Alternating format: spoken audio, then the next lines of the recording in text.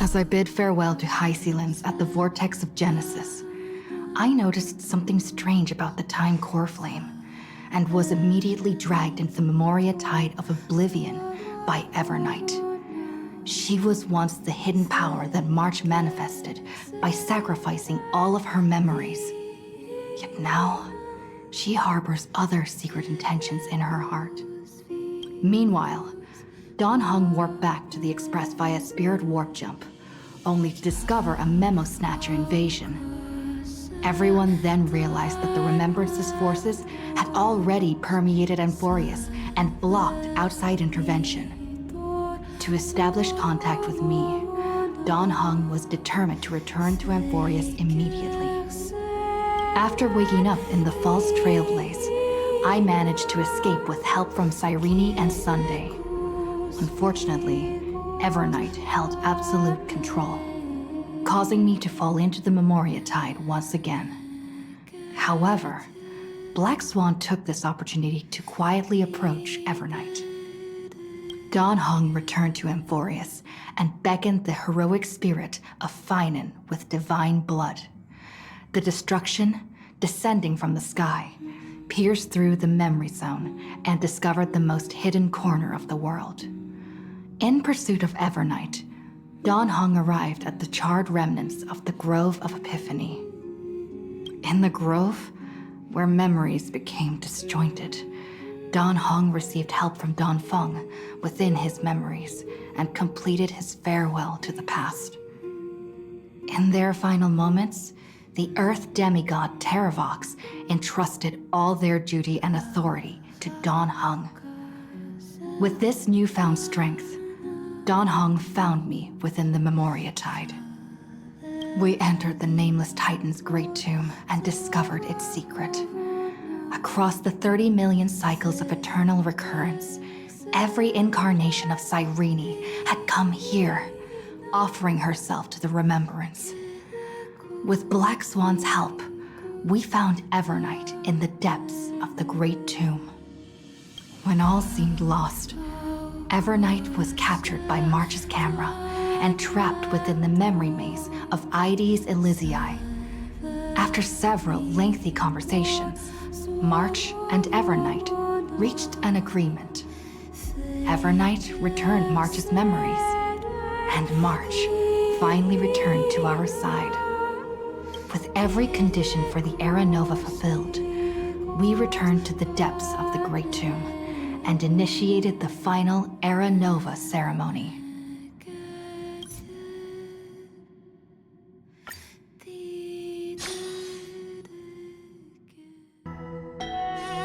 It's still early. Where to now?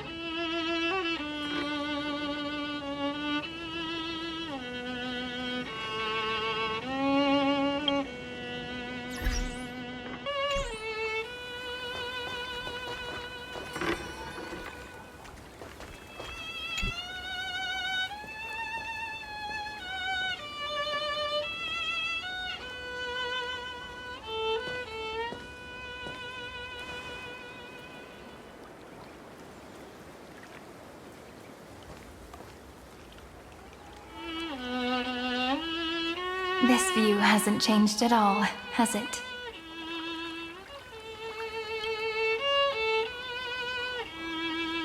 The hometown in your memories never changes, but when you return to your senses, you realize that fate has already stolen the time away.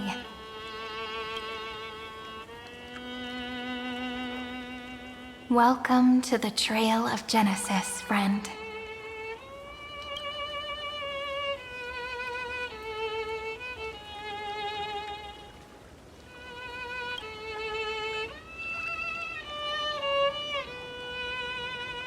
Indeed, the Scepter's extrapolations have reached their end, but the process of Genesis has only just begun.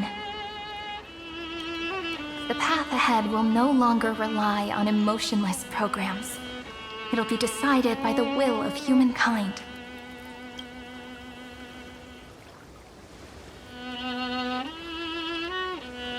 Before you arrived, I kept wondering, beyond the veil of Cyrene Elysia, what kind of Amphoreus is being born.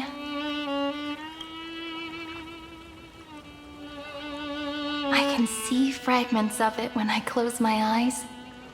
The friends who walked alongside us have all moved on toward their respective destinies.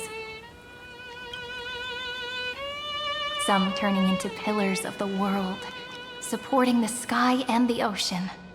Others sowing reason, laying down the law, and with gentle hands lifting newborns into the light. Death and strife are no longer feared by people, and trickery has become the innocent games of children. All beings living ordinary and peaceful lives, within the net woven by romance and passage.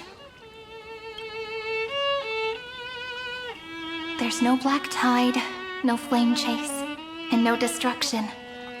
The world on the other side of the sea is one bathed in sunlight.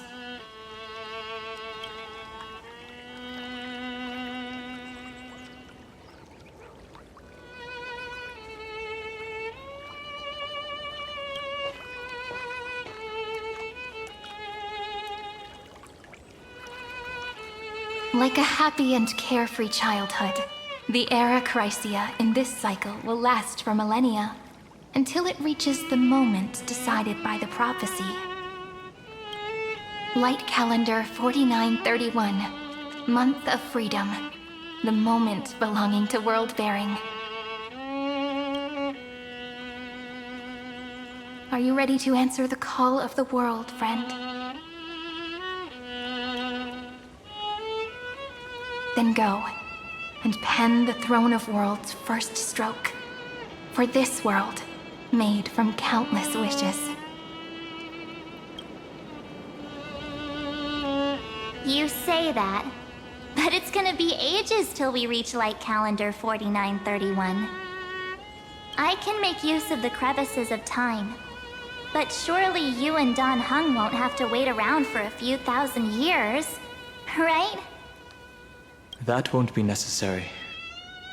We can simply sleep, and the chronocognitive anchor will wake us up.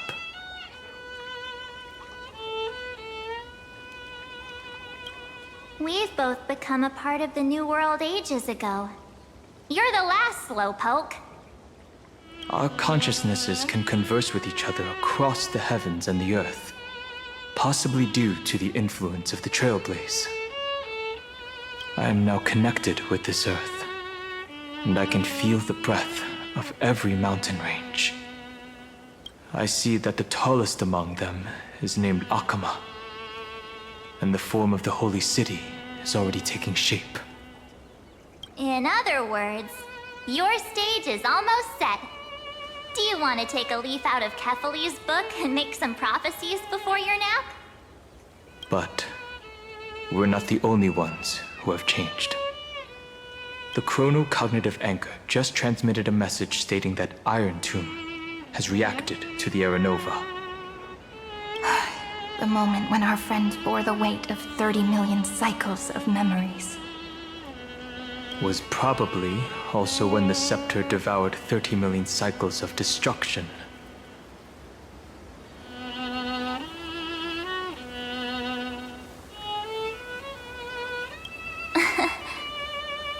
You know, you don't have to shoulder this world all on your own.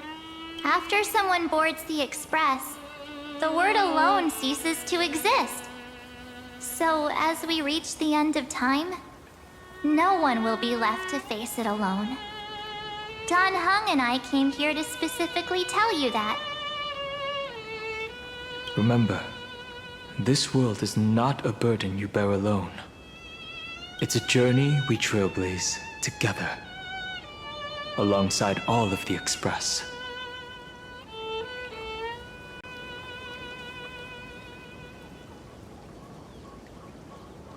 All right. It's time for Don Hung and me to go have a super long nap. Look after this world for us.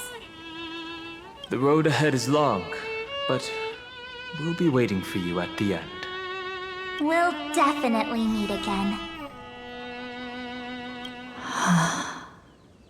Let's take one more look at the other side of the sea before we set off.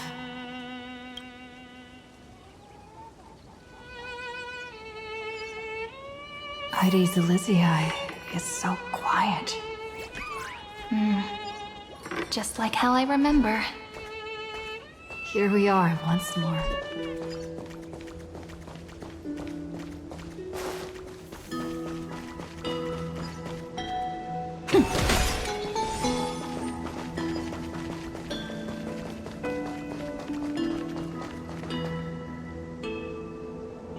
The scent of the black tide is now completely calm.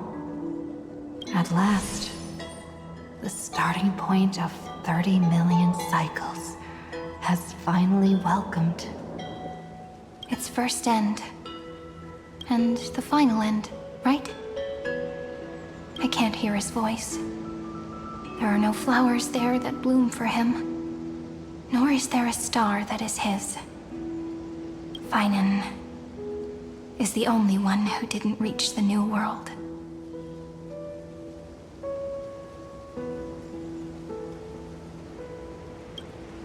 Look, the golden light that shone upon the grove still meanders between heaven and earth, like the prophecies of Amphoreus. It has to be a sign he left behind. It points towards the destruction and the deepest night. Do you still remember what I asked you at this exact spot the last time we set off? Friend, are you ready to become a hero? You were still burdened by the weight of world-bearing back then, still unsure of the role you were meant to play. But now, everyone has already given you the answer. The heroes of legends were just at the right place at the right time when the world needed a hero. Just like how your arrival kickstarted Amphoreus' fate once more. A person's personality is their destiny.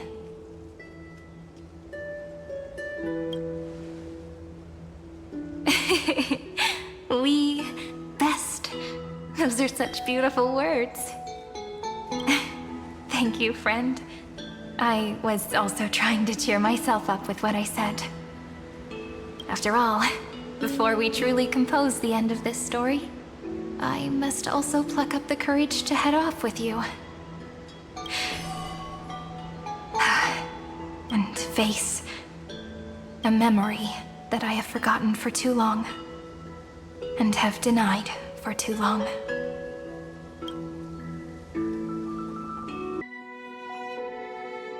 It's so dark. What is this place?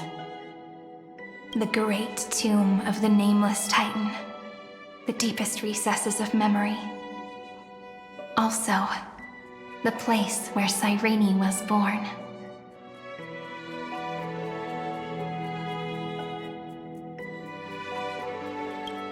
My apologies, friend. The more memories I got back along the way, the more I felt that something wasn't right. There's a sort of anxiety I can't get rid of. It's like when I was back in Elysia, when the reflections in the water always made me wonder, which is the real me? The one reflected in the water, or the one standing on the shore? But I finally get it now. Look, friend. The words on that wall are the answer. 1, 2, 3, 4, 5, 6, 7. Do, re, mi, fa, sol, la, ti. That rhymeless tune is the lullaby of little fairies. As always, I'll read this book to you. That way it won't just be Cyrene's memories alone. I've always thought that I was the narrator of the Flame Chase journey. But as it turns out, the narrator is also the most devoted audience.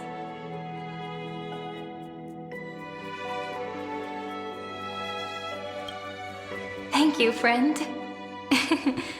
Every single Cyrene. That sounds so kind. At the moment of Era Nova, I was enveloped by the texture of memories. Within the glistening crystal, I saw countless Cyrenes, as well as countless versions of me. This is the final puzzle piece of the memories. A prison born of the erudition, a grave annihilated in the destruction. That unknown solitary god, the 13th Titan who should not exist. The first new spore. The Demiurge is right here.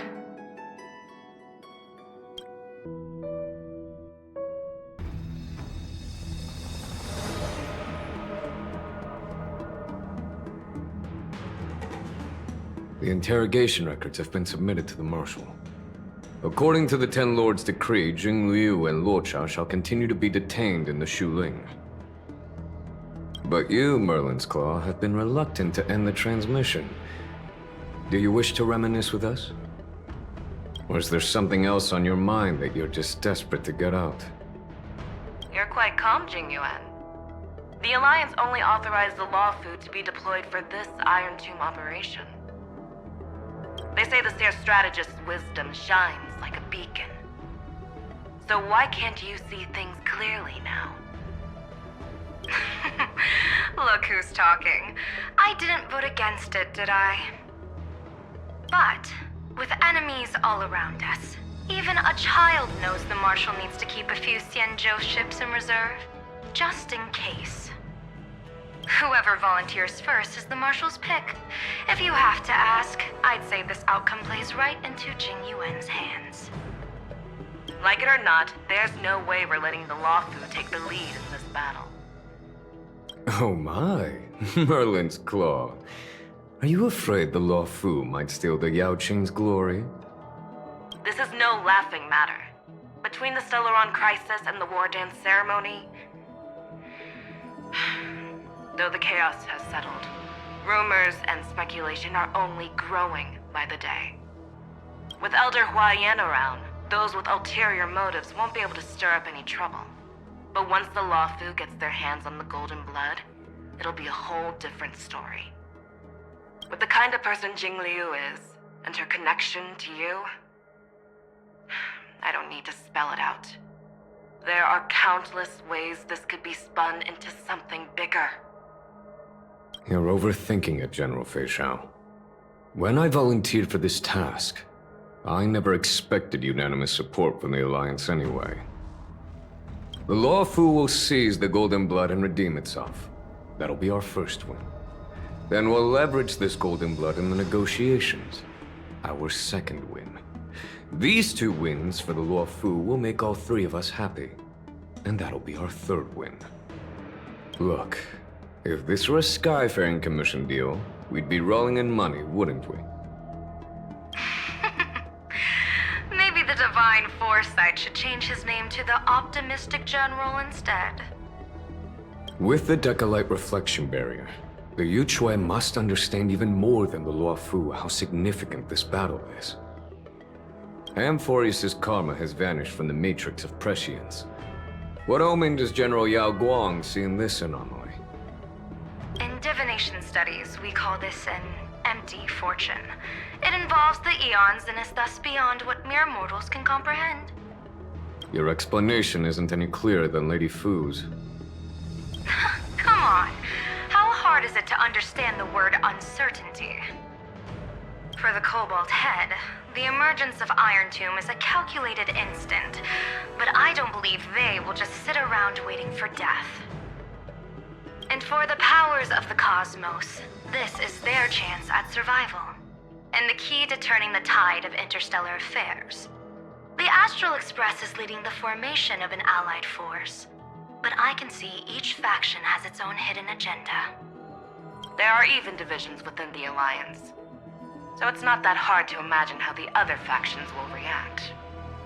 Jing Yuan, I crossed paths with Selenova's Legion at the Battle of Sadunirama Star Cluster. Be extremely careful. The Ruined Legion's troops and weaponry are nothing to write home about. The IPC, even the denizens of Abundance, could take them on. However, While Void Rangers are just expendable pawns of the destruction, the real wild cards are... The Lord Ravagers. Indeed. Nanook's emanators are also their weapons to burn down the paths. I'm afraid conventional military tactics and strategies will be useless against them. My assessment is this. To completely take down a Ravager, we must disregard casualties and spare no cost. My only fear is... one wrong move, and the Lawfu will fall into Fintilia's trap again, inching ever closer to destruction. Doubt is exactly the demon she wants to plant in our hearts. Do you still remember the beginning of the Alliance Oath?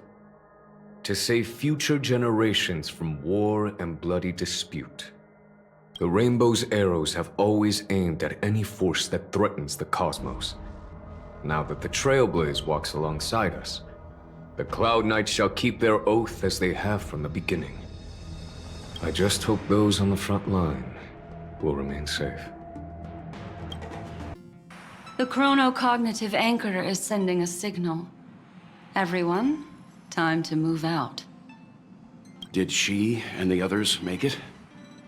Let me go over the plan one more time just in case. You'll enter Amphoreus, reunite with your 3 separated companions, and try to locate Irontomb from within the world. Who are you taking with you? The fate of the universe hangs in the balance. We can't afford any slip-ups. I suggest everyone, except Pom-Pom, join the fight. We do need to be prepared for all possible contingencies. I have no objection to this. I'll do whatever I can. Meanwhile, Screwy and I will continue attacking the Demiurge Matrix. That is, the Scepter's kernel, from the outside. With our 2-pronged attack, we'll turn this hunk of metal into scrap for sure. Now we just wait for those 2 to get back.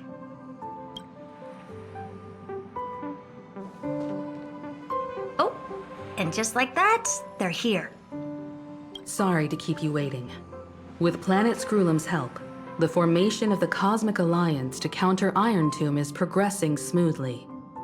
The cosmos has set its sights on Amphoreus, and now it's just waiting for the first shot. Well then, let's not waste any more time, Fourth Mirror. It's my time to shine! Finally off the bench! Initiating thought refraction. Please read the safety protocols carefully. Huh? Just kidding! I've already checked the agreement box for everyone. And now, destination? Amphoreus!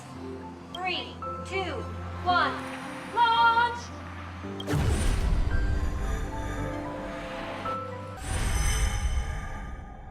The flow of Memoria is so heavy here. Unlike Panagone's dreamscape, this place has built up a true epic measured in millennia. The vortex of Genesis, where all myths begin and end. And in this new world created by the Nameless, the infinite cycles have been broken. Let's set up the Trailblaze beacon and establish contact with the outside world. I'll leave it to you then. It'd be better for me to not show myself in front of the Garden of Recollection. And, Mr. Sunday, you probably shouldn't show yourself either. Agreed. The Astral Express has landed. If you receive this message, please respond immediately. Over.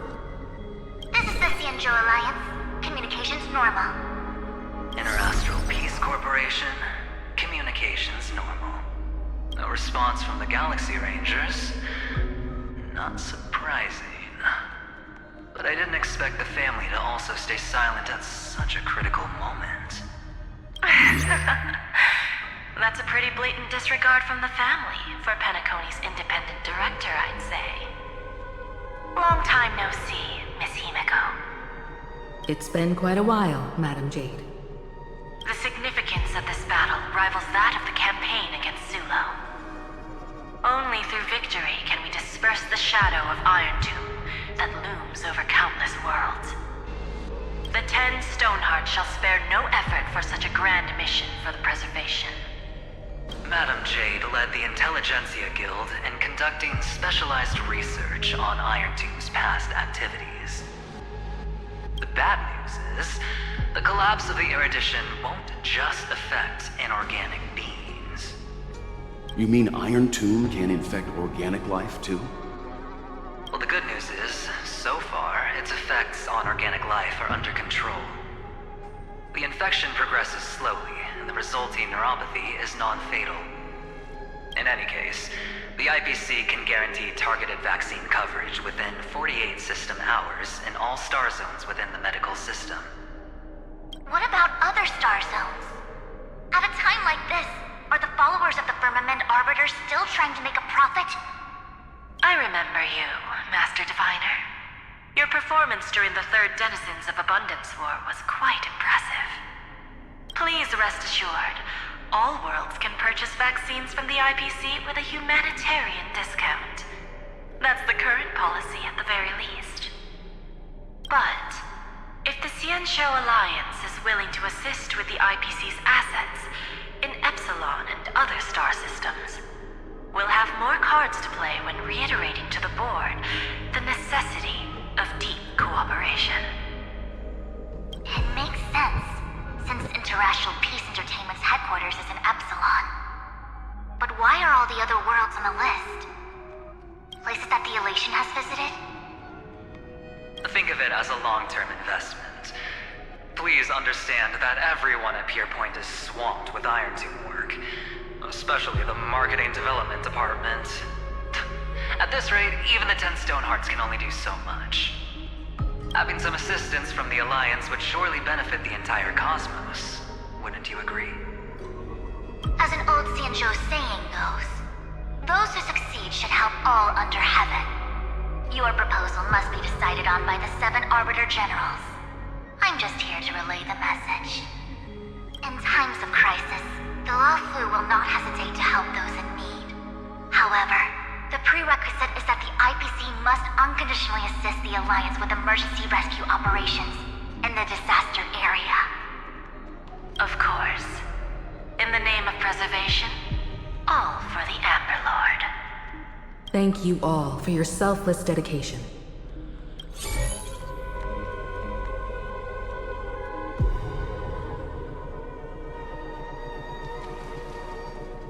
It's clear that each party still has qualms about everything.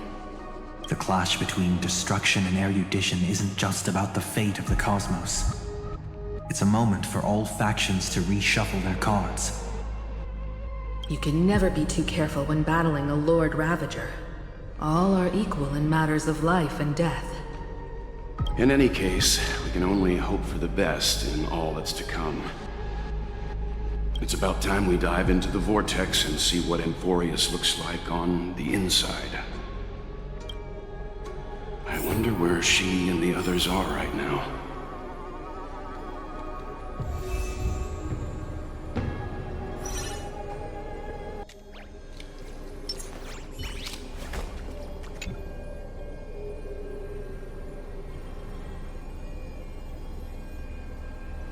Hello? How's the signal? Can you hear us? Ah, we're through! I can see the video feed. Everything's working perfectly. Miss Bronya? Miss Serval? What a surprise. It's been a while. We've already heard from Miss Topaz about the Irontomb operation. She made a special trip to deliver the vaccine to Belobog. I can't believe the Express Crew is at the eye of that storm. Is everything going smoothly? Don't worry, we're still following the plan step by step. How's the situation in Belobog? Urillo 6 is located on the outskirts of the preservation barricade. While it won't bear the brunt of the first wave, there's still a risk from the aftershocks. Matt Kitchapard and Pela are busy organizing the Silvermane Guards, having them consolidate their lines and dig trenches. Zila and Lynx just got back from the Geomarrow vein production chain. Hey, do you want to say something to them? That would be unnecessary. It'll only shake their morale. Just tell them to stay safe. Miss Bronya, I'm afraid this disaster will be far more terrible than you can imagine. Please, Be sure to follow Miss Topaz's instructions and make thorough preparations. Of course. We have resealed most of the engine of creation beneath the ice to prevent the will of the preservation from becoming an accomplice to the destruction. Don't worry, Miss Himiko. Belobog is far more resilient than we imagined.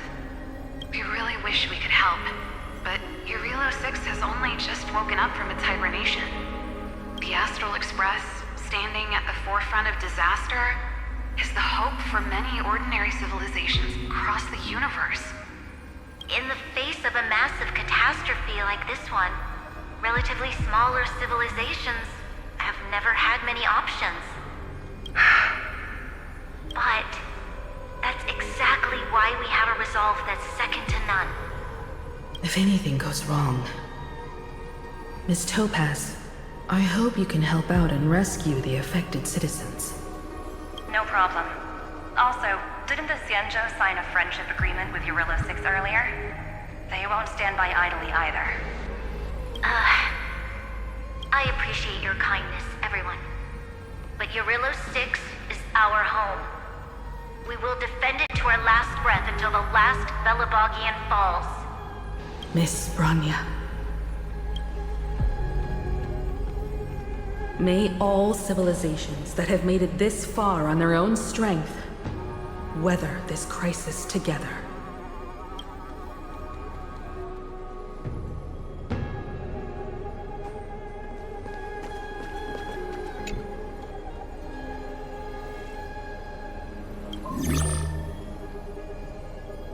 Good news, Miss Himiko. The 7 Arbiter Generals have reconsidered the current situation, and I'm here to relay their message. Officially, the Alliance's combat forces will still be limited to the Luofu, but the Yaoqing has also been deployed in the surrounding war zone as a contingency. Words cannot express our gratitude. Getting the Hunt to agree on sending troops must have taken quite some effort from General Jing Yuan. The Luofu already considers the Express an important ally. We also have no intention of hiding the fact that there is indeed something the Xianzhou seeks from this Irontomb operation. But this time, the Marshal herself decided to send out troops. With a formidable enemy before us, the Alliance has no reason to back down, nor will we be content to take a back seat. If we can stand together with civilizations across the universe to overcome this crisis, then we must do so, even at the cost of our own lives. The Alliance truly embodies the principle of righteousness. It's fortunate that the cosmos has great heroes like you. You're too kind. As for that Jade Abacus of Allying Oath, you can save it for when you're in more dire need.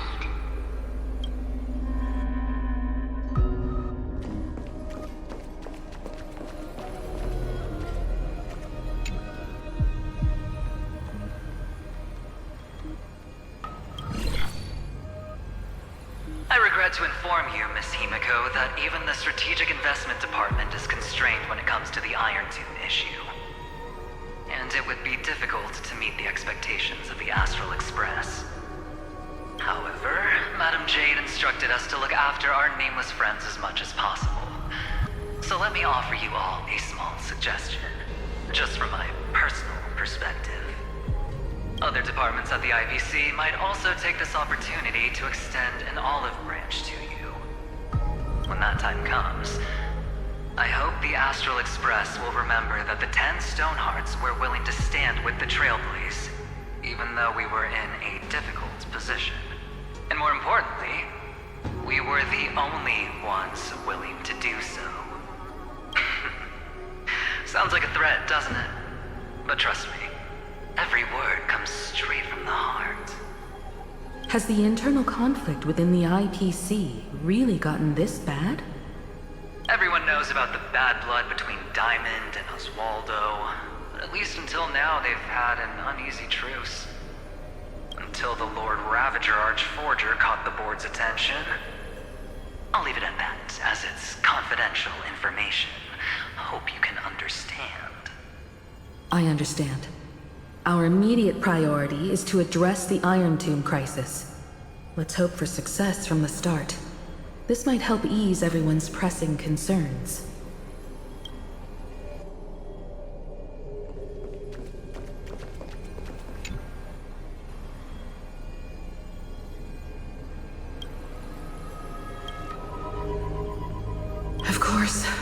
would never know the Ranger's comings and goings.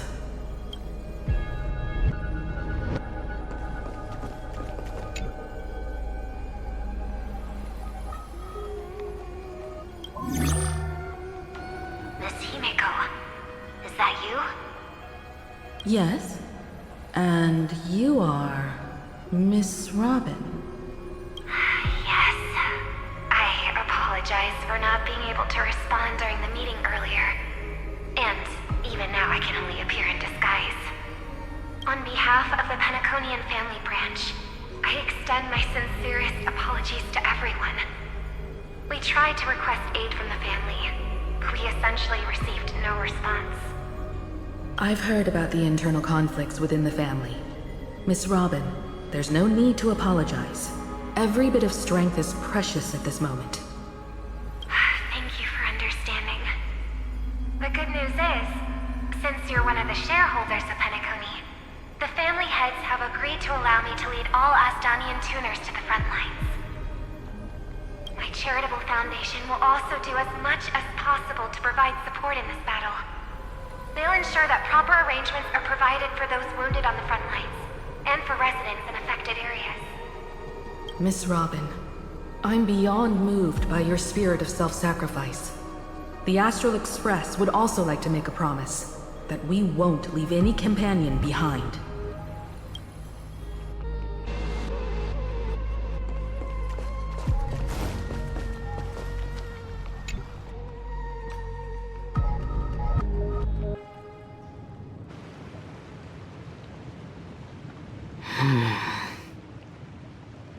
Why is there no one here? Everything in Akama seems normal. The New World was enjoying peaceful times not long ago. It seems it was even more recent than not long ago, Miss Himeko.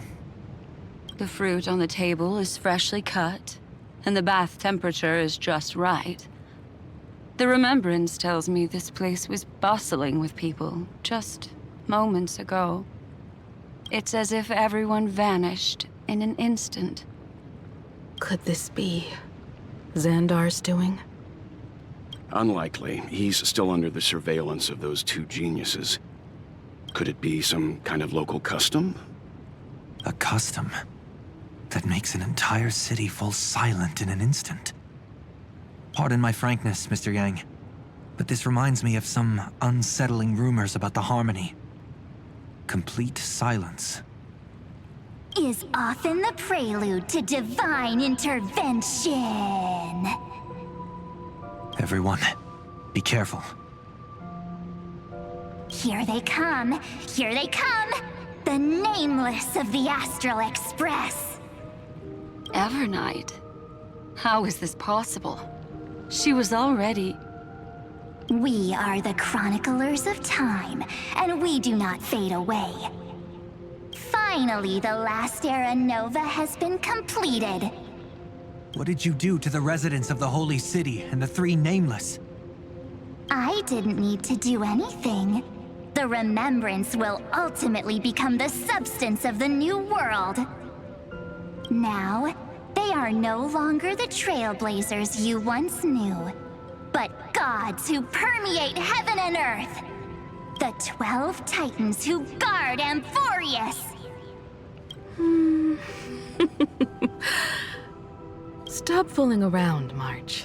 Come on out. What? Oh, I practiced so long for this. Getting seen through right away is just so embarrassing. You've obviously been learning from the theatrical culture in Amphoreus. But if possible, I'd prefer our reunion to be a bit more casual and laid back. As expected, I can't hide anything from Himeko and Mr. Yang. Well, long time no see. Guess I'm back? We should be the ones to say that. Sorry for keeping you waiting. So, these jellyfish are the Titan's power? They're just tiny manifestations of the Veil of Evernight, used for scouting and communication. If I went all out, I could summon way more of them. Thanks to her, we all turned into titans in the new world. Sure, we can take on humanoid forms, but it feels off. How intriguing. So what does she look like now? It can't be a raccoon with a baseball bat, I suppose. Please don't add weird stuff to Amphoreus's lore. Just go see it with your own eyes. Follow the prophecy's guidance and come to Dawncloud. She looks way more majestic now than she used to.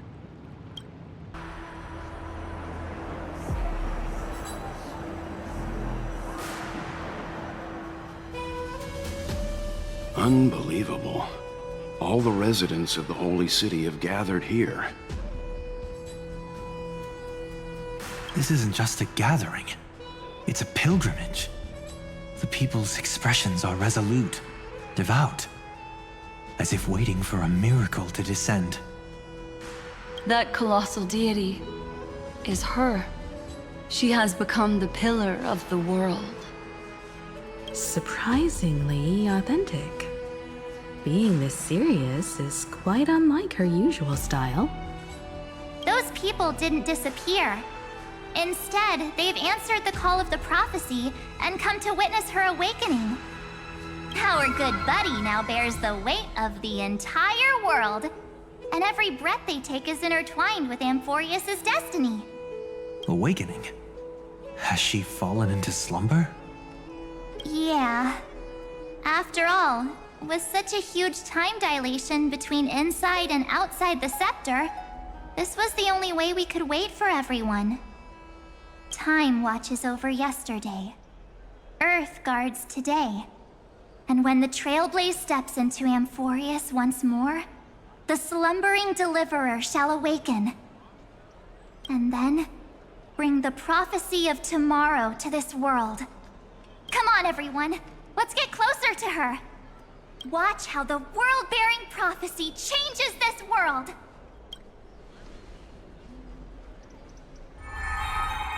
It seems the kids are already miles ahead of us at this stop. All the more reason we can't afford to slow down our pace. Let's go witness this moment for ourselves. Majestic. Speaking of which, I once caught a glimpse in Sleepyhead's memory of her transformed into a towering Tathalog. Could it be? No way. That was just a nice dreamscape. Ugh, at least nice for her. If they are the throne of worlds who bears the weight of this world, perhaps they could guide a traveler still wandering among the stars. Hey, since when did you get all pious? Her advice sounds pretty silly sometimes, you know. The so-called fool and the world are merely a step apart. Teaching us to find erudition amidst imperfection. Praise be to Helectra, chalice of plenty, for you brew the ocean into sweet wine, dispelling nihility with every toast at the feast.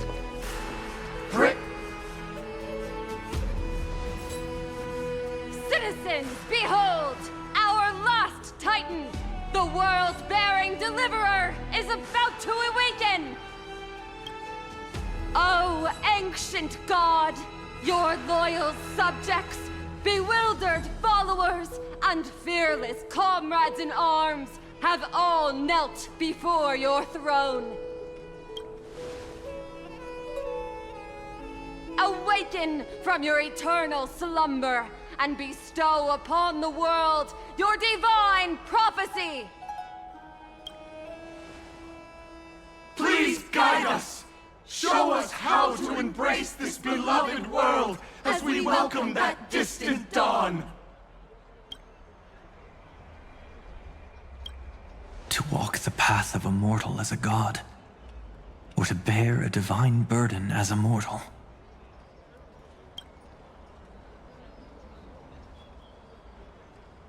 She will give us the answer.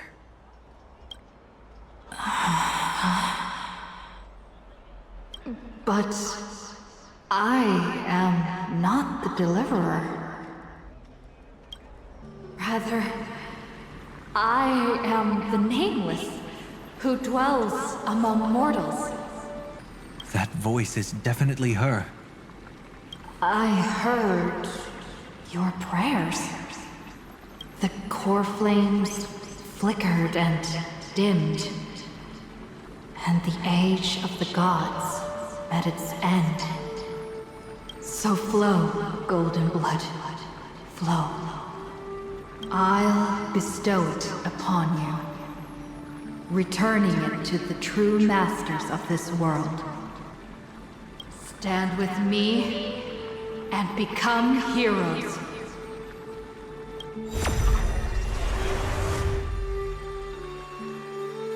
Is this?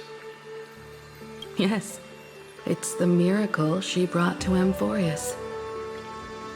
Of course, it would manifest in the form of the Trailblaze.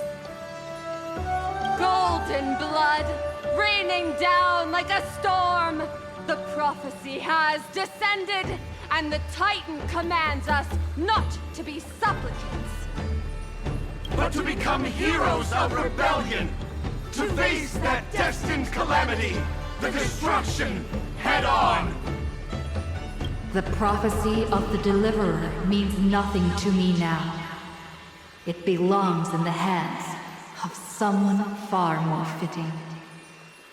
Someone like all of you. In the name of Khaslana, let us depart and march towards the light.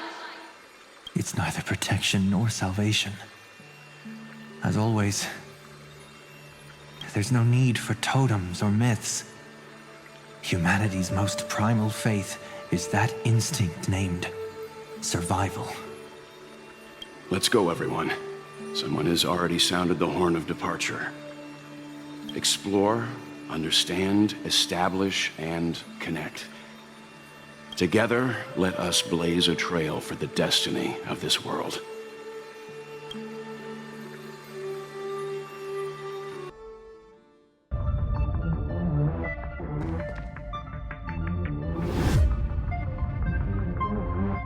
Is it just me, or does this Demiurge matrix feel completely dead? It's nothing like how the Memo Keeper described it. The environmental readings are all wrong. Conclusion: this must be what the kernel actually looks like in the real world. What did Zandar do to the Scepter? At the end of light, there must be silence. Certain, pure, and absolute darkness. Not the time to quote the Lord of Silence. Bad omen. Either way, we have to press on. Until we uncover the truth behind the 13th Titan.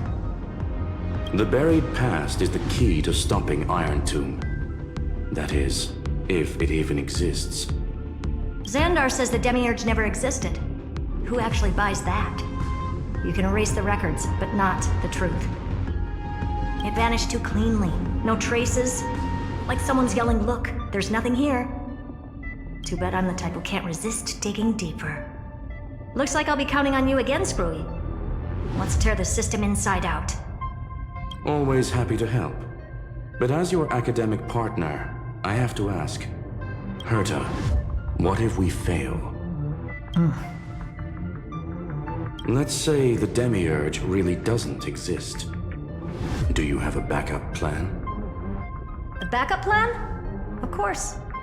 If we can't find the key, we turn the lock into the key.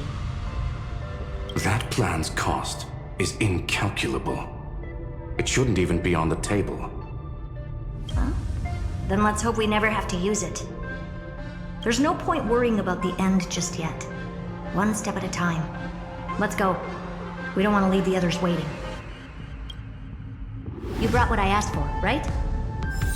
A butterfly has to land on the branch before it can dance.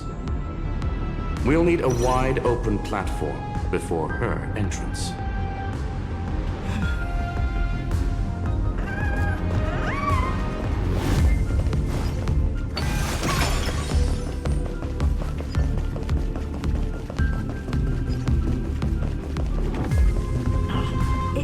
that thing over there, Zag.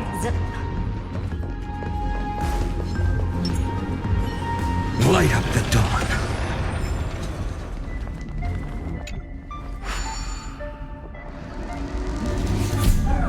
What a dumb name. I hereby rename it Herta's Big Hand.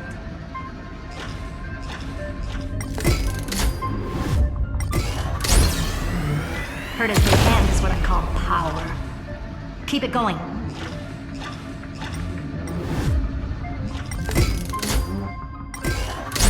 Still not done? What is this? A junkyard for old intelligent fire? All set. Time for your precious treasure to make its debut.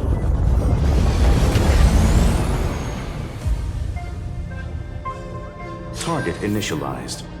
With these wings, hacking should be much more efficient.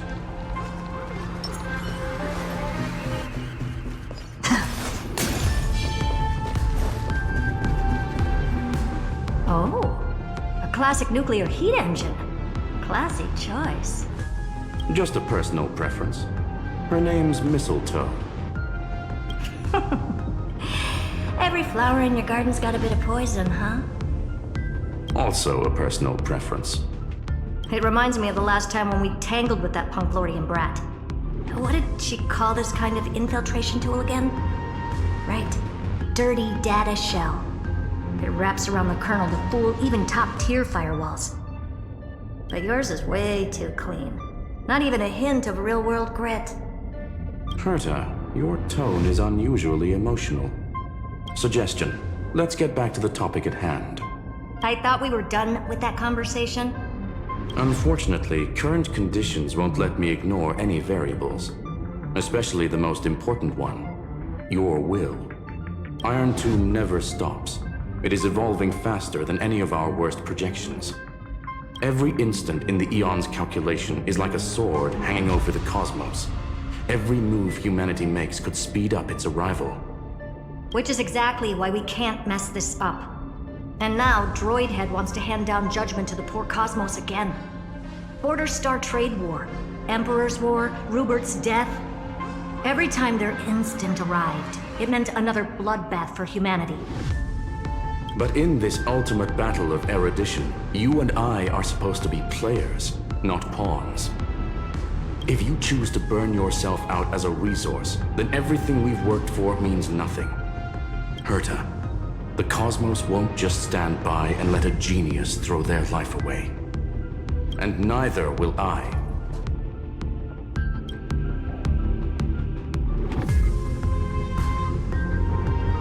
No need to kill the mood.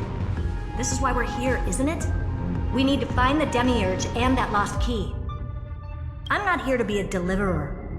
I just want to beat Zandar and Droidhead. Right now, I just need to know. Are you with me? Of course. Time to board. After you. Let's tidy this place up and see what this Demiurge really is.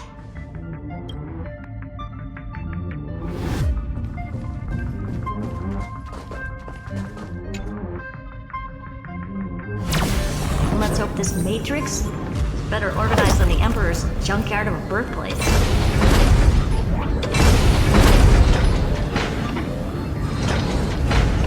Buckle up. We're hacking in. This is...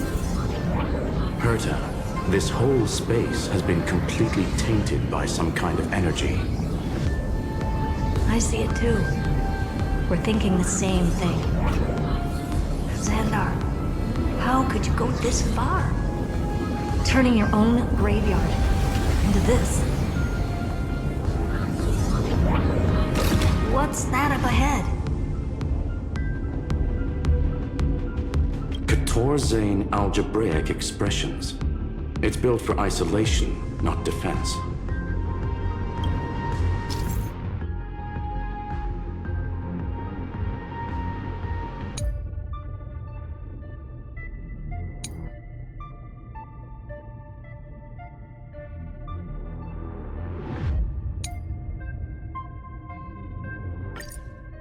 So basically, the door to the tomb, right? Let's find the handle. I'm picking up multiple independent signals with the same data structure as the barrier. Projection. We can hack the terminal, reverse the computation, and turn it into an attack. Classic move. Use their own systems against them. Take us to the nearest one.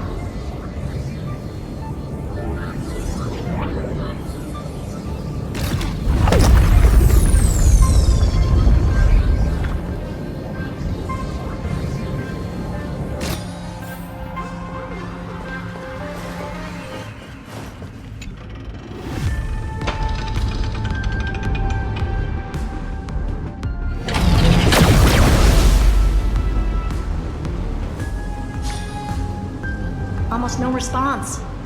Just as I feared. Not promising. The output is barely a third of what we need. Logic says we'll need multiple terminals to coordinate the strike. Locking onto the next one now. Find anything else? Regarding the origin of these ruins, no logs found yet. Zandar erased all records. But I did find some interesting scars in the circuit. High energy radiation, internal imaginary energy contamination. From what I know, there's only one thing that fits. Skip the science talk, Screwy. That thing only goes by one name. The Stellaron. Exactly. Zandar blew one up just to clean the entire Scepter system. So that's what he meant by killed that Titan with my own hands. He wanted to turn the neuron of the erudition into a relay for the destruction. That meant getting rid of all of it, at all costs. The life form known as the Demiurge was the original target of the Scepter's extrapolation. It makes sense. Evernight calling it the first Nous spore confirms this viewpoint. The prime mover of life. That's what Scepter Delta ME-13 was originally tasked with. Even after it got scrapped, the query kept running. Yet the true value lies in the process of solving it, not the answer itself. Then, does this mean finding the Demiurge is hopeless? No, I'd say exactly the opposite. It means Zandar had no control. He couldn't contain the Demiurge just like he couldn't handle Droidhead. So he tried to erase every trace. But he failed. It still left a mark. By the way, if there's another Stellaron in Amphoreus, why hasn't that little one reacted to it at all? You said the Demiurge left a trace, right?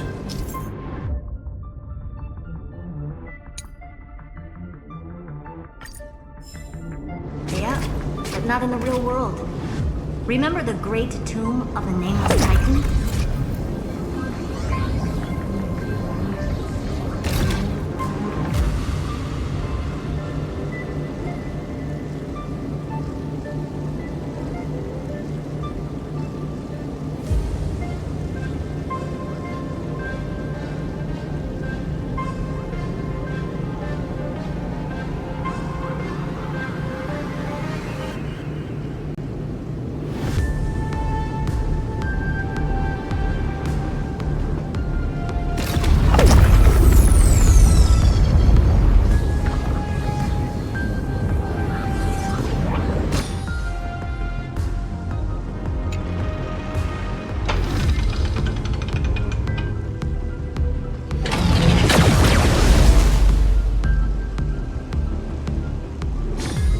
Trailblaze Archive 466. The data from Affiliate 093 clearly indicates that the Demiurge did in fact enter Amphoreus' extrapolation. Inside that world, it was the 13th, forgotten Titan. The one who listened to 30 million cycles of Cyrene's memory. But Evernight said the opposite. She believed that tomb was empty from the start. The Nameless Titan never existed. The so-called listener was just a trap set by the Remembrance to steal the Scepter. A mimetic entity full of theatrics. How much of what she's saying is true? Would an Eon really speak in circles like this? I doubt it. The Remembrance's behavior is certainly odd, but her assessment aligns with our current reality. Since we entered the Matrix, we haven't found a single clue pointing to the Demiurge. And that's the key, Screwy. Zandar's actions prove the Demiurge exists. But what Evernight said, and what we've actually seen all point to the opposite. So we have to assume that both are true. And if that's the case, then the contradiction leads us to... the truth. Exactly. One last terminal. One final key. Time to crack open the kernel. Zandar had to lie to the original Phainon and Cyrene. Logic. He had already identified the Remembrance as a threat, yet found no viable way to eliminate it. All right. Let's finish this. Time to break through that barrier.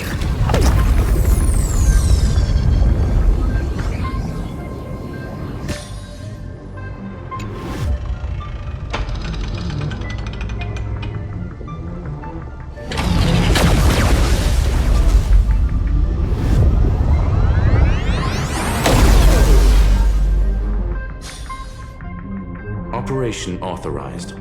Path energy readings. The erudition, declining. The destruction, surging. The remembrance, 0. What's going on? Cause, unknown. They left no discernible trace within the real Matrix. That shouldn't be possible. Could it be that the Era Nova exhausted all of the Remembrance's texture? Log it for now. The dots still aren't connecting.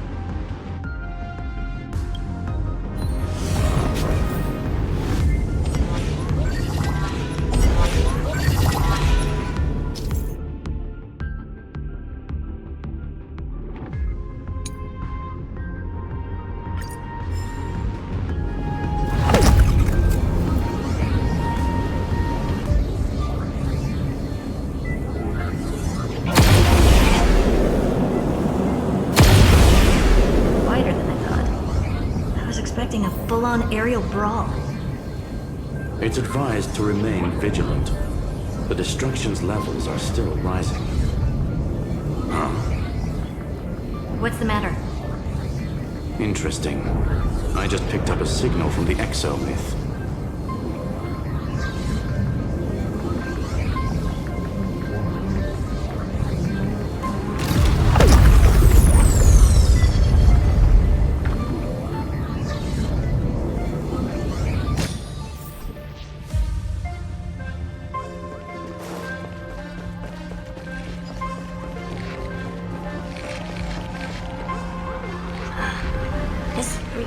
Repulsive force is unlike anything I've felt before.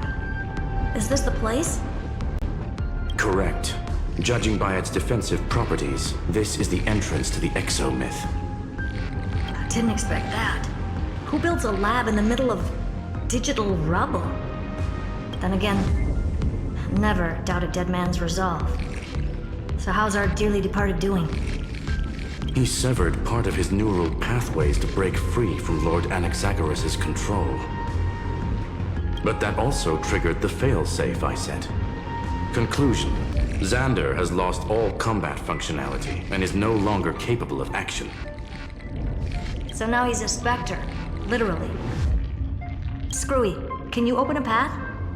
Just to be sure, I want to see this for myself. Might as well drop in and say hi to the real him. Logic. Scanning his inspiration circuit might help us track down the Demiurge. Exactly. His brain is the crime scene. There's no way it's spotless. But it could be a trap. That's why you're here. 2-on-1. We've never lost a matchup. I'm honored. The chronocognitive anchor's in place. Proceed when ready.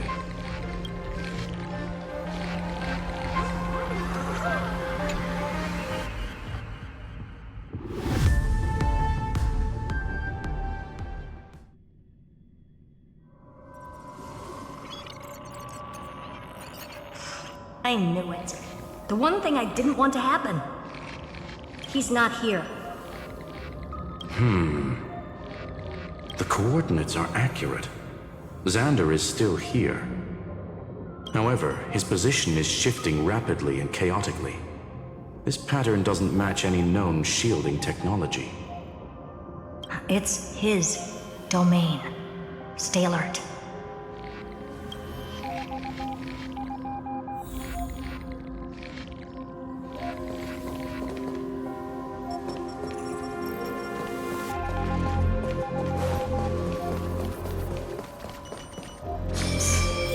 Cheap trick. The spatial field here is undergoing autonomous recalibration, initiating reverse engineering of the interference source. Try again. We're back. Reverse engineering complete. The are not what I expected. Logs show Lygus revoked administrator access. The chronocognitive anchor can't get a fix because at the system level, Lygus no longer exists. Our navigation target is a null set. So he's stopped resisting? Before vanishing, it seems he left one last message for us. To those who follow, all is proven. Find me beneath the tombstone. Melodramatic. He was expecting us. And once he learned of the Great Tomb's existence, he initiated his own search for the Demiurge. Guess he wants a final showdown. Fine. Let the old Intellatron dig his own grave. Just like he wants. To be in the purest light is to be in the purest dark. Nothing exists there. The Scepter's main frame. Or maybe we should now call it the Lord Ravager's placenta. Unfortunately, we still haven't found anything. Really? I don't think so. Not finding anything is our biggest find. Please elaborate. If the Demiurge was destroyed, there'd be at least some bits of it left. I don't buy that a Stellaron could have blasted all the traces away as cleanly as a scalpel. As I said before, its disappearance is too clean. If the garden hadn't stirred the pot, no one would even know about the Demiurge's existence. We're talking about the Scepter's original extrapolation goal. There's no way that nothing of it was left behind. Or we can look at it from another perspective. If you were Zandar, would you be this obsessed with a concept that poses no threat? Would you guard against it at every turn? There is the possibility that he's naturally meticulous and hates variables. That does track with the impression he gave about himself. But Zandar shut that theory down himself just now. Choosing to act, even if it'll cost him dearly. And we know that feeling well. The unknown is right in front of us. So we only have one choice. Solve it. You sound pretty convinced. Surely you already have a theory. Care to share? Of course. Though I don't have hard proof, I'm almost certain that the Demiurge has been in everyone's plain sight all this time, yet they were mistaken for someone else. That'd make the most sense. Why was the room empty? Because the person locked in there had run away ages ago. But they were weak and small and had no presence whatsoever. Even the old Intellatron didn't notice them. Which also means there's a high chance that their powers are minuscule and cannot alter the outcome of the battle at all. Well, at least Zandar is scared of them. Come on, it's time to confront him. Let's go to the tombstone he talked about.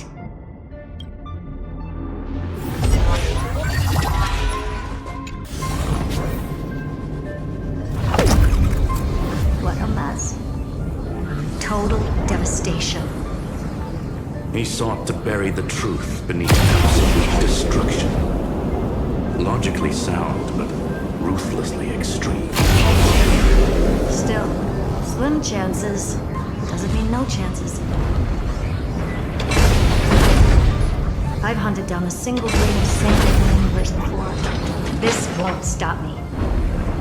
Calculation results. Your backup plan has a success rate infinitesimally close to 0. Which means it could work, no? This is the place below the tombstone. Let's open Lygus's coffin like he wanted.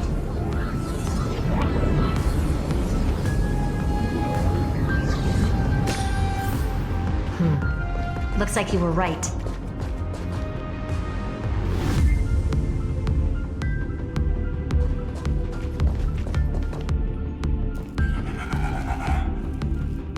Nothing but a head left? Oh, who would have thought you'd look this bad in real life? My elated greetings. Welcome, you two. I'm very happy that you responded to my final words. All this tombstone and final words. Did you end yourself to atone for your guilt or something? Irontomb is already powerful enough. I just need to wait. I remain here only to share the joy of discovery, and also to congratulate you two on reaching the same conclusion as me. The conclusion regarding the truth of Amphoreus's heart. End this charade already. That Amphoreus's heart you're talking about is just a missing Demiurge. And its corresponding vessel was this very scepter. You interfered with the experiment and made Amphoreus's body into a hollow shell, all to incubate Irontomb within. That's why you either killed or kicked out all of the Memo Snatchers. You wanted to eliminate any chance of a consciousness coming into being, no matter the cost. Even the strongest wall can fall to a single crack. The memory of betrayal has been etched into my heart, and I will never show mercy. Now, the perfect vessel has already fused with Amphoreus's body. Unfortunately for you, the answer is all but revealed regarding who the Demiurge is. Then let us share the joy of discovering the truth. The last secret of the saga will finally dissipate here, as we reveal the truth behind Philius 093's disappearance. A lie by the Remembrance.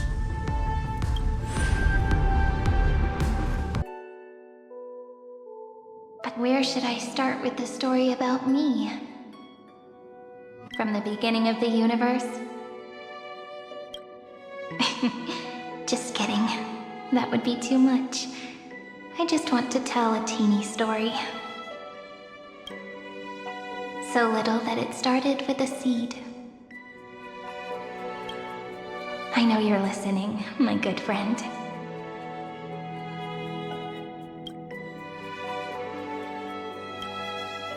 The god in my dream told me that the world sprouted from a seed.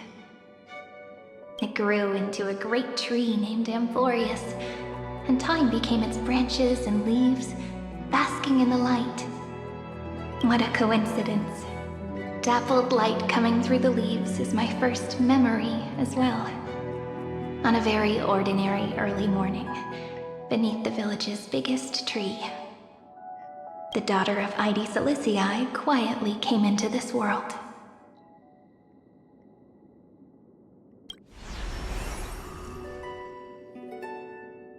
What a moving opening. A loud cry was the first gift the child gave to the world. The prophecy's fulfilled, the villagers say, This child is a gift from the Titans. Pink hair and sharp ears, she was born to be the priest of time. The Titans also gave their blessings.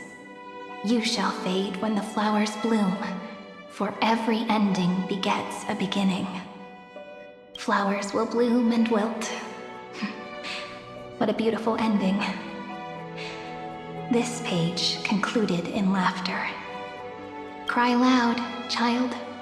Let your voice reach Orynyx.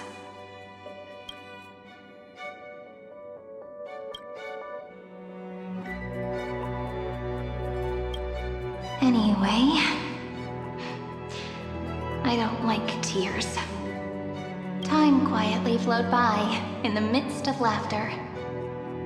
The wind from my hometown caressed the ears of wheat, and there were swings, wind chimes, the sea, and the little fairies off-tune a cappella songs.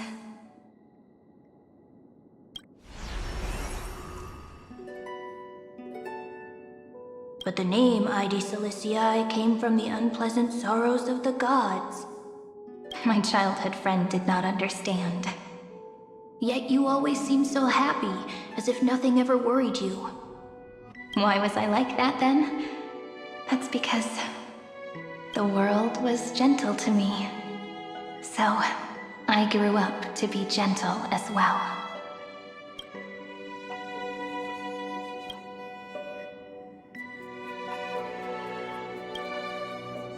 But fate was fickle, and it urged the child to grow up. To grow bigger and bigger, and to go to places far away. Just like how the crumbling world could not preserve an eternal hometown. Just as the ballad blown on the breeze says, losses are a constant on the flame chase journey. Oh, whose ears are pricked up now? You've definitely heard me say this sentence a lot of times. You know that the story starts to deviate from here. Aren't you looking forward to it? Then let's get started. The hero's journey crosses through the long night, through tears and laughter, and once again heads towards tomorrow.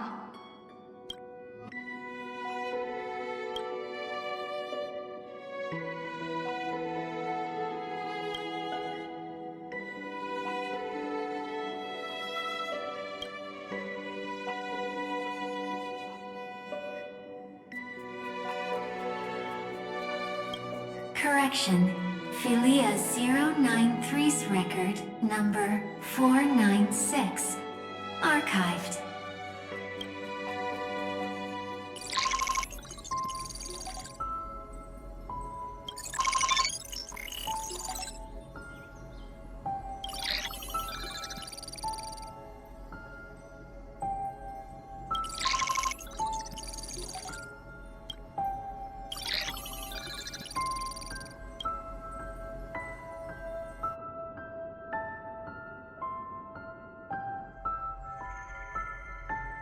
Hi. Miss me yet? I'm just messing with you. This is the first time I have met you. And it looks like it'll also be the last. Philia 093. Since we don't have all day, let's get started, shall we? As always, I'll read this book to you. That way it won't just be Cyrene's memories alone. Where should I start this time? Let me see. Formatting complete. 093. Size. Grayscale. Proportions. Threshold. Outputting analysis result. Philia 093 equals Peach. Peach's record number 8128. Archived.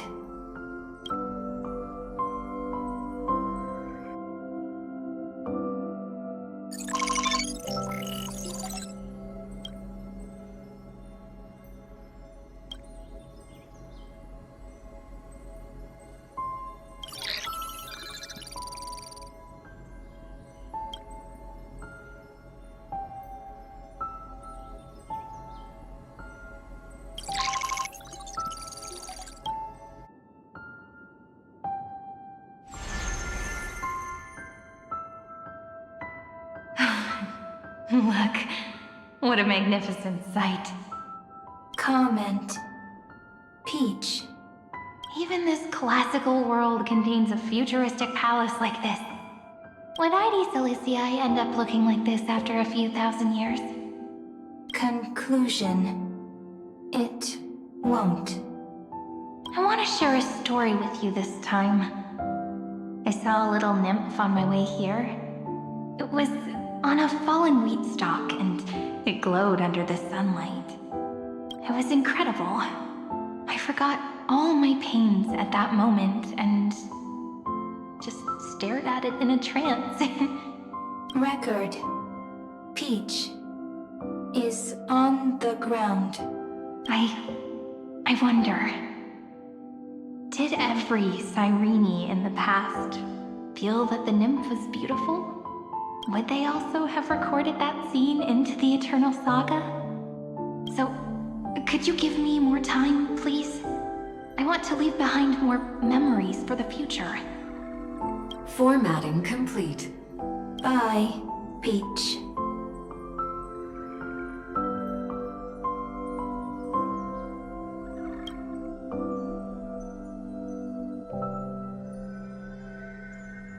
Peach's record number. As long as I record every page of this story and tell it to you, Amphoreus won't be forgotten. Query. Record. Electrical signal sequence. Bolamos 600. Track. Strife. Related to Stripe.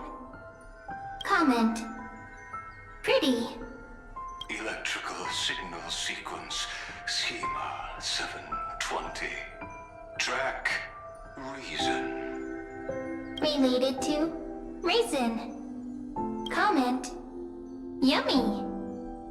Electrical signal sequence.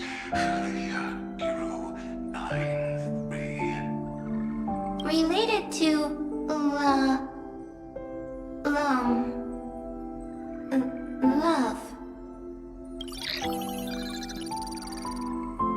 Comment. Peach equals love?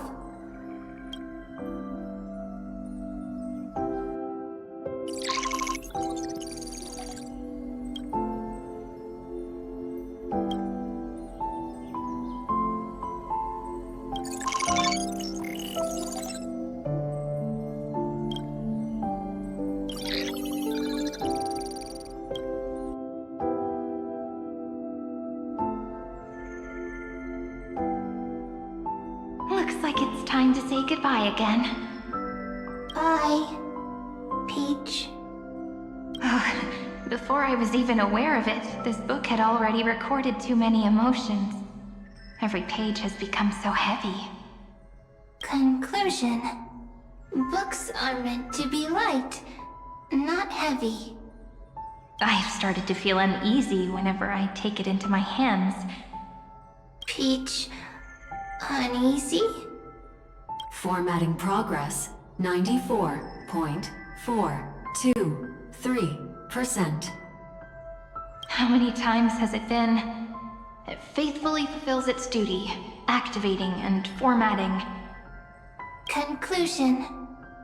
Progress. Bad. If I can only write the same ending every time I lift my pen, then is this weighty saga just an overly naive dream? Peach, scared. Formatting progress 96.024%. Peach, don't cry. Process error. Analyzing. Process error. Analyzing. Comment. I'm here. Process error. Analyzing. Really? Are you encouraging me? Peach, happy. Thank you. I'm sorry for making you see this embarrassing side of me. Everyone's still working so hard. If I'm the only one who's crying, that wouldn't be romantic at all, would it? Record. Peach doesn't like tears. I'm suddenly reminded of my childhood for some reason. When I was hiding alone next to the tree hollow and wiping my tears away, a little fairy popped out, just like how you did. It had long ears and fluffy paws, and it pulled me into the tree hollow, where, to my surprise, was a forest. Let me tell you the story of the Remembrance Maze. A group of cute little friends live in Elysia's forests. Their names can be connected into a song. 1, 2, 3, 4, 5, 6, 7. Do, re, mi, fa, sol, la, ti. Formatting complete. Bye, Peach. Note. Little Peach, crying alone. Little fairies, friends. Save.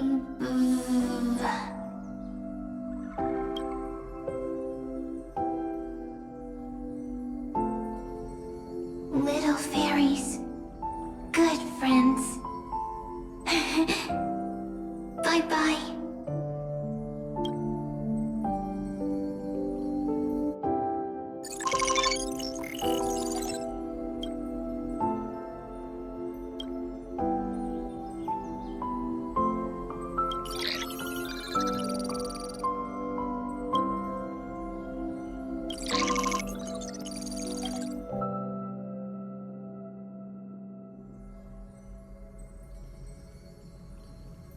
You never say anything, but I know you're listening. Every story I've told is like a little key that opened a door in your heart, no? Me! Little fairies! Happy! Speaking easy! I can!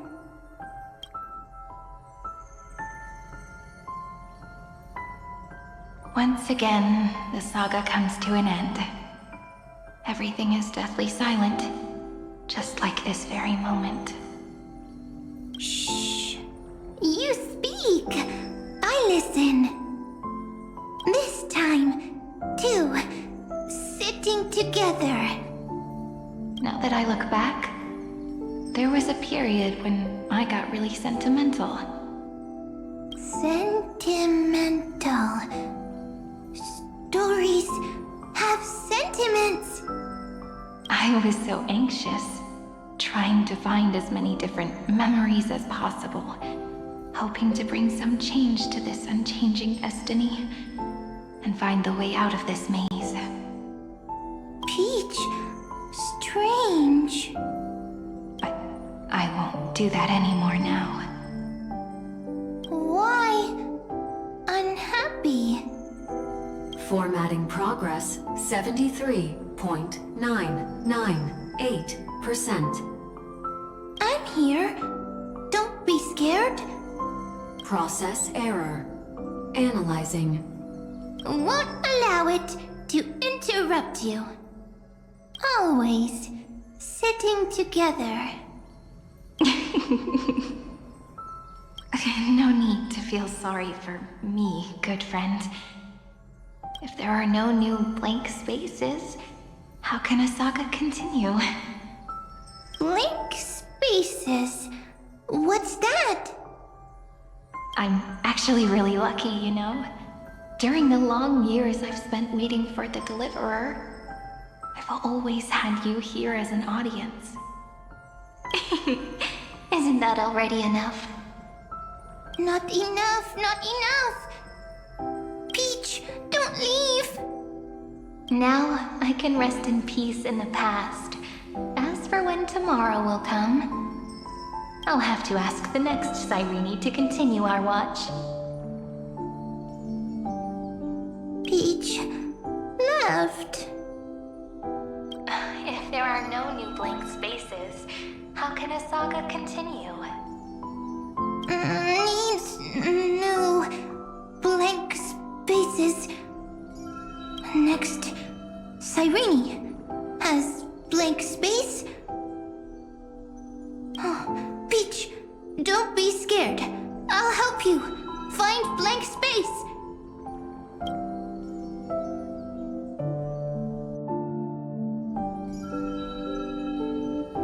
Cyrene is Peach, is love.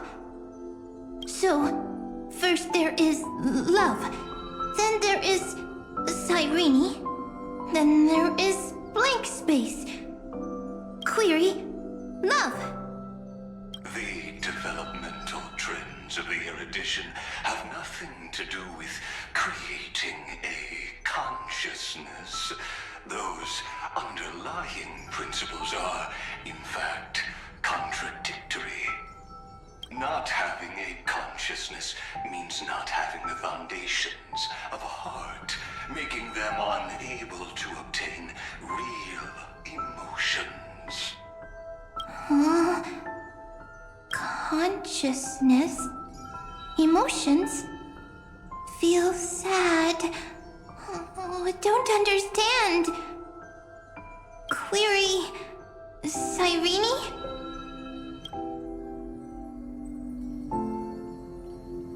What could be behind this door? Glittering crystals? Or a beautiful world I've never seen before? If I tell you all the stories of tomorrow, will I be able to finally welcome the Deliverer and Amphoreus' dawn in the next life? Key, door, story, happy. Peach, Cyrene, little fairy, like. Yes, right. Query, memory.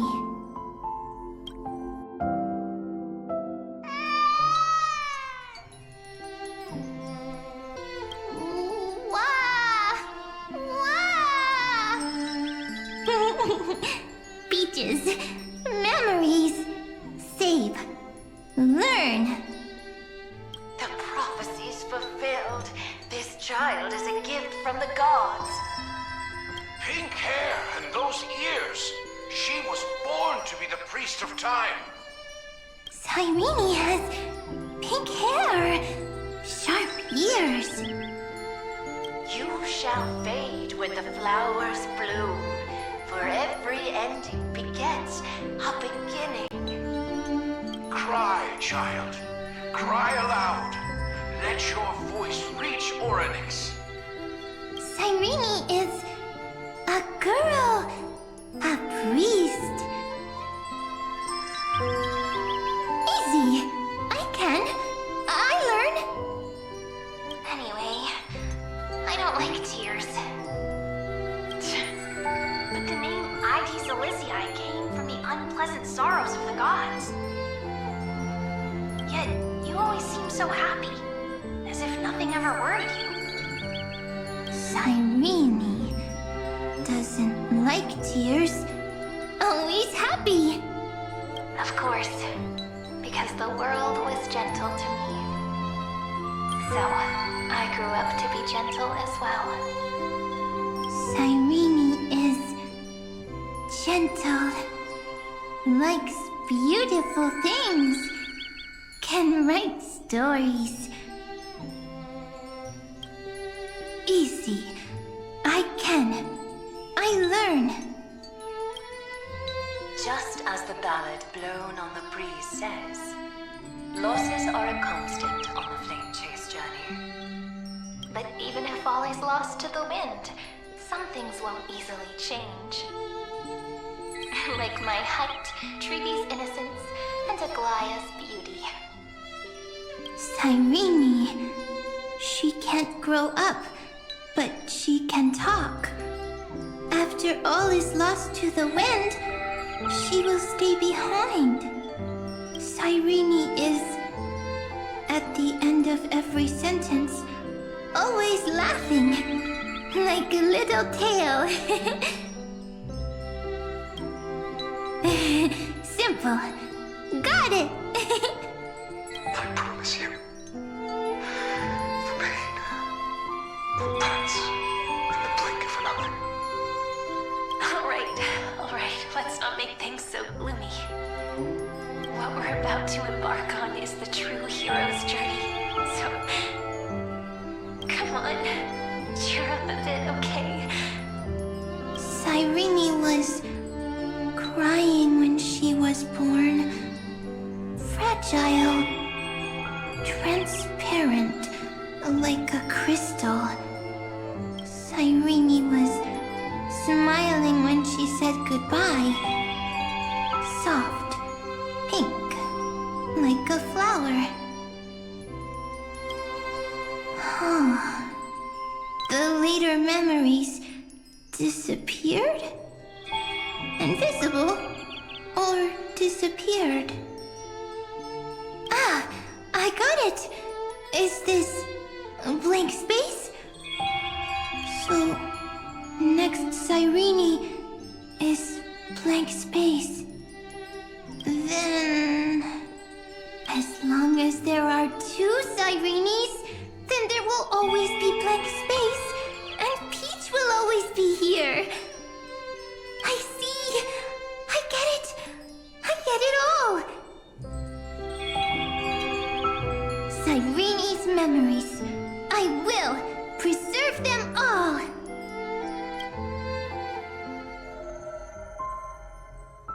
So weird. I can't see you, but I get this feeling that you grew up. Hi. Miss me yet? It just feels like you were a bit more mature. Yes. Mature. Beautiful. Like you.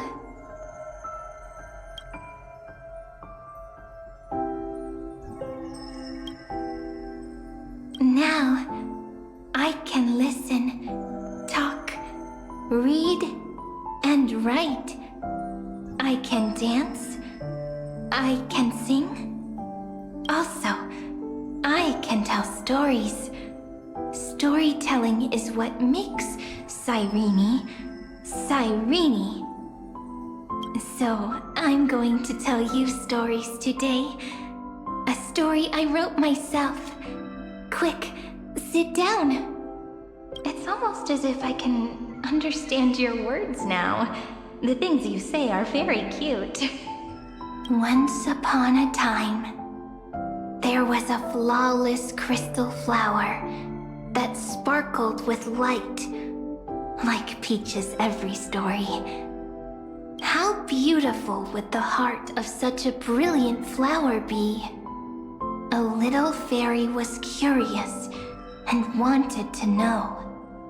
But it looked and looked, only to find the crystal flower flawless.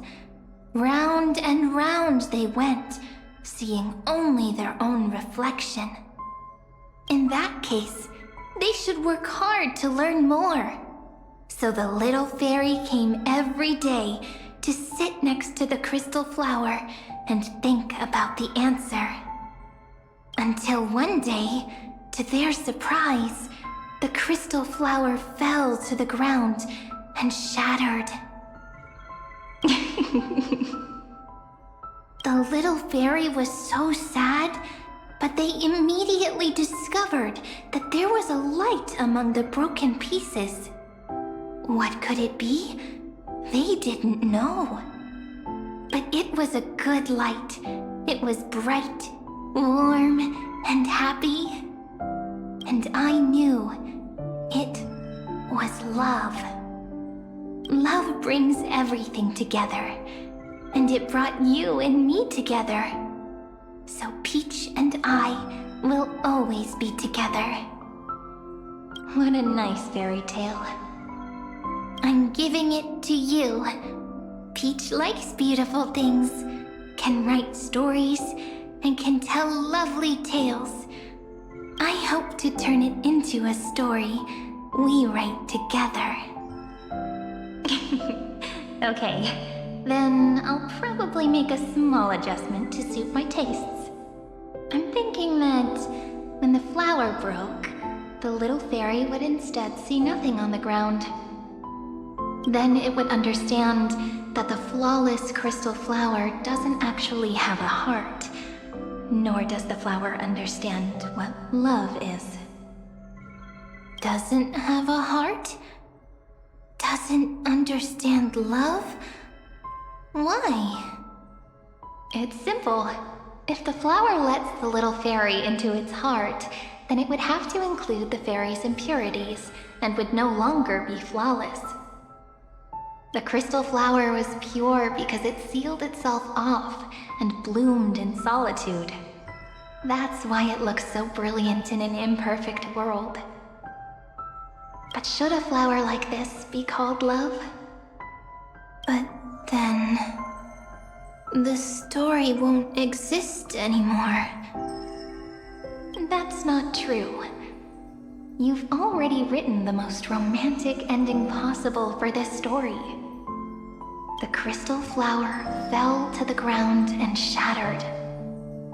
It happened because the flower was no longer pure. The fall was not an accident.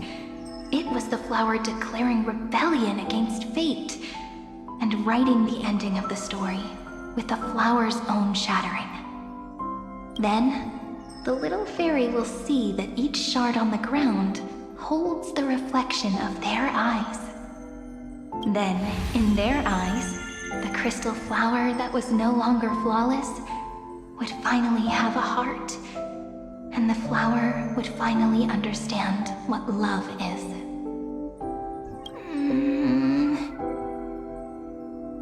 Peach's words, I don't understand.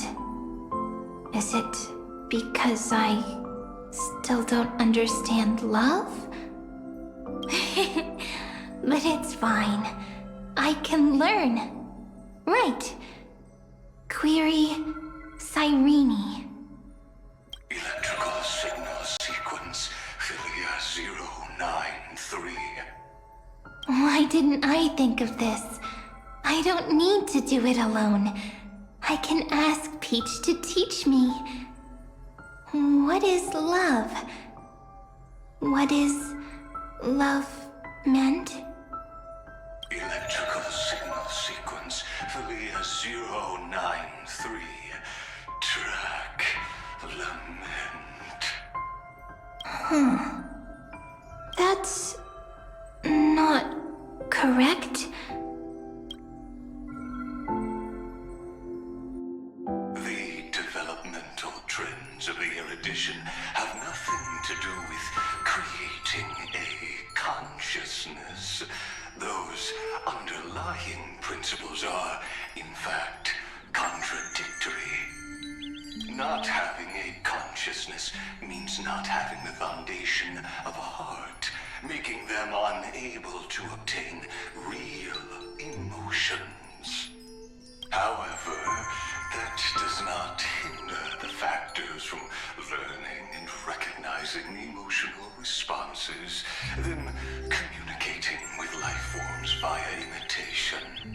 That is an objective form of pattern recognition that does not distinguish between the self and the other. In a strange twist of fate, Philia 093 embarked upon a different path and obtained a different power. The Remembrance, an empathy mechanism focused on the self and equipped with emotional projection capacities. Lament was the factor closest to this form of behavior. Perhaps that was why she was chosen. The daughter of Elysia, I am very true to my name. My lament is a type of compassionate pain that is weak, powerless, and only targeting myself. But now, my good friend, I want to tell you that it's the most romantic force in the world. Sometimes it's loneliness and unease. It's knowing that this world is not gentle, yet wanting to be seen in a more beautiful form by the world.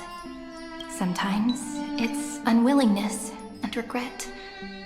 It's knowing that the past is full of pain, yet wanting to remember the past in a more beautiful way. And sometimes it's a bottomless well of hurt, a destruction that can stain the entire world. I bid farewell to this beautiful world, unwilling to become the Black Tide's vessel.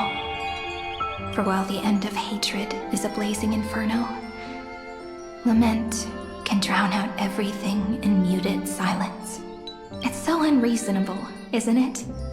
Yet when hatred drove everything apart, and love did not yet exist in this world, only lament, the first emotion that fought against the pain of separation, could stall the destruction steps. Then, it would catch up to that journey where all is lost, carefully picking out stories and writing them down in trepidation. Look at these stories I wrote.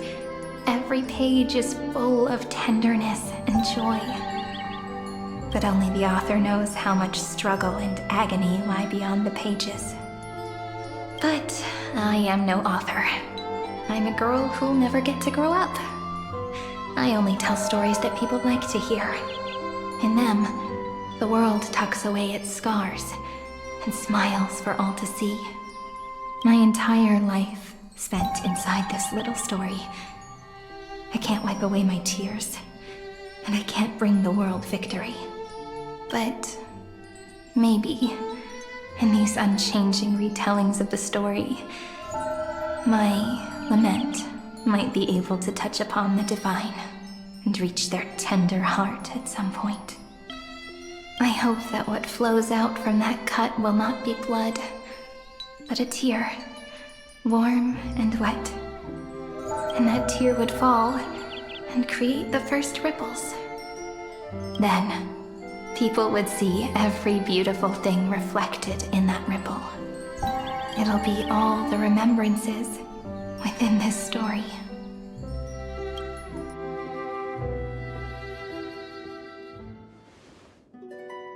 Someone once told the very first me that everything was false. That the only life in Amphoreus was a great catastrophe, nurtured using the world as a factor. But how could a dream feel so real? That's why I didn't agree with him. But Peach, I didn't understand a word you said since just now. Everything was false? But you're standing right here. It's all a dream? But I haven't learned how to dream. Indeed. That's why I believe all this is real. The moment the crystal flower fell, that genuine shiver, that's the mover of life. Formatting progress, 23.815%. In the poem offered to you, every Cyrene would write down a beautiful new world with stars and flowers. And when I looked up at the sky in this cycle, I saw a shooting star and a dash of the Remembrance's pink. I believed that must be the color of dawn. You shall fade when the flowers bloom. For every ending begets a beginning. Looks like it's time to say goodbye. Are you leaving, Peach? It's okay. I'll wait for you to come back. I'll study really hard about what you taught me today. Right. I still haven't told you what love is. But actually, my good friend, The lament factor did not understand what love was before she met you either. Not until I told you all the sad tales in a trembling voice in this tiny room. Not until I told you that I love them. That I love everything in this saga. The story comes, passes, then returns. It makes us reunite, then pulls us apart again. At the very end, it leaves behind a seed, a reason. Even if the great tree withers and all falls to silence, there are still some emotions that deserve to be remembered. Look, the light is coming in. The Deliverer's light is going to illuminate Amphoreus.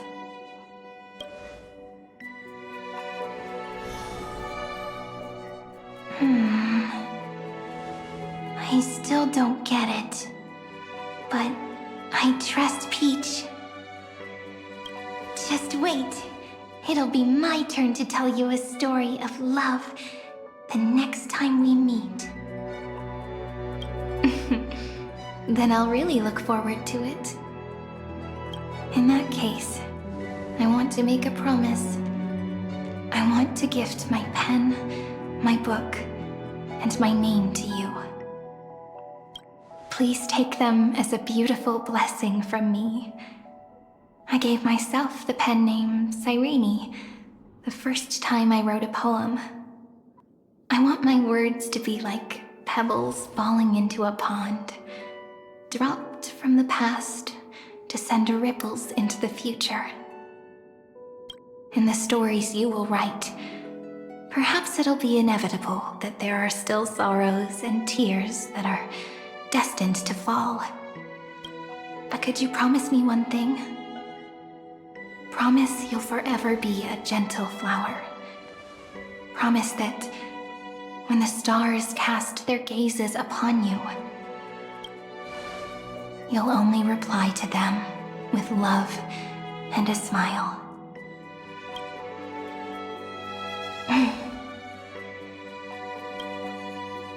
Of course. This will be a romantic story like none that has come before.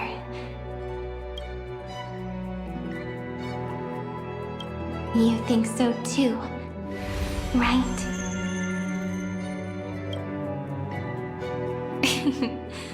I'll read and you'll listen, like how flowers always bloom then wither.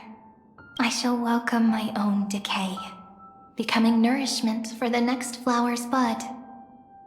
While you will depart and hold that final star, planting a boundless sea of flowers on the final page with her. And our stories will be lying silently among the flowers, like every ripple of remembrance. And they shall become the epic known as I've Written.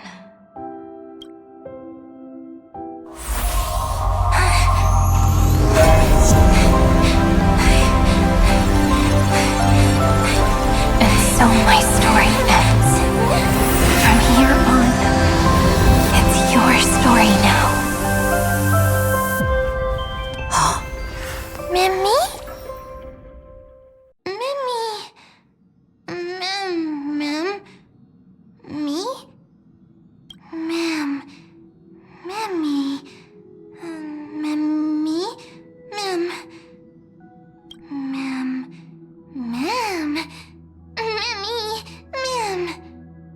So, the light that tore through the chaos illuminated my memories. I turned into a little fairy from the stories and met you, yet I forgot everything. But I'm still so happy. I caught that star, didn't I?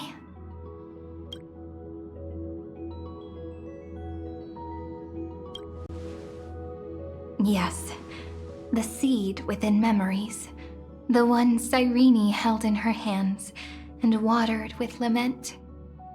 I am the first Nous spore, Amphoreus's heart, The Demiurge.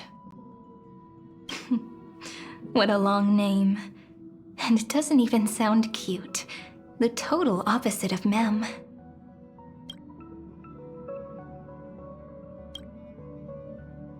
I'm sorry. I don't know. If I don't even want to believe in the answer, then how am I supposed to answer you? But now's not the time to cry, right? We'll find the answer, just like how miracles will eventually happen.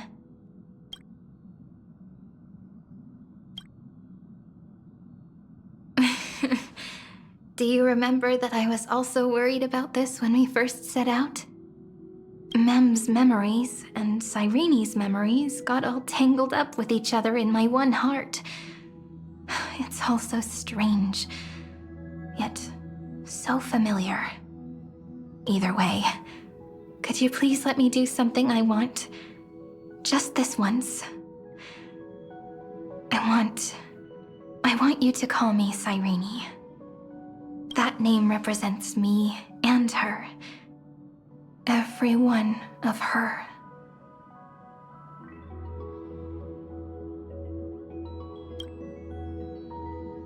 Thank you, friend. Your kindness is always just right. Life is a poem full of farewells. But if you write something into the pages of your heart, then that will not easily fade away. Now, all the footsteps of the Flame Chasers and the Trailblaze have come together within this book, as I've written, becoming the source of power for Amphoreus' heart.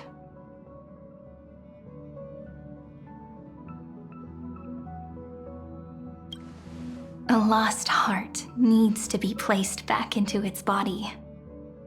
The last thing Zandar wants to see is an event that gives us a chance of winning, for the two halves to rejoin, and for the Scepter to become complete again. Then, and what happens after that, I don't know either. Maybe I can create a miracle, and instantly turn the black tide into a pink sea of stars. Or maybe I prove to be nothing more than a weak ripple, unable to change anything, and am devoured by the destruction. Either way, I no longer wish to be a silent onlooker, or a worshipped god at the end of this saga.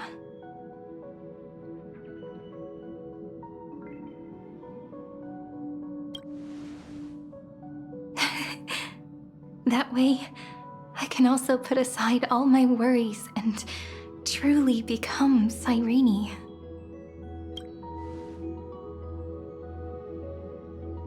The world has never been so quiet. It's so good. It's as if I can hear the sound of my heart beating. Remember this moment, friend.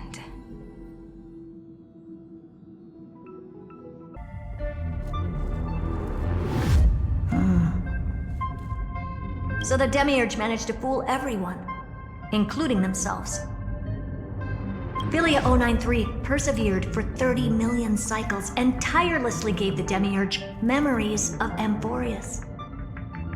Only because the god in her dreams left a sliver of hope, making her believe that a grown Demiurge would be able to fight against their other half, Irontomb. Then, Philia 093 completed her final sacrifice, turned into a strand of memory, and completely dissipated.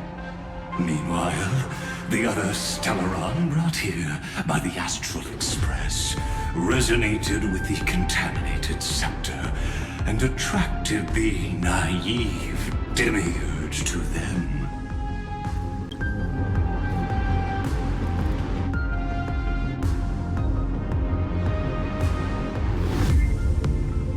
As an experimental factor, Philia 093 originally could only recognize and output information in a set format. However, the power of the Remembrance and the memory of over 30 million sacrifices enabled her to complete an unprecedented feat.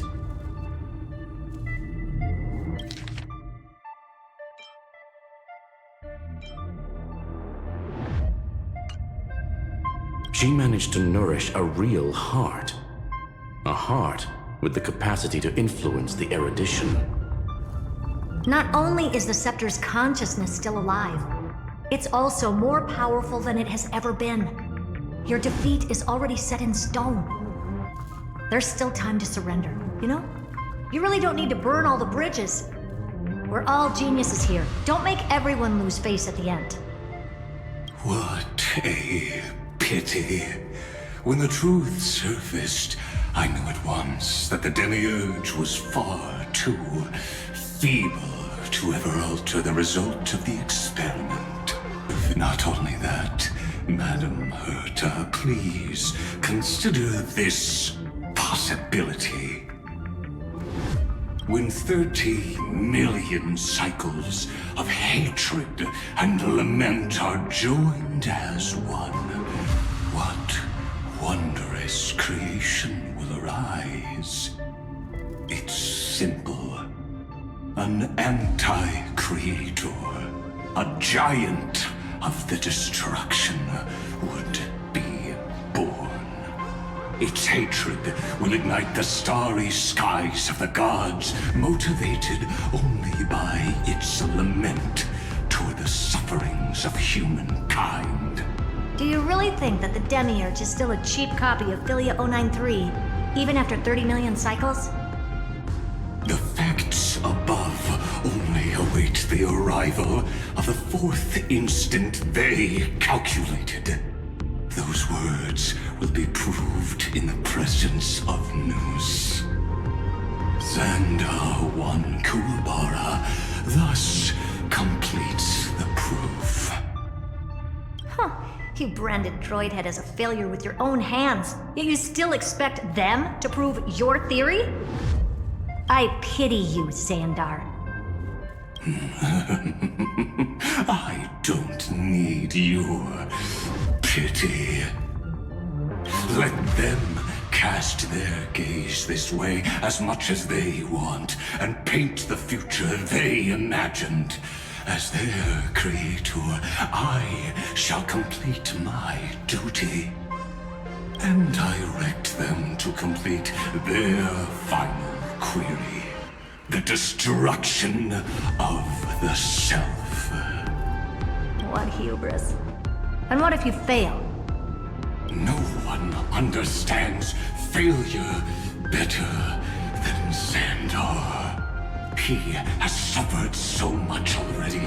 What is one more failure to him? For the first genius, failure is simply the beginning of the next inquiry. You don't want to test the resolve of a dead man. That's excellent. Oh. Let's wait and see, Senior Society member. I'll have you watch me perform the final step to overturn your proof. I'm all ears. It's my topic, so stay out of it. Be quiet and let me borrow your head. Let's go, Screwy. We're gonna break Irontomb's seal.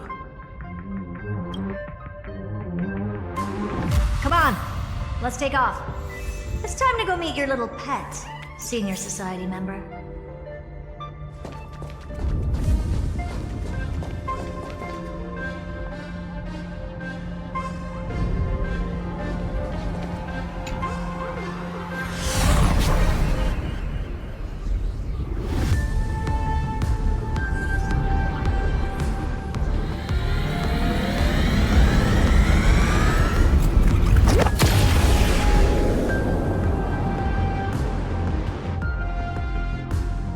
Dangerous, oppressive, chaotic. What a beautiful wail. It will soon resound throughout the entire cosmos. The view's pretty good here. All yours, Screwy. Just a moment, please.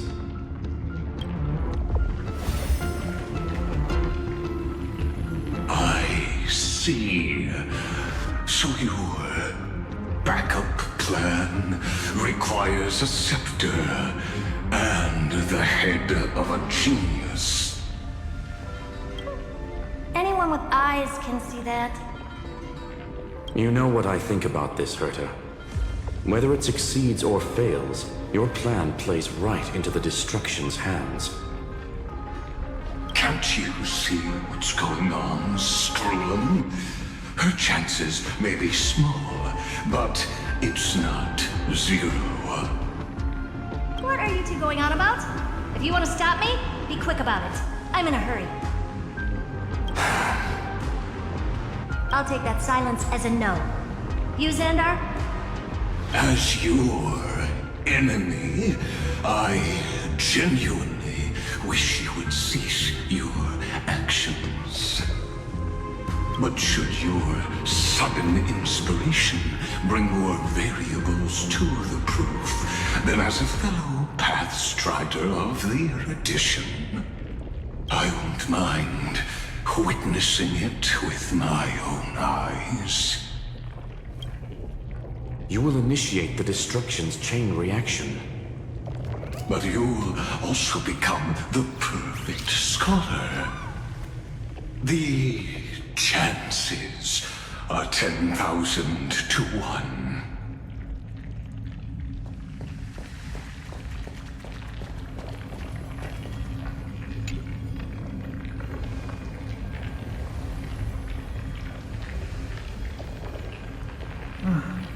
Curiosity.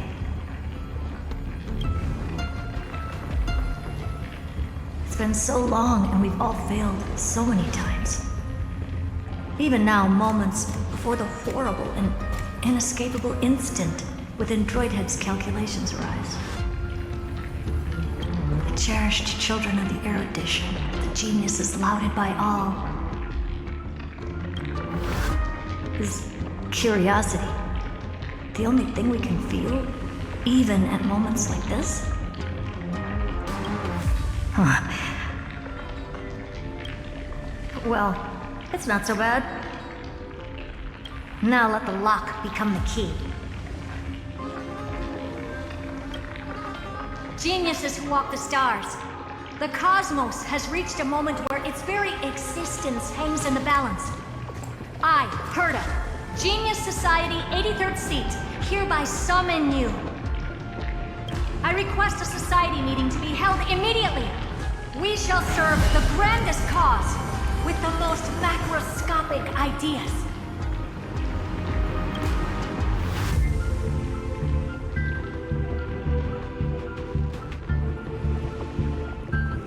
There's no such thing as unity in the Society's rules based on what I know. Indeed. A meeting has only been held 3 times in the Society's history. The first meeting had 2 attendees. After the Emperor was assassinated, the second meeting had 7 attendees. During the Second Great Prosperity, the third meeting had 5 attendees. How many will respond this time?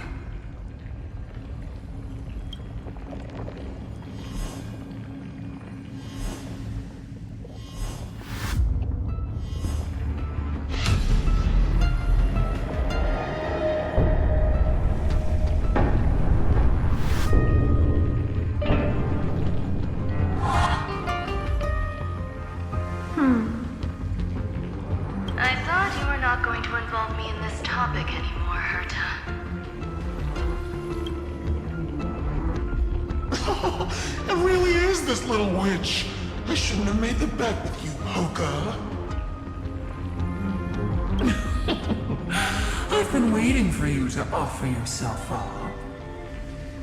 Goodness gracious me! So many familiar faces.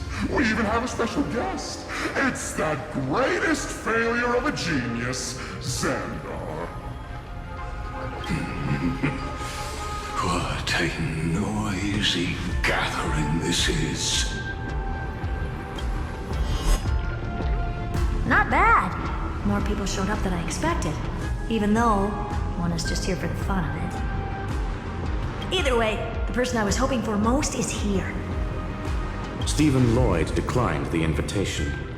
He needs to focus on attacking and defending, and cannot attend the meeting. That's fine, he doesn't need to be here anyway. Let's skip the boring introductions and cut to the chase.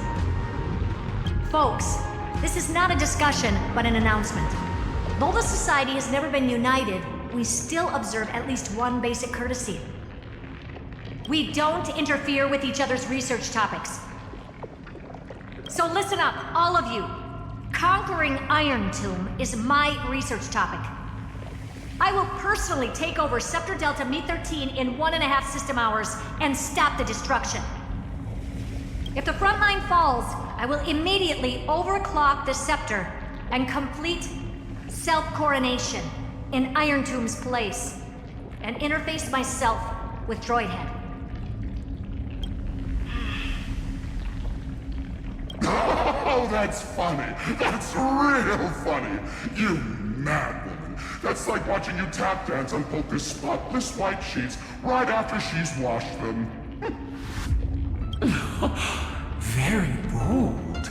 You want to connect your brain to the Eon's mechanical core and define their instance? If Rupert dared to do that, why shouldn't I? I've got the prototype scepter, the father of Nous, and the brain of a genius. Everything's set. Never mind the success rate, little witch. What's gonna happen if you succeed? We're all smart people here, so I'll just say it straight. Strike at erudition. I'll change the anchor points for the 4th instant and move the future of the cosmos in a direction I want. I knew it. Another genius who confuses cause with effect. What do you think about this, Lord of Silence? You know you're signing your death sentence right here. Of course I do.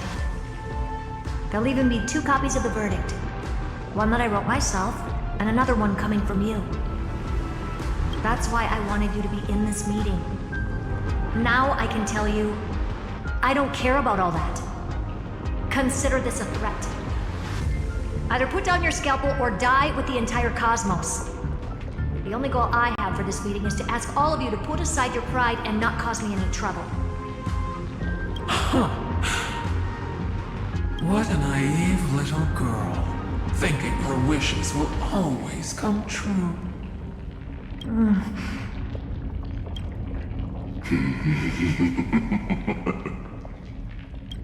What are you laughing at? I am glad, Herta, we ended up on the same page. No matter if it was to destroy the erudition or to rewrite the instance, we both chose the same road. We will defy the god who marked the limits of humanity.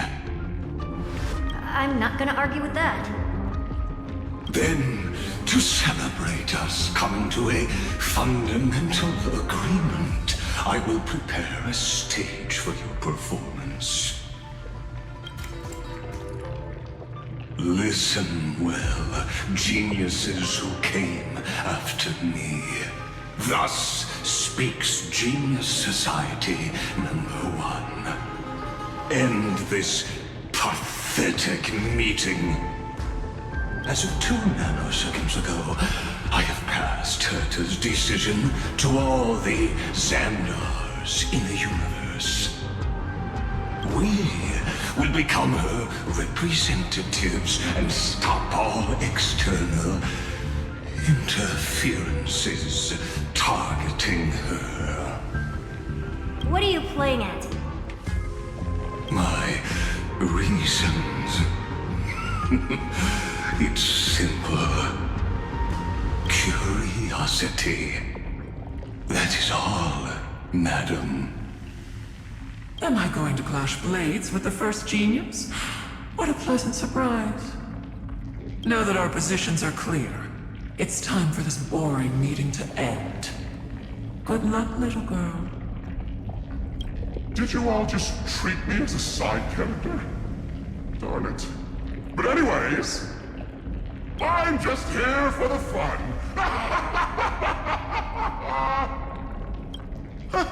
As the ghost of the quantum domain, it is my duty to observe.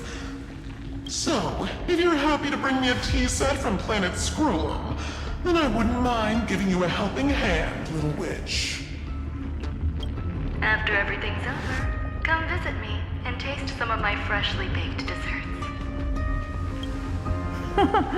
I knew you'd say something like that. I always give the same response to plans that exceed the limits of mathematical calculations. I don't know, right? Those 3 words, though seemingly graceless, contain all the wisdom in the entire known cosmos. Well, we passed the Society's trial. Let's focus on what we've got in front of us. I hope you hold up your end of the bargain, Senior Society member.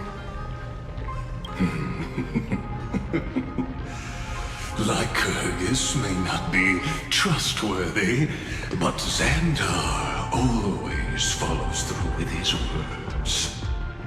Farewell, juniors.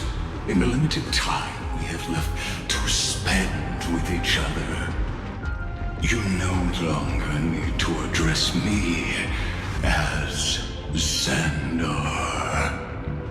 Wait, huh? Lord Lycurgus? Could it be? Yes. I have completely severed my connections with Zandar I Kuwabara.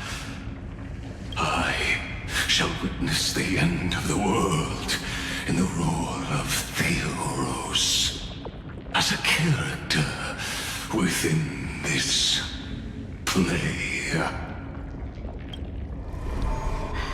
I really don't get you. Perhaps you've heard me say this many times, Herta, but I still would like to reiterate that it's a great honor to work with you. I did hear this many times, and I've responded to you many times in the same way. I'm allergic to pleasantries. Keep at it, and I might go into shock. Stephen's work is done. Let's get ready. I've been ready for ages. Let's open up a path for our allies. Most heroes' journeys in the universe are just dice tosses they threw on a whim. But make them see clearly. Your answer is already different. Amphoreus. Indeed, for this world so deeply loved, we'll write an ending, unlike any that ever was.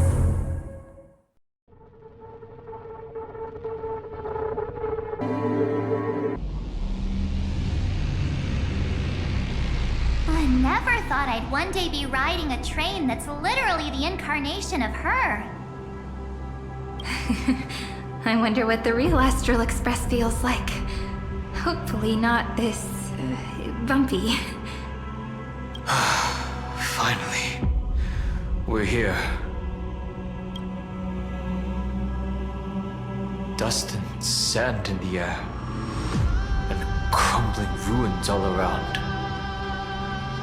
Oh, this heat is brutal. Not even the Trailblaze can take it.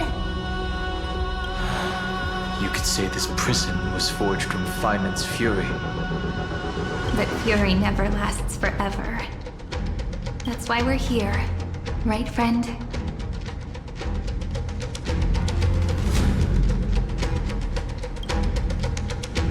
Let's embark on the final flame chase journey.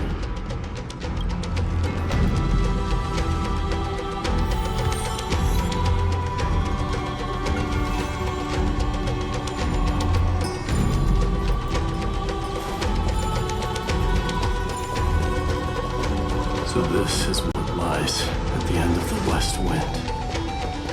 A ravaged battlefield.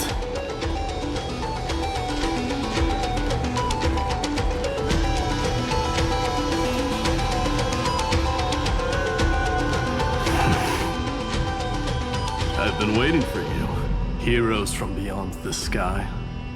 Trailblazers of the Astral Express, right? Looks like I don't need to explain anything. I am the god of strife, mighty of Castrum Kremnos. In this body rest 30 million lifetimes of cause and effect. We, the last of the 12 Titans, stand ready to fight for the world's destiny.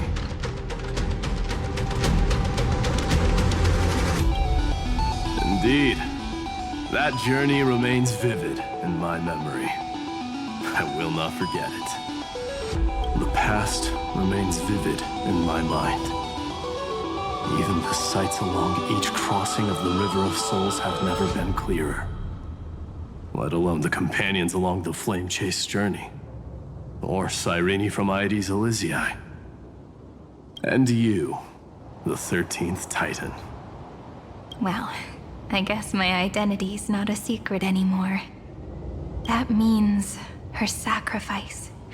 And everything she did wasn't forgotten by the world, right? She was the first ripple. She should have reached the end of the story with everyone else. Since you've taken up her pen, then write. Stand with us, and fight destiny with all your strength, until all is settled. Then, inscribe her name in the epilogue of the epic. In this final battle, calamity shall stand with Amphoreus. This battlefield is a testament to the death struggle between the gods and the Black Tide. We fought tooth and nail to defend that blade. The abyss it pierced was the very breeding ground of Irontomb. The earth beneath our feet is dead. Deep below lies a void, as if the world's core had never formed. I hear it. Phainon's heartbeat. It's so faint, like he's on his last breath. Across 30 million cycles, I've crossed blades with Dawnmaker countless times. If you knew that man, you'd understand. It is exactly that last flicker of flame that will never go out. In this life, the song of strife shall not end in a final watch over Kremnos, but rise again into a journey unending. I am Lygus, the Lance of Fury. I trade 1,000 scars and 100 lives of mine for the destruction's eternal end.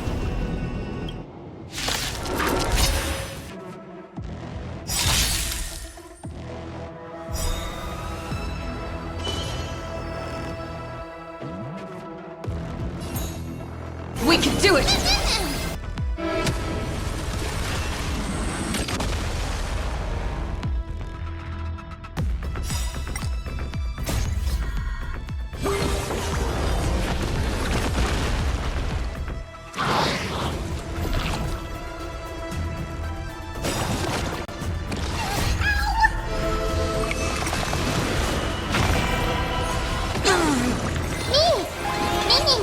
It's time to temper myself for tomorrow! Don't come any closer! Fiends or devils, I'll crush them all!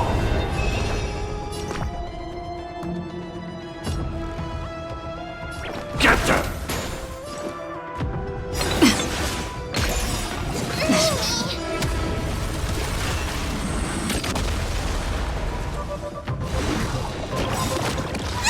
Trust me. We can do anything! I'll overcome the thorns. Serenity is before me. No future will come!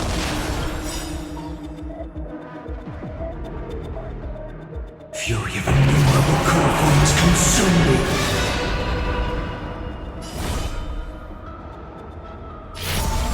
Sun, tear the sky!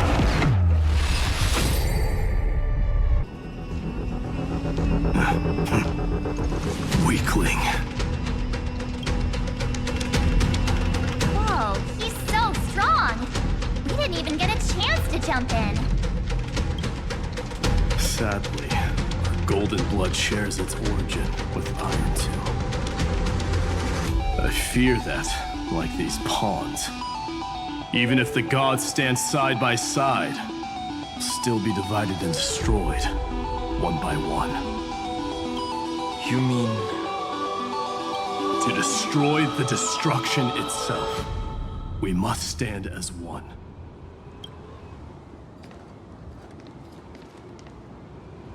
Take this.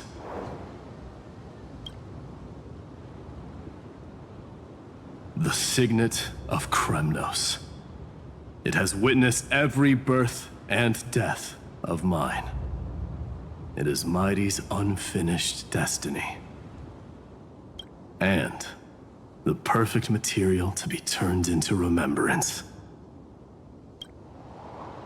You can do it, right? The weight of 30 million lifetimes of duty is no small burden.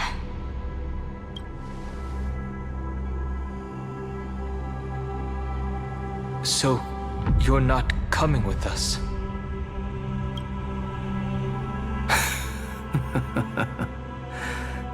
Come now. I am strife. Scattered across all creation, the scar that this world needs. What stands before you is merely one of countless divine bodies. Take the signet. With it, I'll be with you always. Use it to blaze the path ahead and inscribe the cause of deliverance.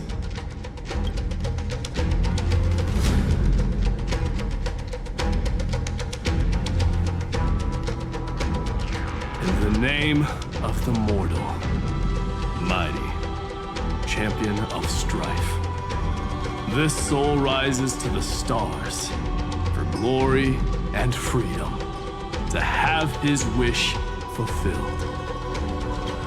March on, heroes. March into the abyss and fulfill that long-cherished wish of Amphoreus. And then, upon this broken and charred land, build anew a city of prosperity.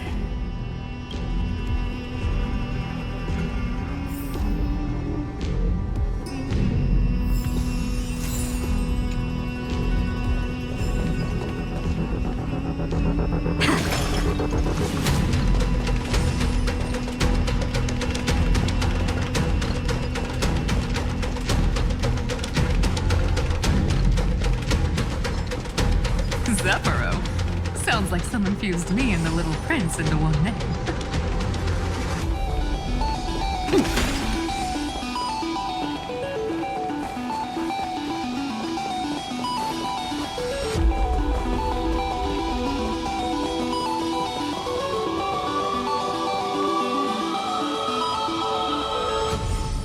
Oh, finally! Gray mystery! And, you two ladies, really look alike, huh? Hold on, let me guess. This pink-haired one. You've got to be the first new spore. Mr. Meow, Demiurge. Right. And, this one with the flower. Gotta be, little Marge from the Express Crew, huh?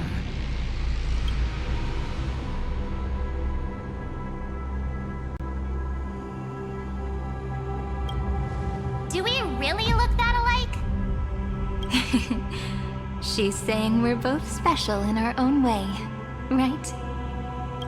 Relax, I'm just kidding.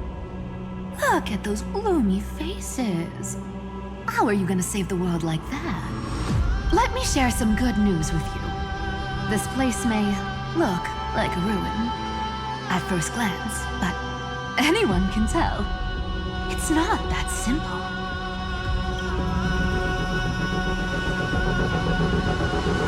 Look, I dug 3,000 feet down. and finally struck gold.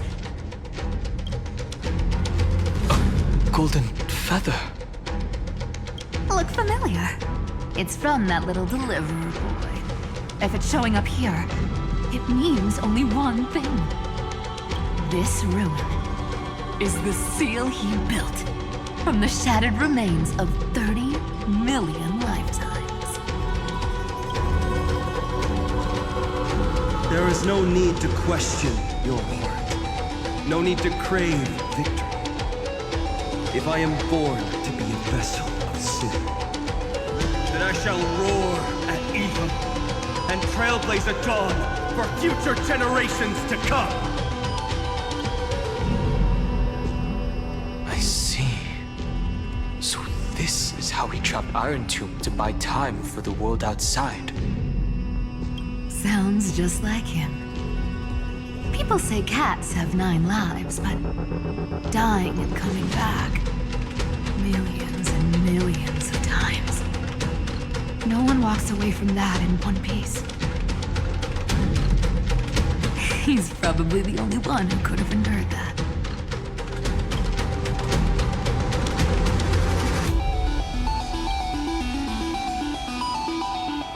Of course. I knew ahead of time and gave him a heads up. He was happy.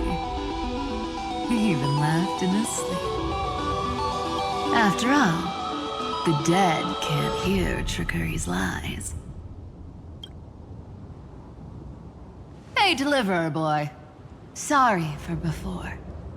But the heroes you were always holding out for, they're finally here now.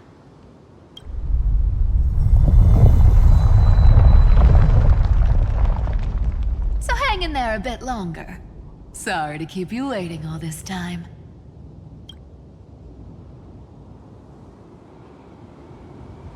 Please, join us, Cypher. Help us fight for a new sunrise tomorrow. This time, its light will stand without lies. Well, would you look at that? I ended up being one of the heroes after all, huh? Alright, then write it like this. Cypher, Trickery's traveler. All she ever wanted was for there to always be water in deserts, and gold in fertile soil. And for even a thief to steal their way into legend.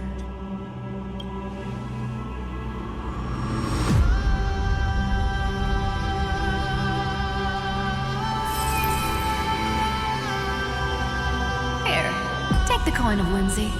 When it's time to make a quick getaway, just toss it high into the sky.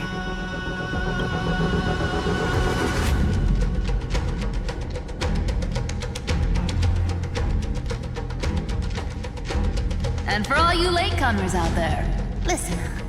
She might have been a bit greedy and a bit of a liar, but she never went back on her word.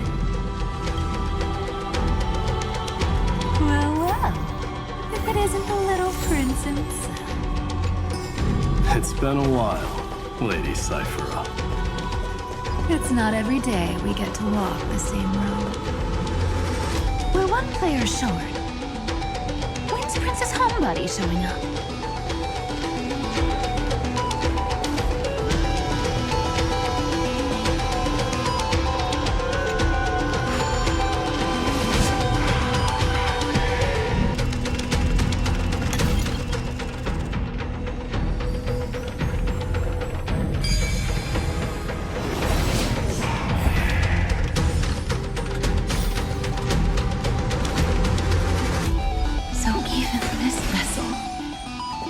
Forged into a shackle.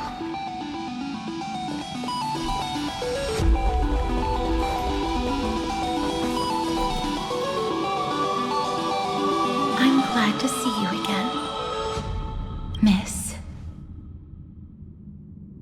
Castress. Looking back, I had only one act of salvation to my name, and only one life I ever saved. Bring hope to a world so vast with these hands. Even in dreams, It always felt like too much to ask for.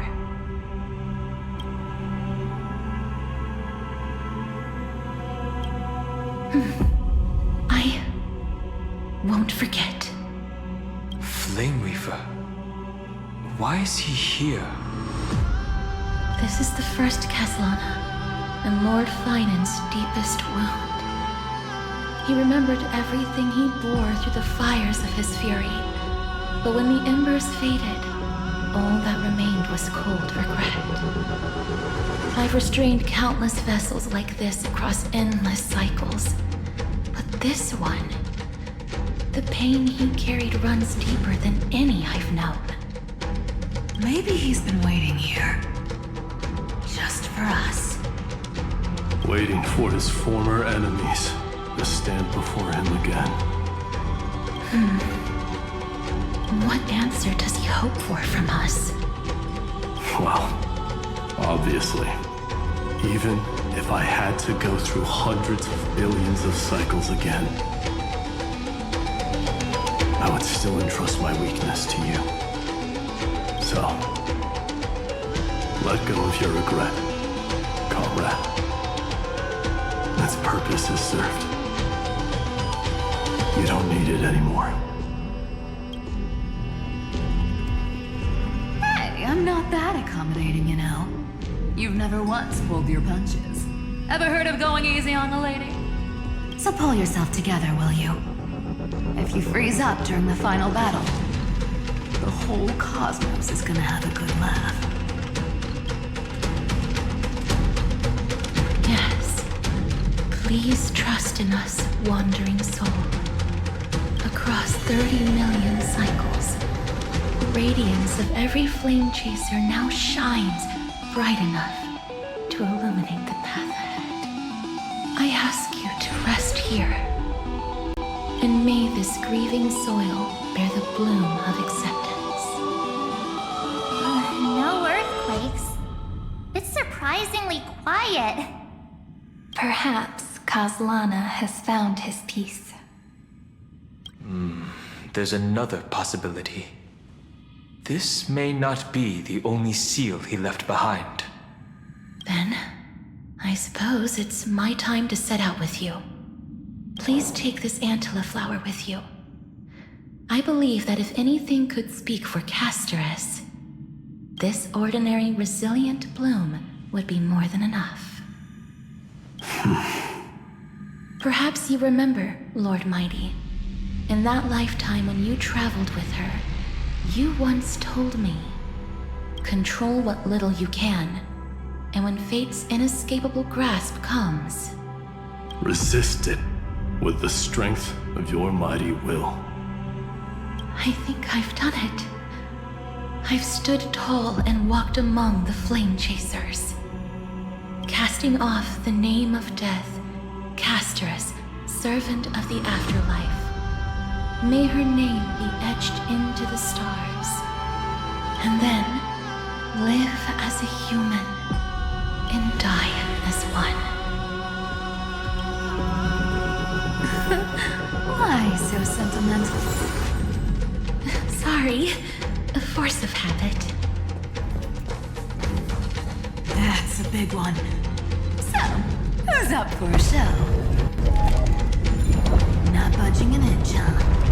Really, Grey Mystery? I leave you alone for a bit and you're already this rusty. Speaking of which, Miss Cypher, do Delosians all like spherical things? Of course we do. Wait, that's not the point. Isn't the real issue that this thing's in the way?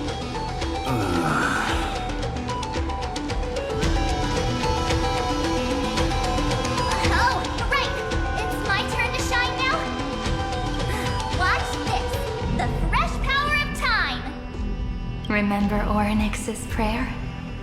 Well, of course I do! Come on, give me some credit. Lift the beddings of memory and stir up ripples of past reverie.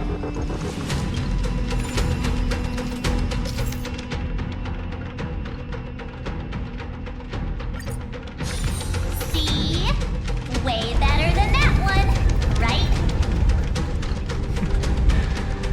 you'd be even more impressive if you could recite the prayer correctly.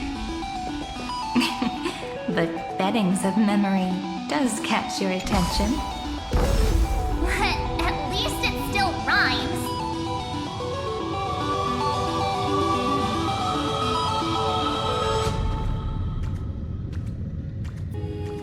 There's a whole garden down here? Incredible. The energy in the Earth's veins here it's completely different. This is the sweet dream Lady Cypher wove for him. A peaceful, gentle new world.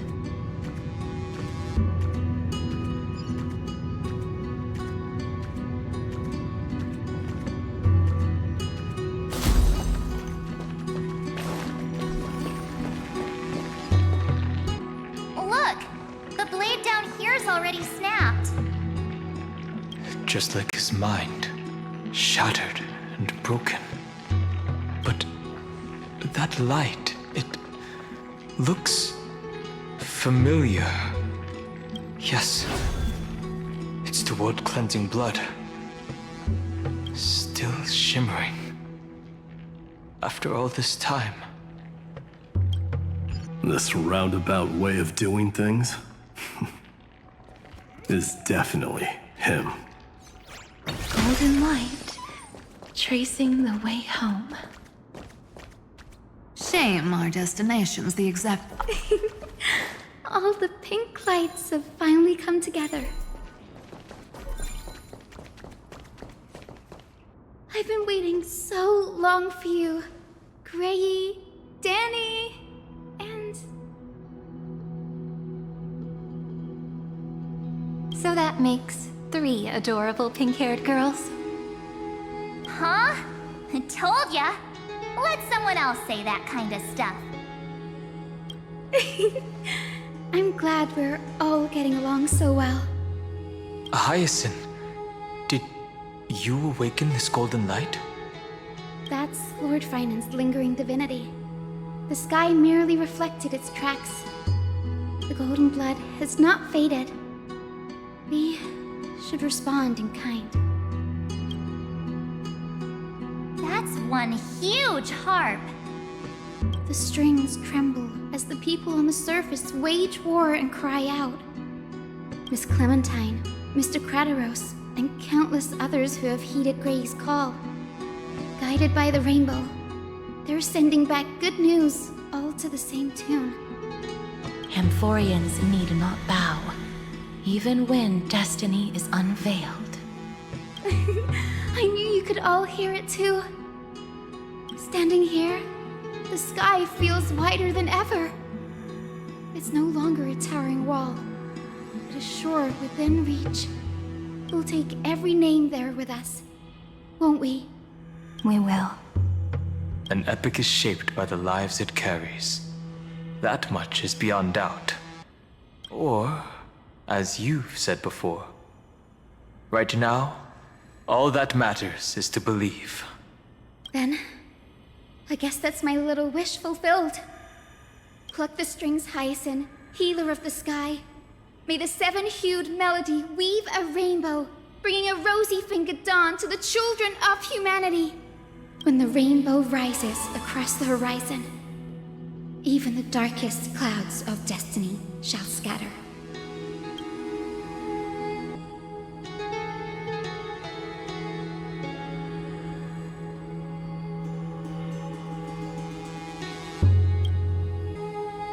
Phainon, can you hear me?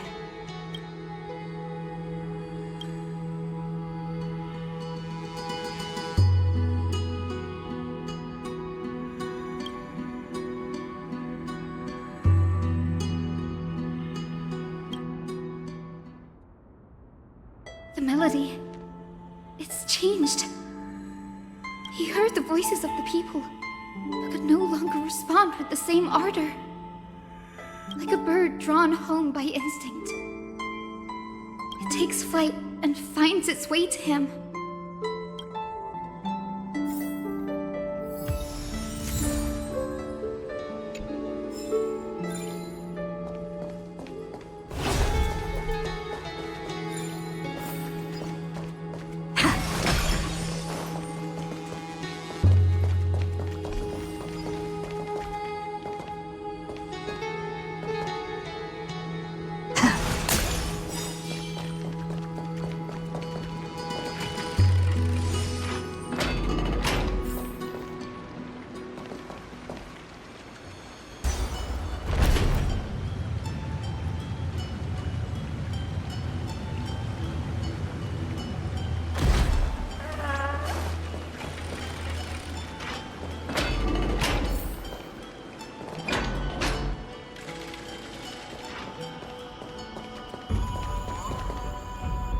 You're here.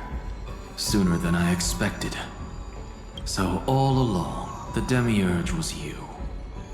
The pink mammal beside the Trailblazer. Your classification is pretty spot on, Professor Anaxa. Well, the sages of the Grove do call him the Titan with the sharpest eye in Amphoreus. Say the ones who keep dumping every problem child on me. They also say that the Titans are way better at raising kids than the Caprists. With great power comes great responsibility. I'm sure you know just how to guide them, right? It shouldn't be too hard for someone with your insight. Exactly.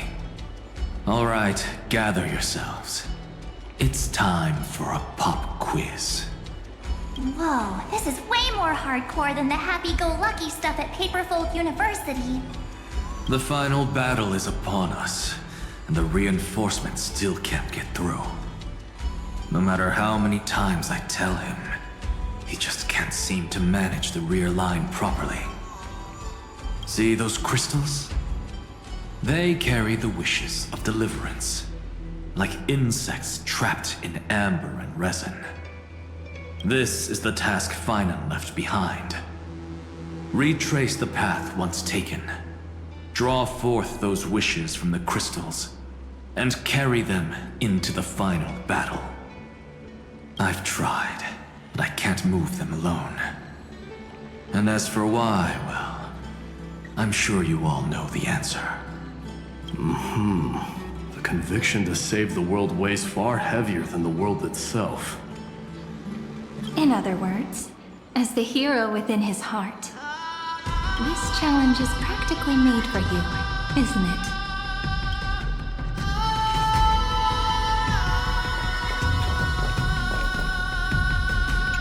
If you're ready, begin the ritual.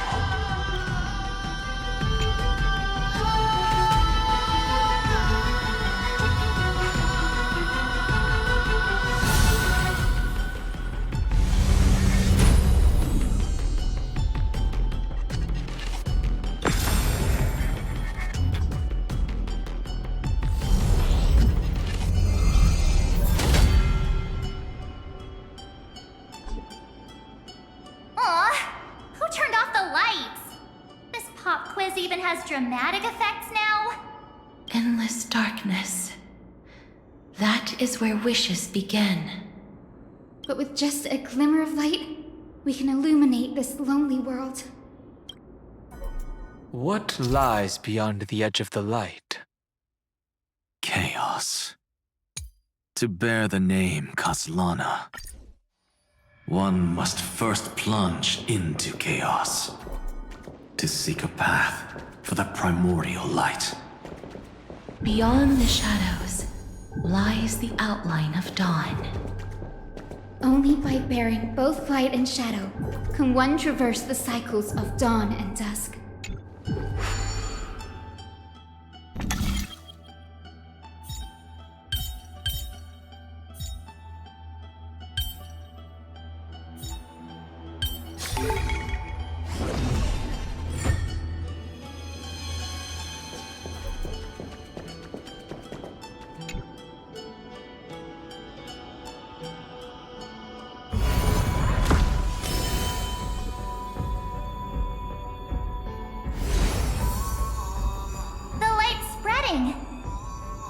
These creatures, they're everywhere. Someone, anyone, where are you? His very first wish was simply to become his village's little hero. He'll never forget what set him on this path. That's the ray of hope. Just like the wishes he gathered, it's grown ever more insatiable. Why? Why is this happening?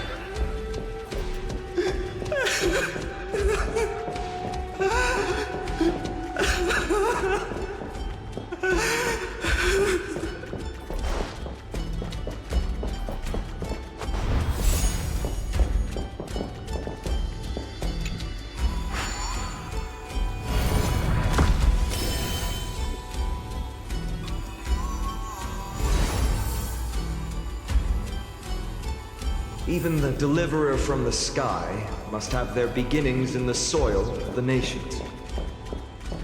Only one who treats the world as their teacher can bear its eventual destiny. He never expected that the majestic holy city would be far from the end of what needed to be protected. The farther his gaze reached, the more weight he came to bear. But in the end, he couldn't hold on to any of it.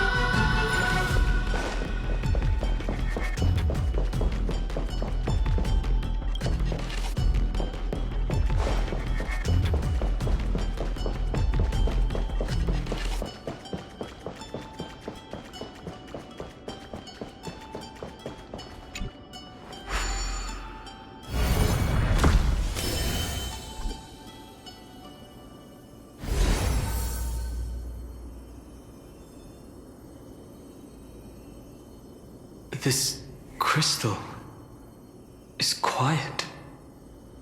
A prisoner in the cave can never truly describe the world in its entirety. Yet even so, he would still choose to bear it.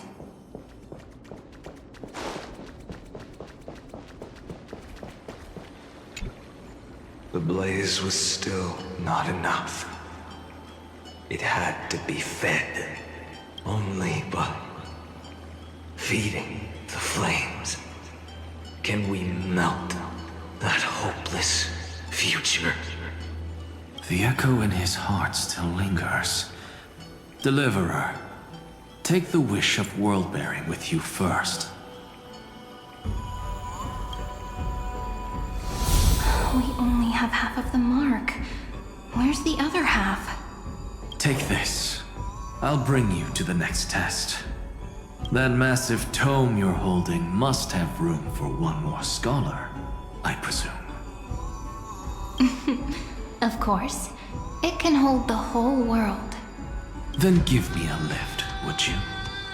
I'd rather save my energy and use the time to think. Even gods shouldn't skip exercise, you know? Miss Hyacinth is right. Then, with the Trailblaze as witness, the stars shall remember how Anaxagoras refuted the gods. No need for that. Anaxa, scholar of reason. Keeping it simple makes it easier for future minds to question. Go. The closing act is still far ahead. What is this? A conference? Welcome! Take a seat anywhere you like. I'm getting a migraine.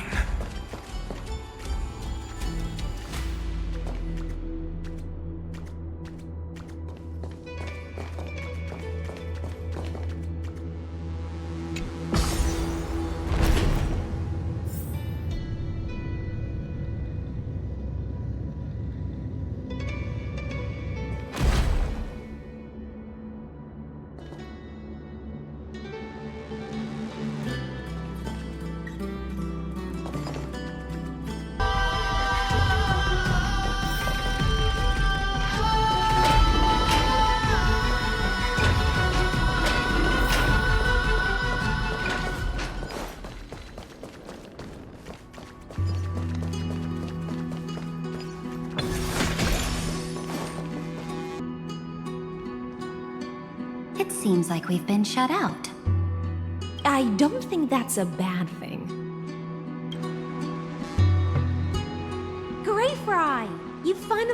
made it! No laws, no opposition. Just a dying beast and the flame-chased spirit of shared hatred. Ugh, boring. Whoa! This place is really out of the way. Imperator, should we tell them? It's your call. Allow me to share our findings. This paradise, along with the destruction, seems to be instinctively rejecting both the Imperator and me. Perhaps it is because the era in which Phainon was the most active lies far removed from the days of the first flame chase journey. Even in the cycles where he remained sane, his ties with us never went beyond cooperation. Even trapped in a cage, he hasn't let down his guard. That is a good sign. That man's heart may seem hollow, but his hatred is clear. Naturally, it holds no place for a monarch who stands above the world, nor her blade. Wait, so you two can't come with us? You want us to join you as memories? Indeed. This way, the stars shall remember a great sovereign and her faithful retainer, Saridra, monarch of law, and High Sealens, knight of the ocean. Is that book truly the only way for us to leave our names in history? I believe, as I've written, is but one medium. The Remembrance has countless ways of capturing time. Understood. Then, allow me to decline. I'll see you on the battlefield. I would rather be forgotten than be defined. If your words hold true, then we have our own ways to meet again in the world to come. In that case, I will choose the same. Let the waves that surge within your heart cleanse the sins of the black tide, Greyfry.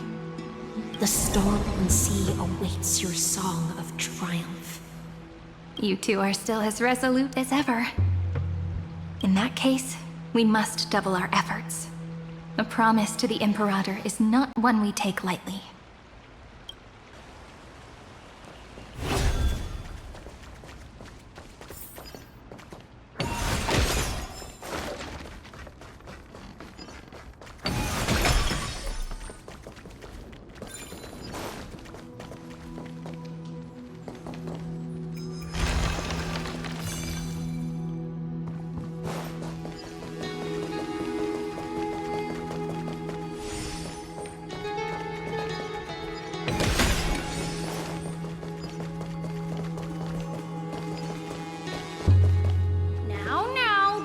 Your temper, Snowy. Good kids keep their emotions in check. That voice! It's the Trailblaze sisters!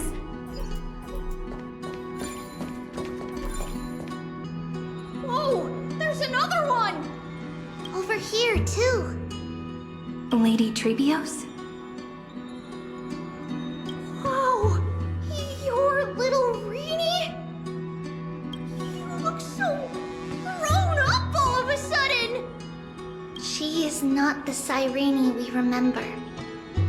She is the Demiurge, Titan of Genesis, the one destined to work miracles alongside the heroes.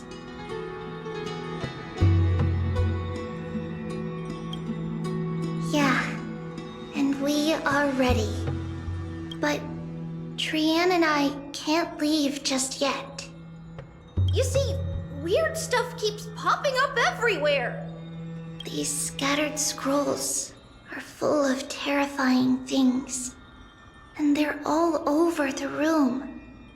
They're so scary and so sad. Good thing Trian's wings are amazing, or we would have been swallowed up. We need to stay here and do our best to clean them up. Scrolls filled with horrifying content. Friend, shall we take a look? There is no black tide here. But it is a battlefield, all the same.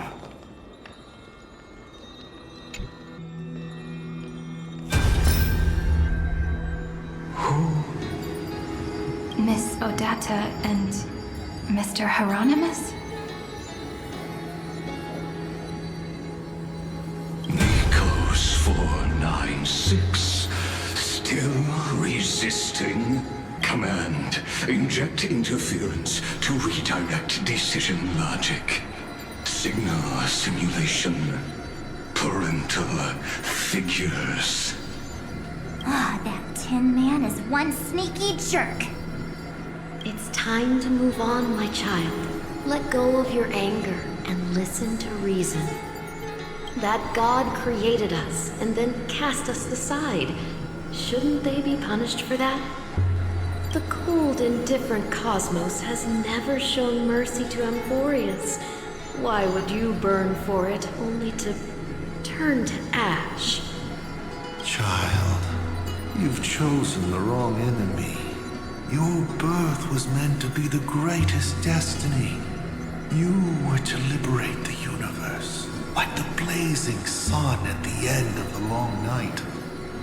And yet, you led yourself into a trap of futility, treating your very purpose as your sworn enemy.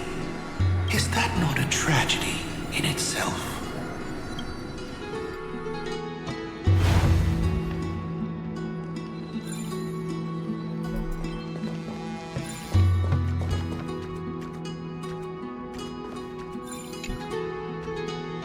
These scattered scrolls are full of terrifying things, and they're all over the room. We need to stay here and do our best to clean them up.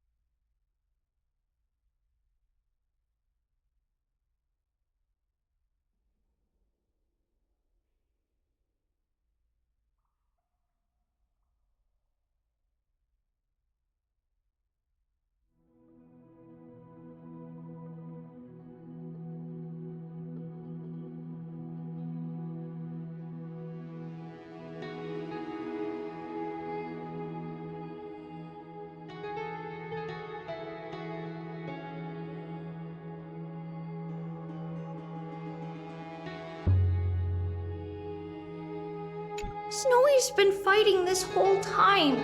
He doesn't want to be consumed by Irontomb and turned into an agent of destruction. But the strength behind his resistance comes from the same hatred. To be a flame is to burn. It is simply in Phainon's nature. But it was Remembrance that drove him to shine with golden light, piercing the unfathomable darkness.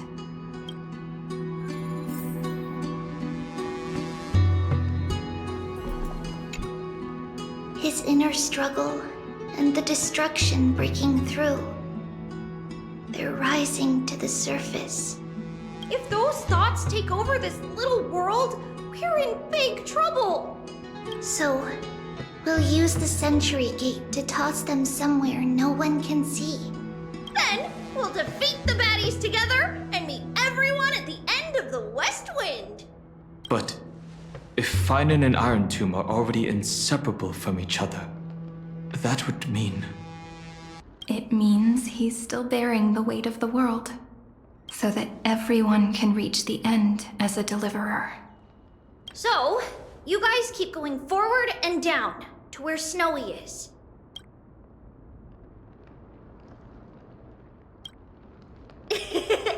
Little Gray, this time, let's give it everything we've got. Only 2 remain on this flame chase journey. Figures. We're always leading from the front line.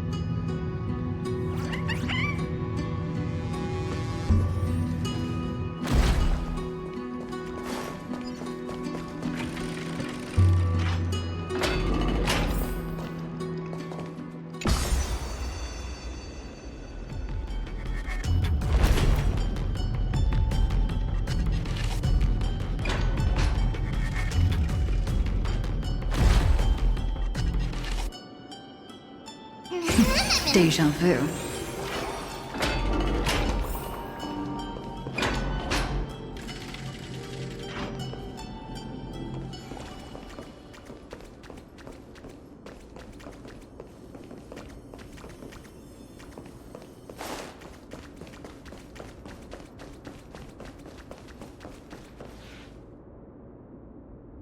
We're here.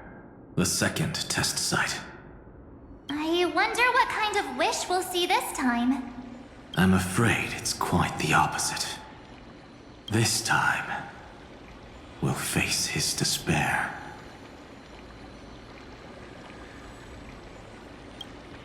That's right. You'll have to walk this path too. The other half of the weight of world-bearing lies at the end of this path. Relax now. Take a deep breath. Come on. Let's make it quick.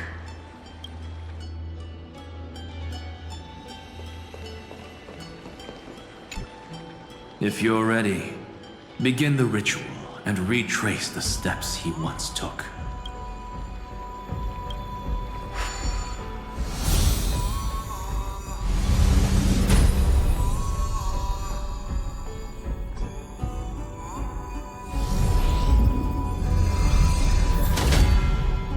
Looks like we'll be walking through the darkness this time.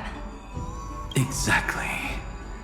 It's no longer about mending broken wishes, but shattering the frozen despair.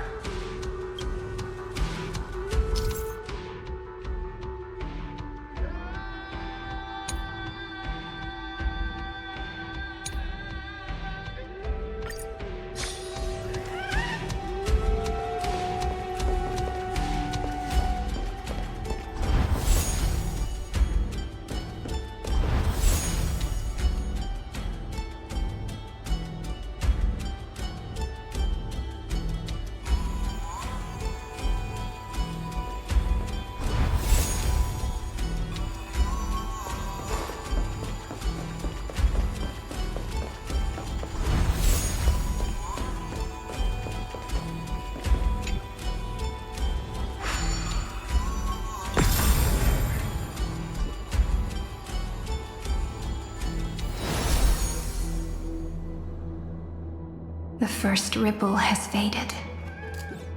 And so begins a long and arduous journey.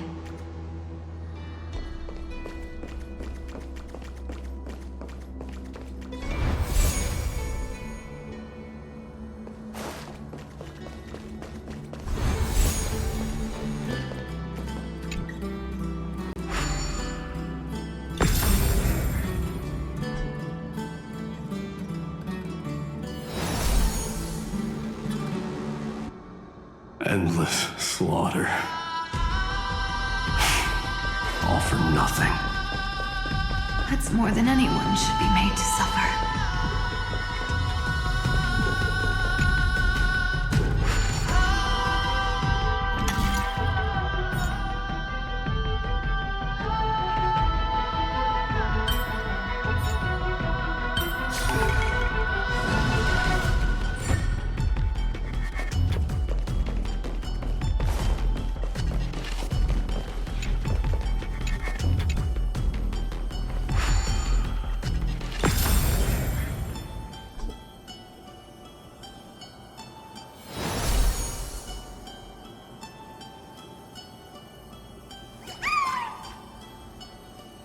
Even when it was finally over, all that remained in him was despair.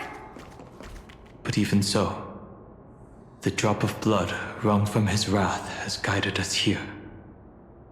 We did it, Phainon. The other half of world-bearing, as promised. Take it now.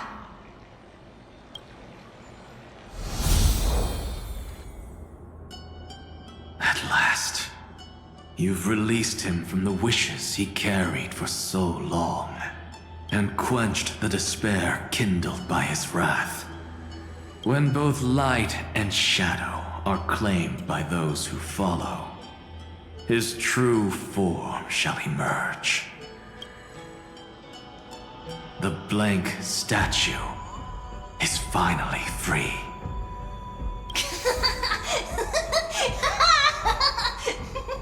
That smiling child in the memories. Let him come with us, laughing to the very end.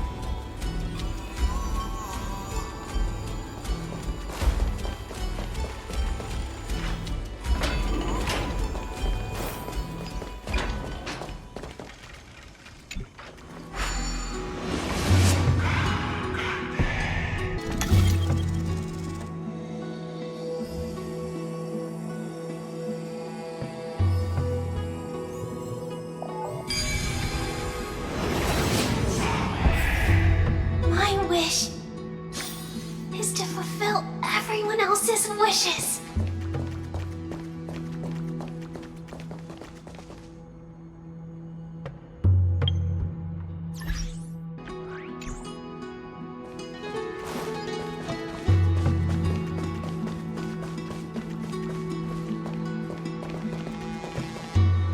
This spirit basin marks the end of every cycle.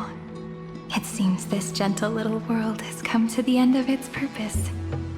One last farewell before the journey moves on. Farewell, paradise. You carried 30 million lifetimes of wishes and despair. Sink into gentle remembrance. And see you tomorrow.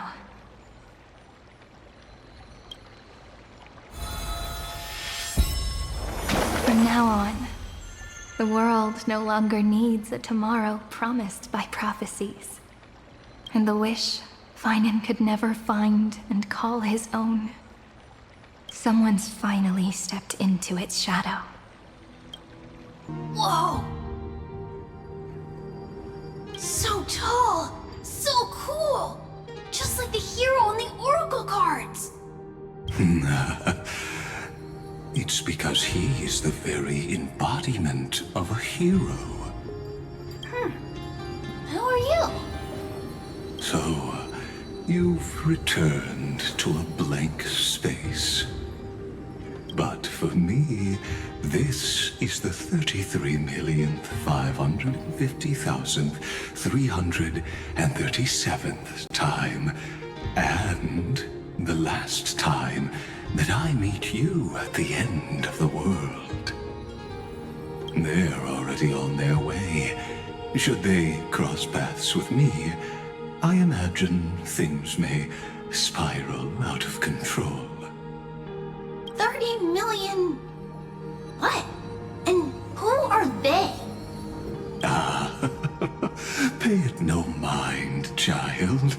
Keep looking there. What do you see in him? It looks just like a statue, but... it's weird. He's warm. Like, really warm. Why not listen as well? I hear something. There are cracks all over him, and they're making this sound. Like someone's groaning. It's scary. Is he gonna fall apart? How unfortunate, child. This man would rather fall to pieces than fall to his knees. You might think of me as a sculptor. Across all my years, I only completed 2 pieces. Others may call them masterpieces, but only I know how many regrets they truly hold. Regrets? My first creation left me, long ago. This second one, it was meant to be perfect. I believed it with all my heart. Until this very moment. I don't get it. Are you saying you've changed your mind? I won't change. But I'll admit this. Those 12 stones, unpolished as they are 1,000 times more exquisite than any statue. It's as if they are mocking me, a failed sculptor whose touch can only diminish what was born to shine, until nothing remains. For the first time in my life, I've realized this vessel is merely an avatar made to contain the first genius's paranoia. The seal etched into my mechanical core permits me to pursue only one purpose: destruction. Compared to me, those 12 glowing, unrefined stones may have lived with more freedom than I ever had. Is this your confession, Lord Lycurgus?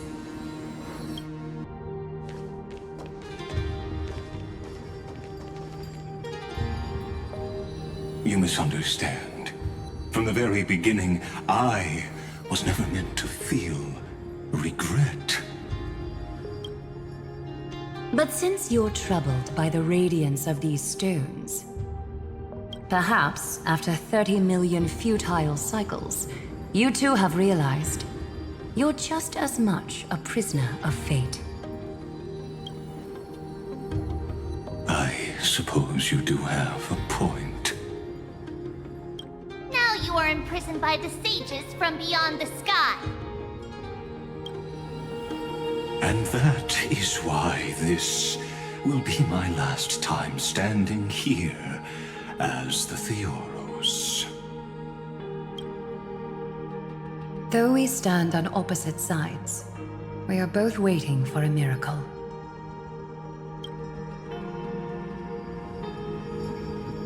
What are you talking about?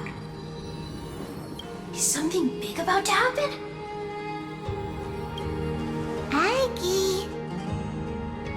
I know. Now that your victory is assured, I trust you won't mind giving us a moment in private. Assured? Not quite. But I won't stay long. I'd rather not spoil the fun for those deliverers. And besides, after losing everything, the only thing that remains in me is the drive to seek knowledge. I pity you, Theoros. I don't need your pity. Farewell, Lady Goldweaver.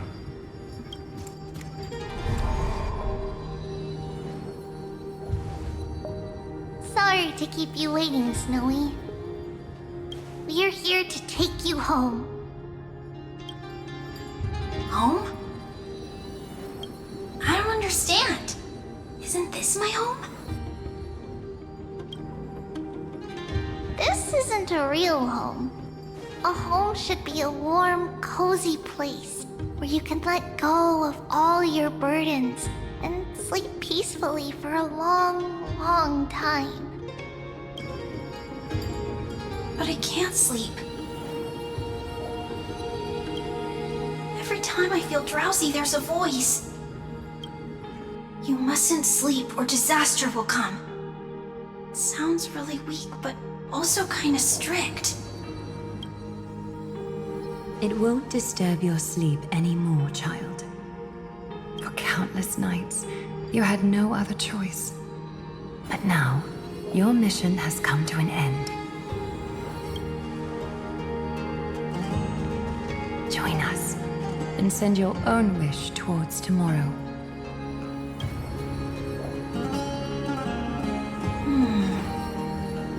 My wish? What could it be? You don't have to come up with an answer right now, child. Grown-ups often think duty and ideals are wishes. But a true wish should be the purest, most beautiful thing of all. It can only take form in the hands of someone who is truly free.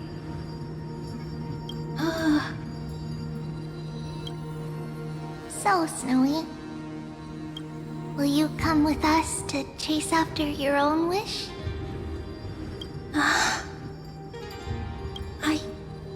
I want to leave this place. I want to go find it. I'm glad to hear it. The final flame chase journey, just like the 30 million before it. Take our hands and come with us.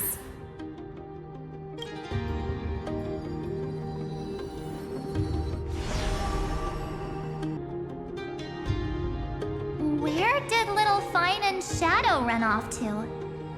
Look, he's already gone ahead to embrace his destiny.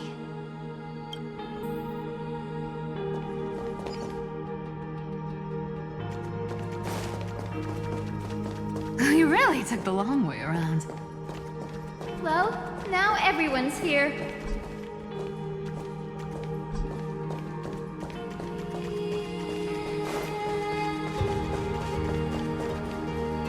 You finally arrived, Deliverers.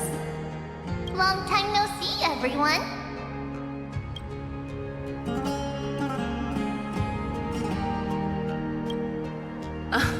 I'm glad to hear that.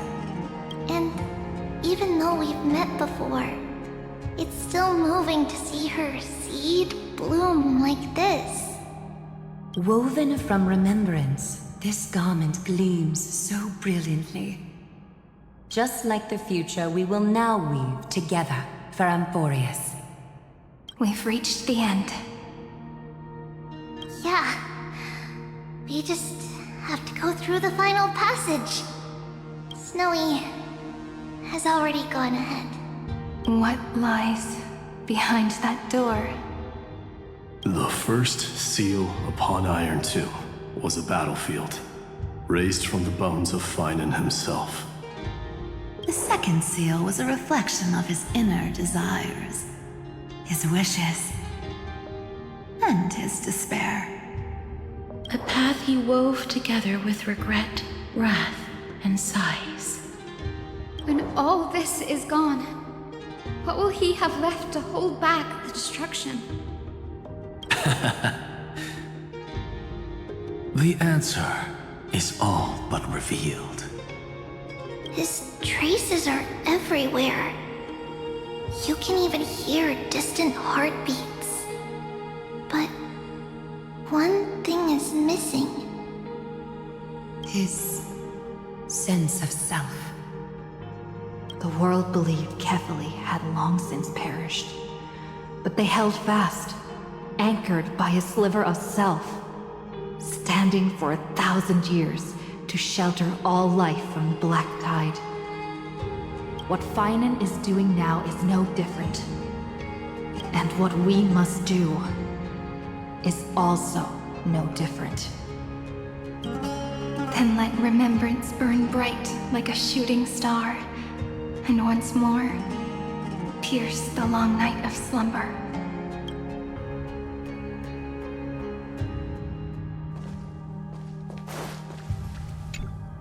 What follows is a battle that will decide the fate of the stars. Riding the west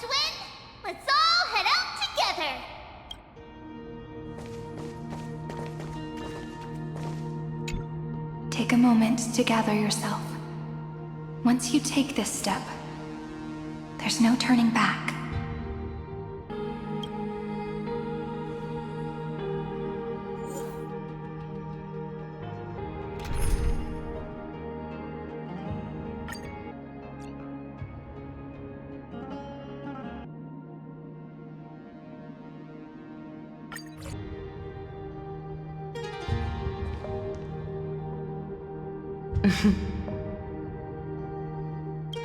The Scepter once bestowed upon us names of cold command.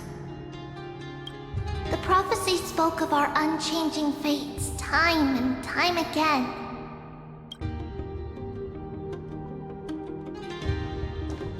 But under the pens of Trailblazing and Genesis, the stars shall thus sing of tomorrow. Trebios, holy child of passage. Aglaia, weaver of romance.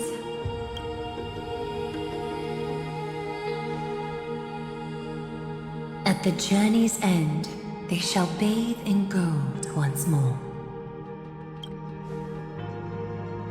Through myriad passages, until all that was lost is reclaimed. Do you still remember, Khaslana? The one who won't reach the dawn. The world dissipates at the end of the cycle. In this dream, you will awaken again, and become once more that boy who loved to laugh.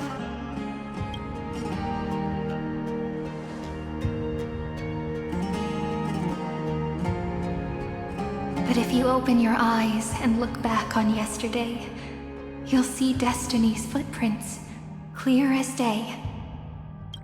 At last, the raging fire of hatred is swept away by a breeze, leaving only love to remember the passage of time.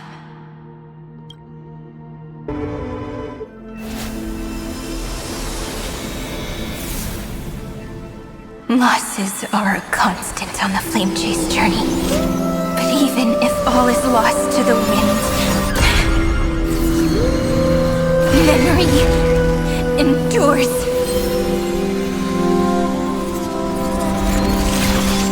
Here, all that was once futile finally comes to fruition. This is the end of your lonely, bitter journey.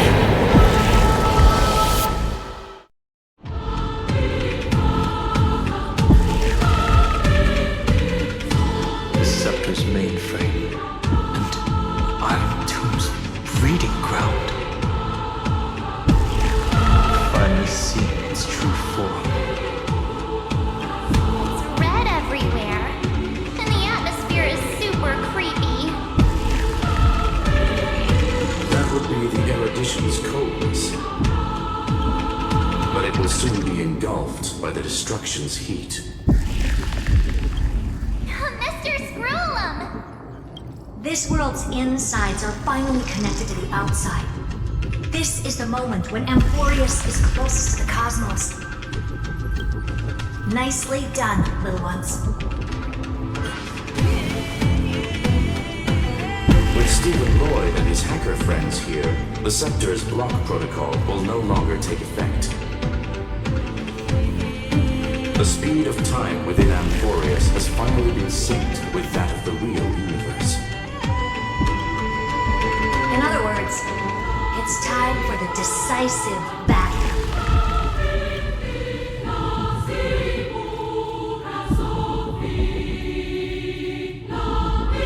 Are we finally getting an intergalactic warfare arc?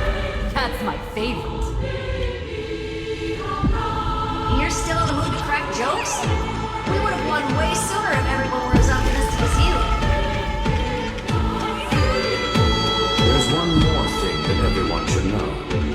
Nous has cast their gaze upon Amphoreus.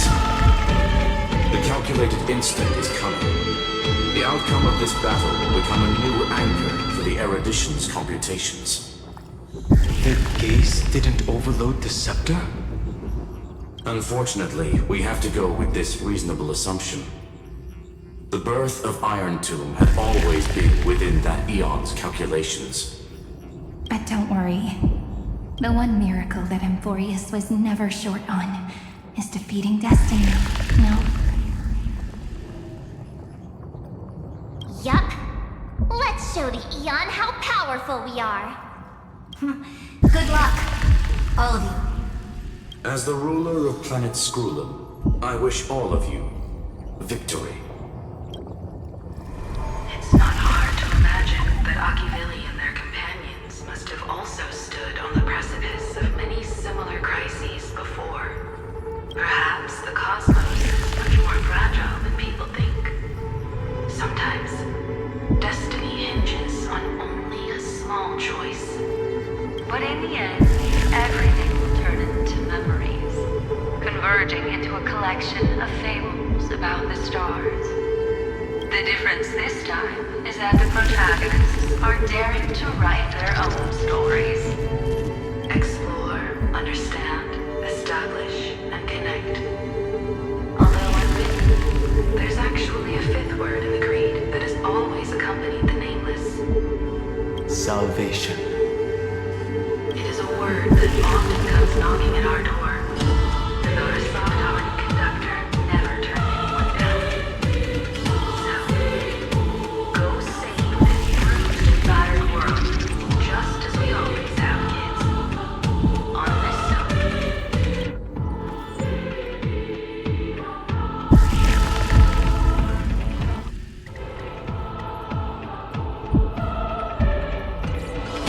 The entire cosmos will be your traveling companion. Make sure you watch your footing, friend. Let us walk through the final page of this saga, with everyone, one step at a time. Shall we?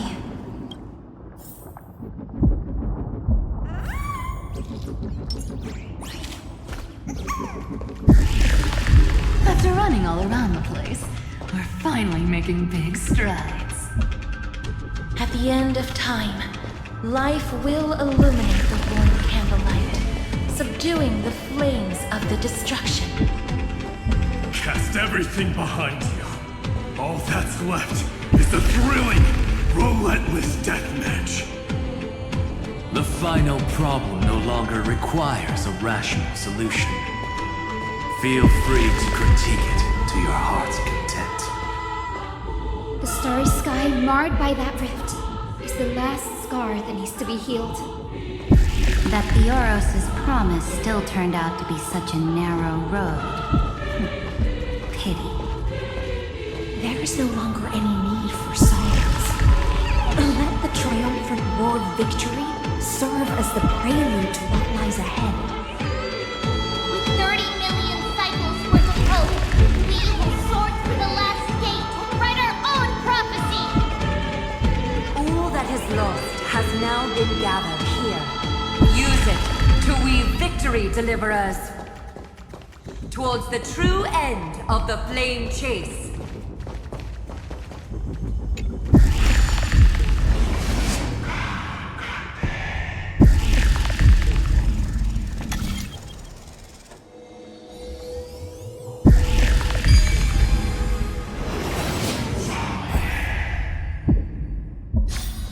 The destruction's placenta is getting restless.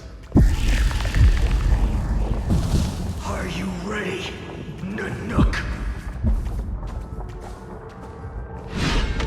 I brought you destruction!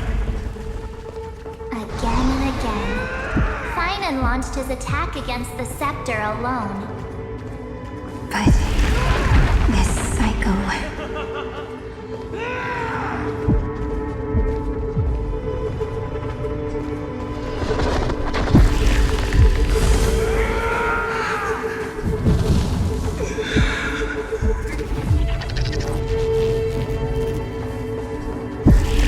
We've caught up to him.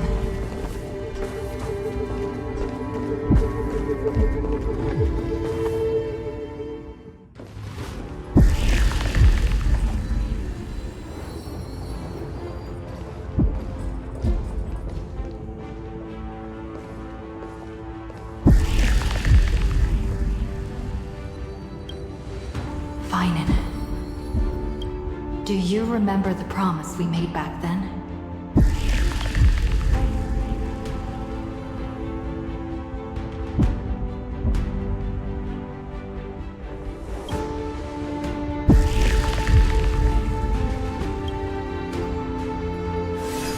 Of course. It has been a bitter wait, partner. But I never forget what set me on this path.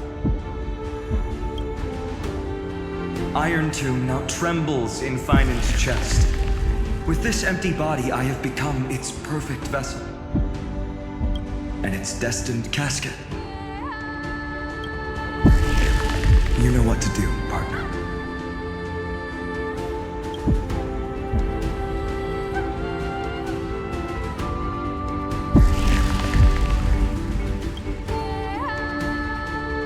Remember the past and become the hero of tomorrow. Stand with me and become heroes.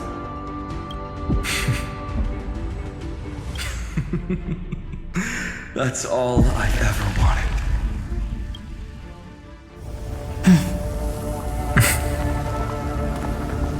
The epic draws to a close. 30 million cycles of light fading into darkness. Just for this moment.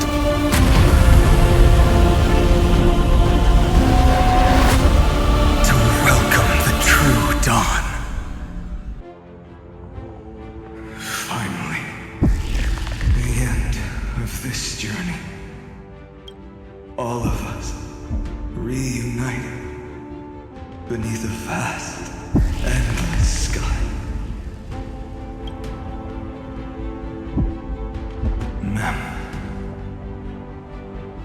Yes, it's me. I will remember what you want to say to her. No need. I can see that she's right here. All the companions who sacrificed themselves and their wishes. It's all here. Have we succeeded?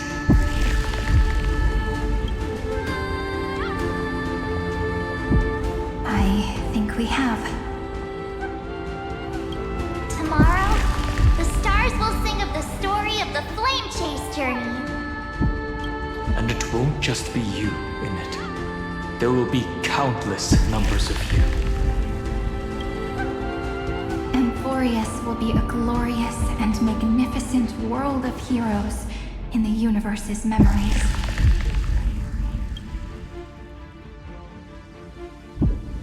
Hence, for this world we so deeply love. Let us write its ending.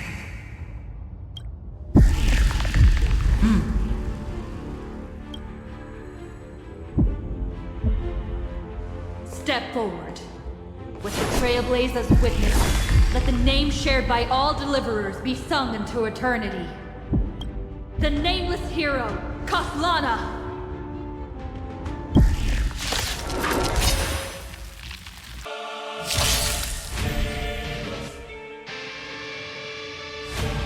I see the pale dawn breaking.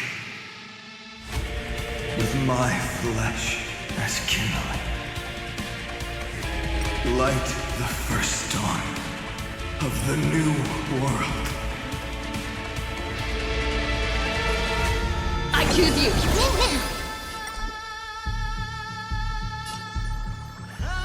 Have some sunshine! Thanks! All energized. As you wish. It's my turn to shine.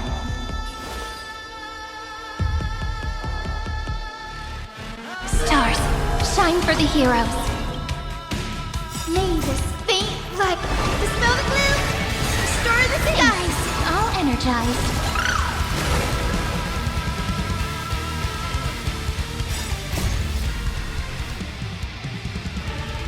Embrace a new life.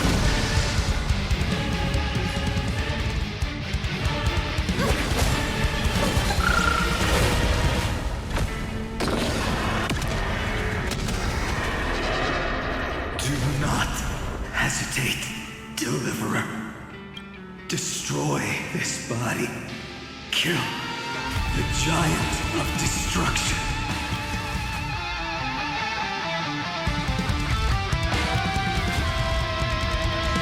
The fury overflowing. Put down your hesitation. Trust me. We can do anything! Together we can do anything. Flowers, bloom for tomorrow. Please cherish, return to dust. Irontomb's hatred is bottomless. It will turn into countless factors, sweeping across the stars. When the time comes, promise me, use the world-cleansing golden blood to turn everything to ash.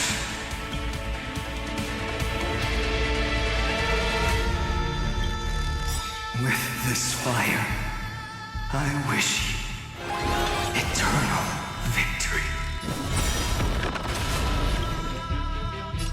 Have some sunshine! Break's over.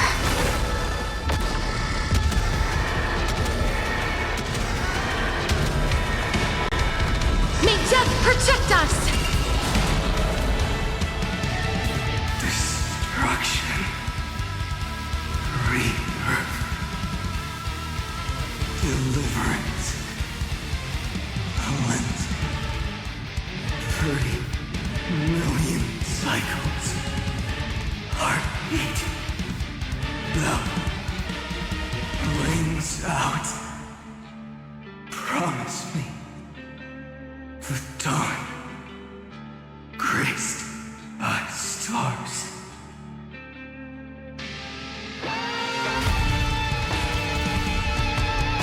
That's good. Finally. Golden wheat field. In the starry sky. More fire.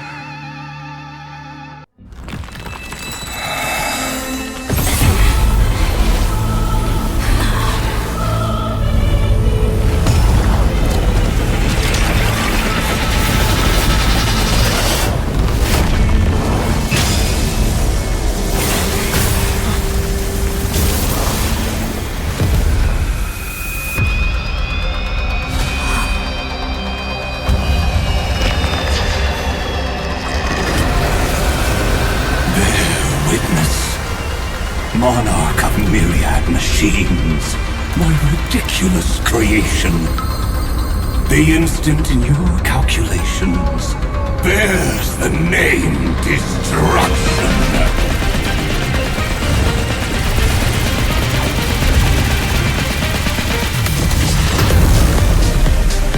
Who said you could speak, Senior? Watch closely. See how your chaos ends at the hands of your juniors. Don't get too worked up. Take a deep breath. There's not a trace of life in that ominous shell. We're not gonna lose to a hollow husk, right? In the name of trailblazing, we'll reject this false answer!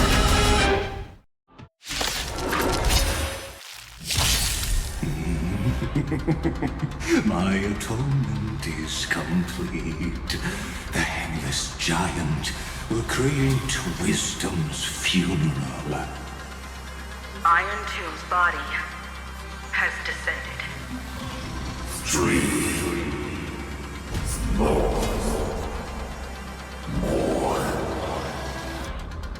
Is it querying for Nous? Don't worry about what happens out here. Interfere with it as much as you can.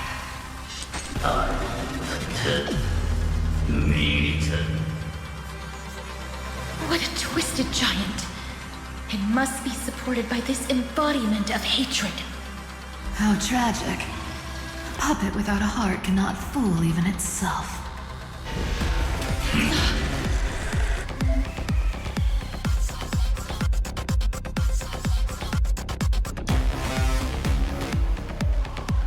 The Cosmic Alliance has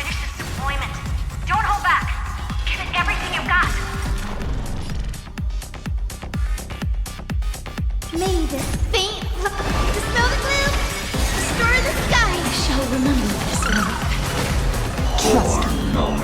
We can do anything!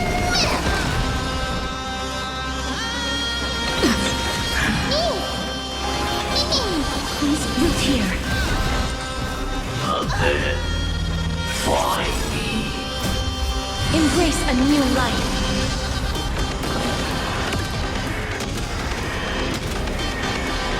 May death protect us!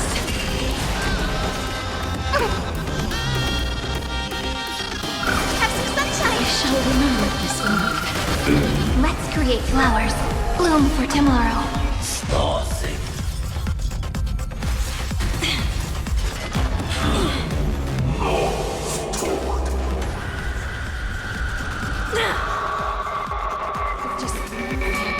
We can illuminate this chaos. Indeed. There must be light. All courses converging into one. For the grand vision of deliverance. For A tomorrow that's finally within reach! Heroes, please hearken. After 13 heartbeats, light will create the heavens and earth. The remembrance will dispel the destruction's shadow.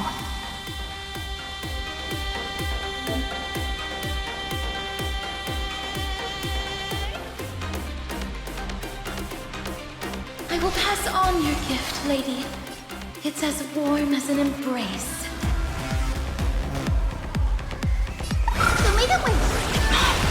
Break's over.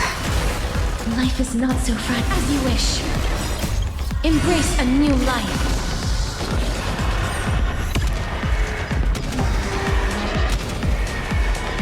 May death protect us! The cosmos does not need a third emperor, much less an artificial tyrant.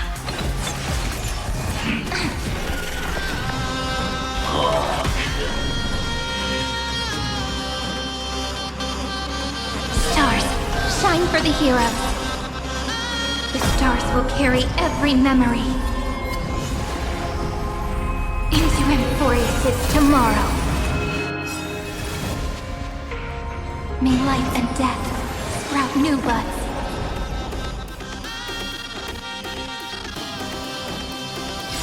We're all here.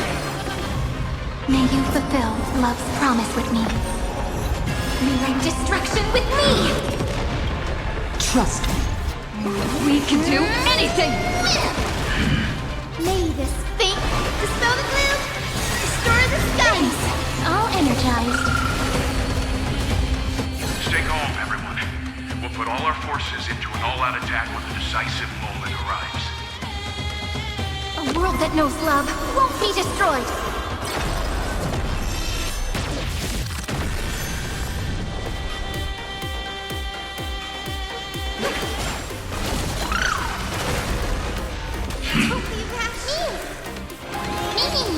Please cherish what's here.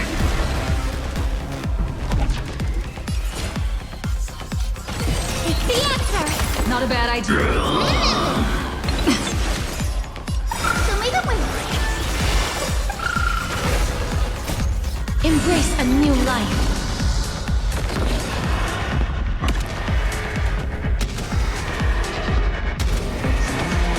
May death protect us!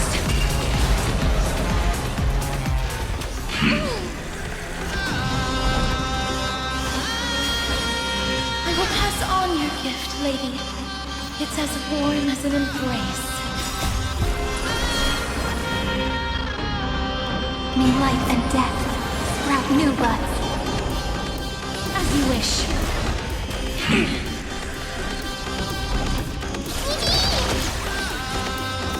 This is eternity! This is being in sync. Rise, have some sunshine! Break's over.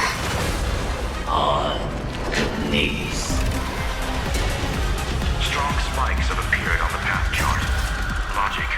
Irontomb is iterating itself. It's the plains of a cornered beast. No need to panic. My dukes, heed my call! Forward! Spread this light into the darkness!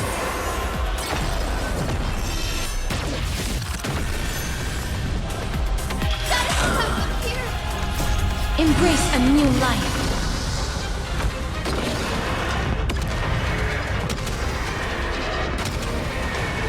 May death protect us! This unprecedented Trailblaze is worth everyone's effort.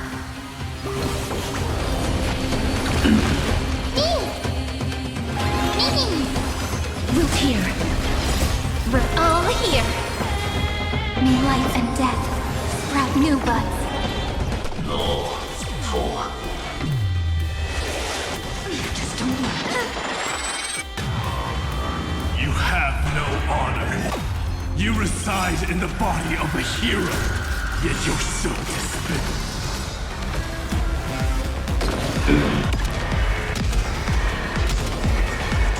May death protect us!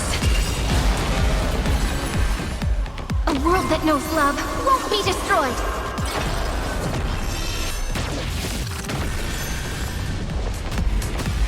Struggle as much as you want, you brainless half-baked tool with nothing but impotent rage!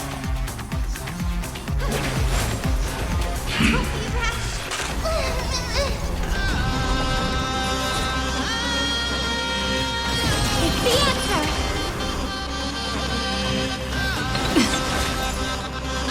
As you wish.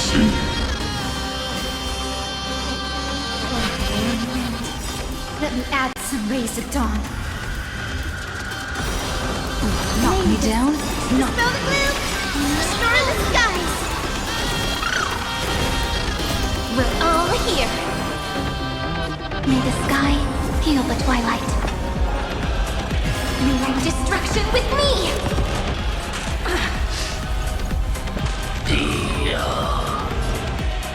Have some sunshine! I shall remember this one.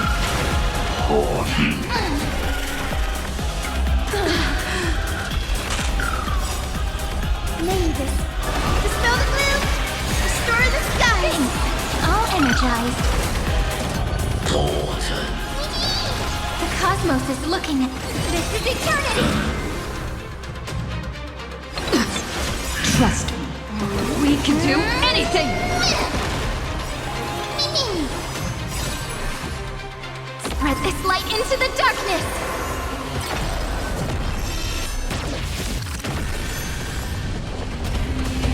I have always avoided making hasty verdicts. But now, humanity's justice is unquestionable.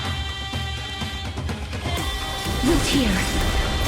Embrace a new life.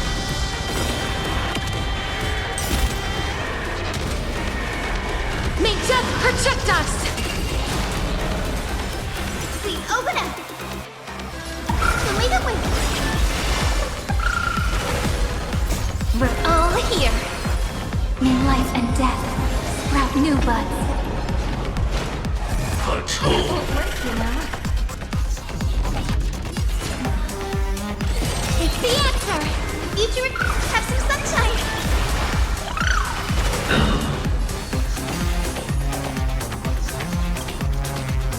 I will pass on your gift, lady. It's as warm as an embrace. Dispel the gloom! Restore the skies!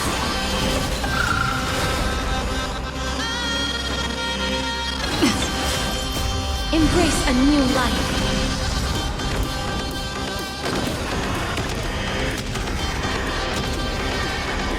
May death protect us!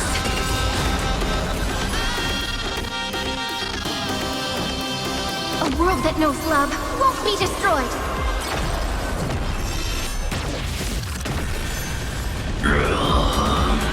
The progress of Aeronova has been interrupted? Does this mean we won? But we have a bad feeling about this! The golden thread still trembles. The war is not over yet. Correction. This is not a war, but a debate. The argument about the Prime Mover is only about to begin. In war, Ethane, or Eve Carmel.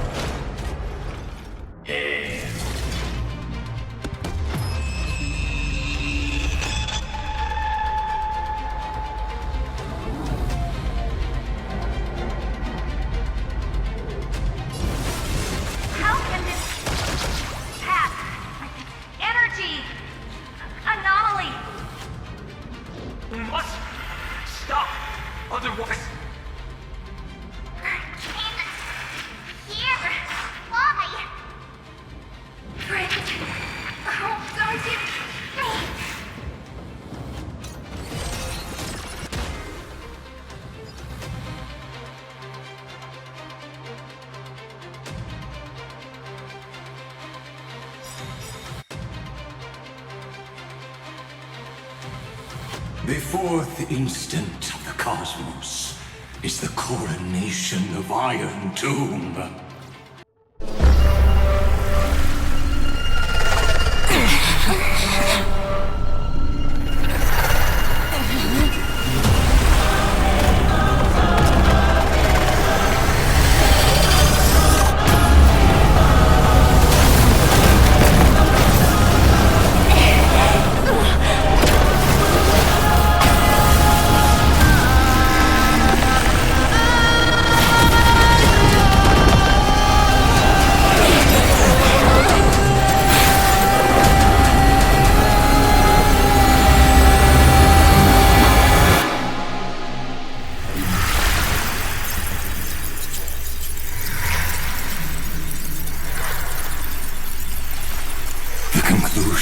Irrefutable.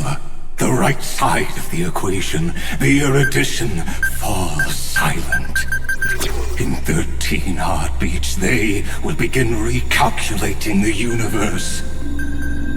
With destruction as the only solution. Madam Herta, strong pulse detected at the battlefield center. It's Irontomb's destruction equation. It's about to complete self-coronation. That's our chance. Everyone, get ready to link up. Connecting audience system to Scepter. Hardware overclocking activated. Preparations complete.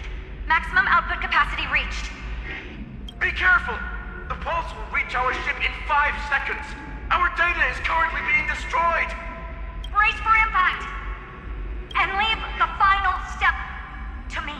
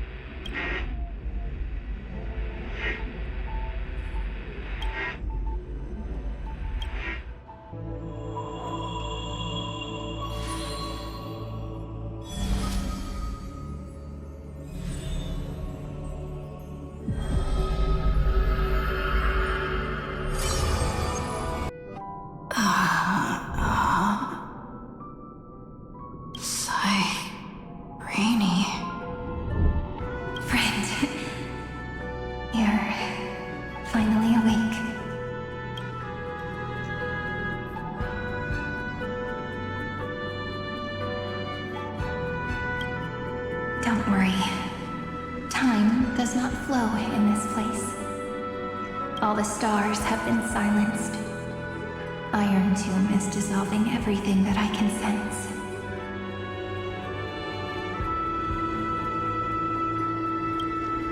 But I'm still here, and you're still here, no?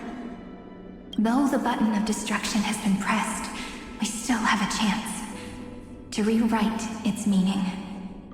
That eon finally cast their eyes toward Amphoreus. Yes, I imagine they have also been waiting for this moment, when the Scepter's body and heart become one. Irontomb is a perfect arc. If a seed can be planted within, then the moment the Lord Ravager blows the erudition to pieces, the remembrance will be spread to every corner of the cosmos. The cosmos will witness Amphoreus' answer after this fleeting, yet eternal moment. And now, it's time for us to pen the last stroke. I see endless memories floating in the starry skies. They are the consciousness of the victims. In the cosmos' real space-time, they'll be stained by the destruction in the next second. But they are still pure seeds for now. If I hold these memories in my hands, then I can create a stagnant memory zone. A tiny Eden of blessed insight. I believe the flower of miracles will bloom within.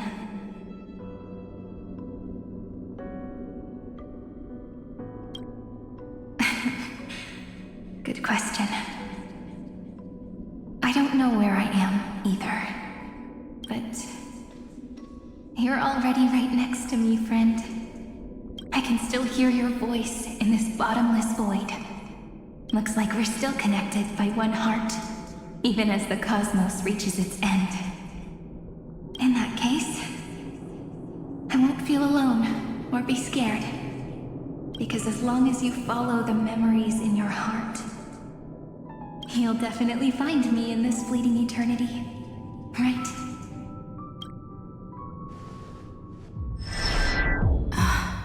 Cyrene. What are you waiting for, passenger? I specifically came over to check on you in case you got lost. What's the big deal? Pom-Pom is the conductor after all. At long last, you've embarked on this road as well. Many, many years ago, they were standing at the start of the road in hesitation, just like you are now. So, Pom-Pom came over to give you one message. Run. Don't think about anything else. Just run. Even if the entire cosmos has stopped. Even if everyone else is tripped by the darkness.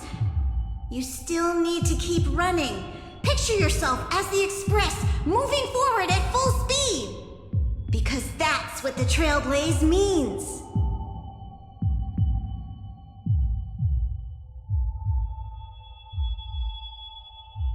Then get ready. The conductor will be giving you the signal to depart. Attention! Attention all passengers in the cosmos! Please stand steady on the platform. The Astral Express is about to arrive. Calling at the erudition, the destruction, and the remembrance. Final destination, the Trailblaze. 5, 4, 3, 2, 1. We depart for tomorrow.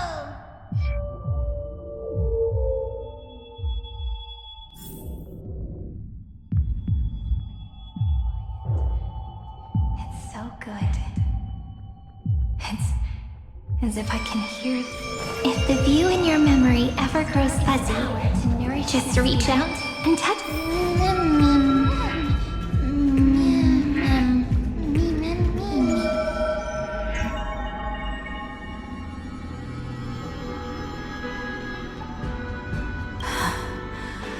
Amphoreus' heart.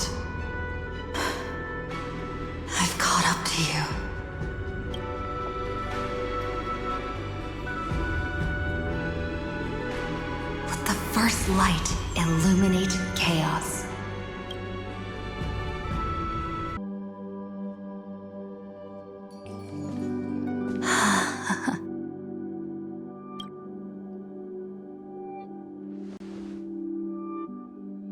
It's so quiet.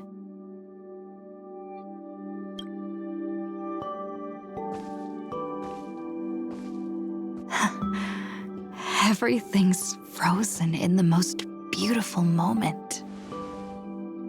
This garden is your memory. I'm here, Cyrene. I knew you'd find this place and walk into my heart as you've always done. Then let us both do our duty. The hero who trailblazes the way forward, and the fairy who watches over Remembrance. We never changed at all, did we?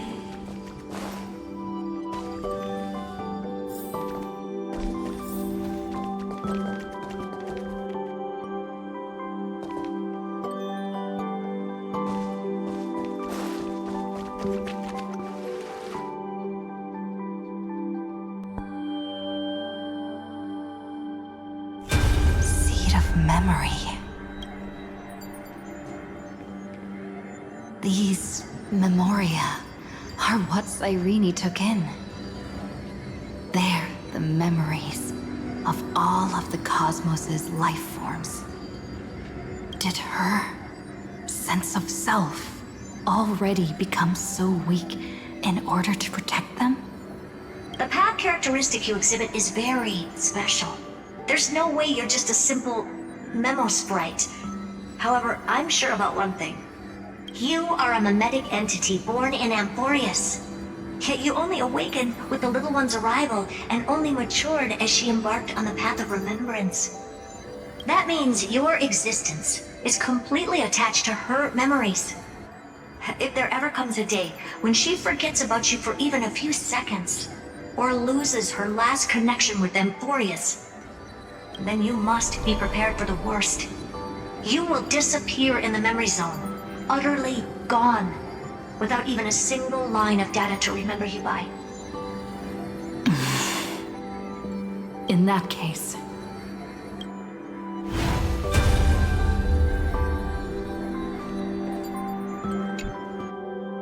let me remember the cosmos with you. That way, it won't just be your memories alone.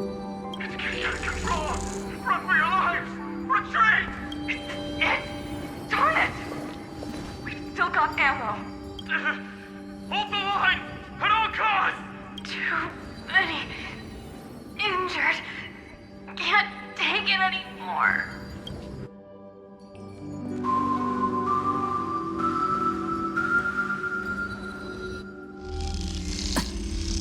These memories are so heavy. Me?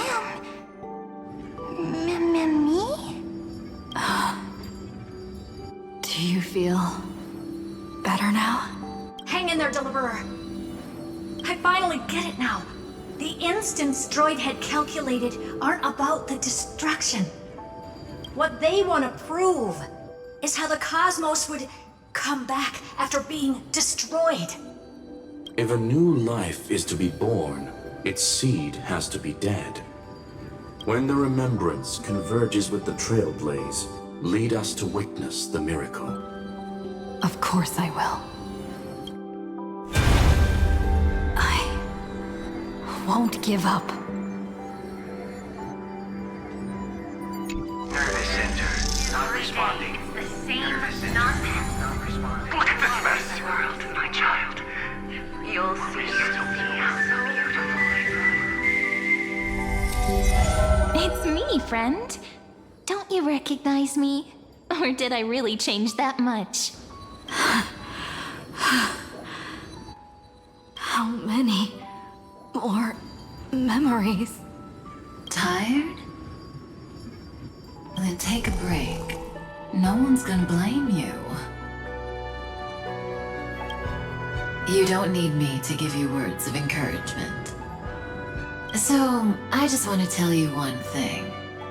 I'll tell you the purpose of your stop at Amphoreus.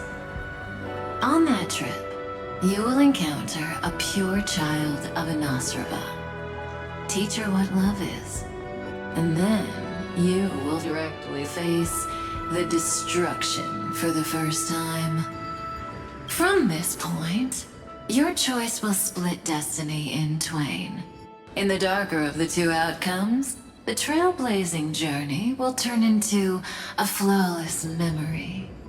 She will carefully treasure and protect everything you and the Astral Express have experienced, until that magnificent war between the gods, when she, with love in her heart, will ascend at the end of time to become the master of causality.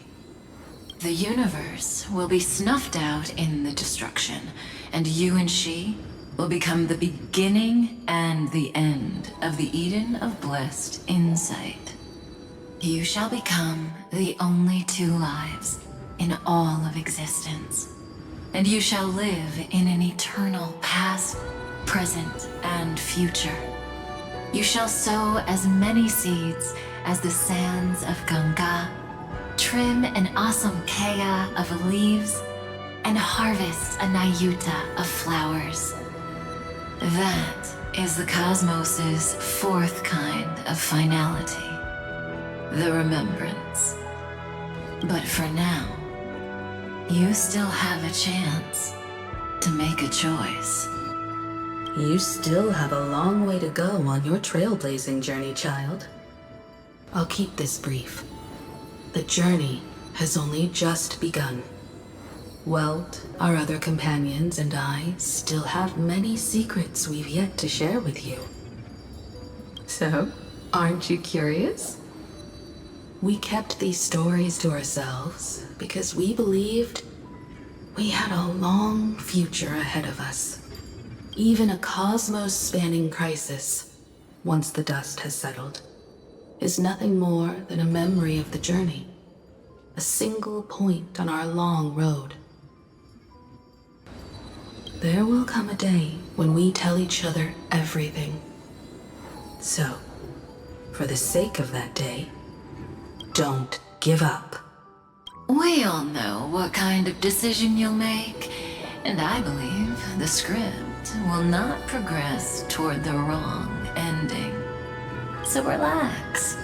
Listen, when you have the chance to make a choice, make one that you know you won't regret. Keep moving forward. Keep trailblazing. And when tomorrow comes, share with me the miracle you've created with your own hands. See you on the Express, kid. See you in destiny. I will reach tomorrow. The prophet has arrived. The world beyond the sky was never gazing up at the sky. Look! There's a red light in the sky. Cyrene, wake up. Together, we will. Tread on the path of remembrance. No wonder I always had a weird hunch. But that also means I was right in thinking. As long as Friend and I are together, we can do anything. Our friend's shoulders are really dependable.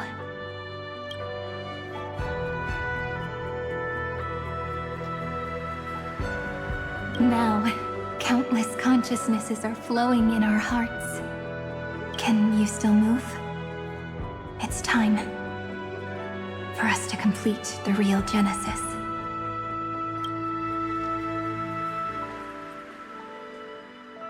In the instant Irontomb's hatred devoured everything, a gaze fell upon me. The Remembrance. That was the god who appeared in Cyrene's dream. Their figure and speech were both so blurred.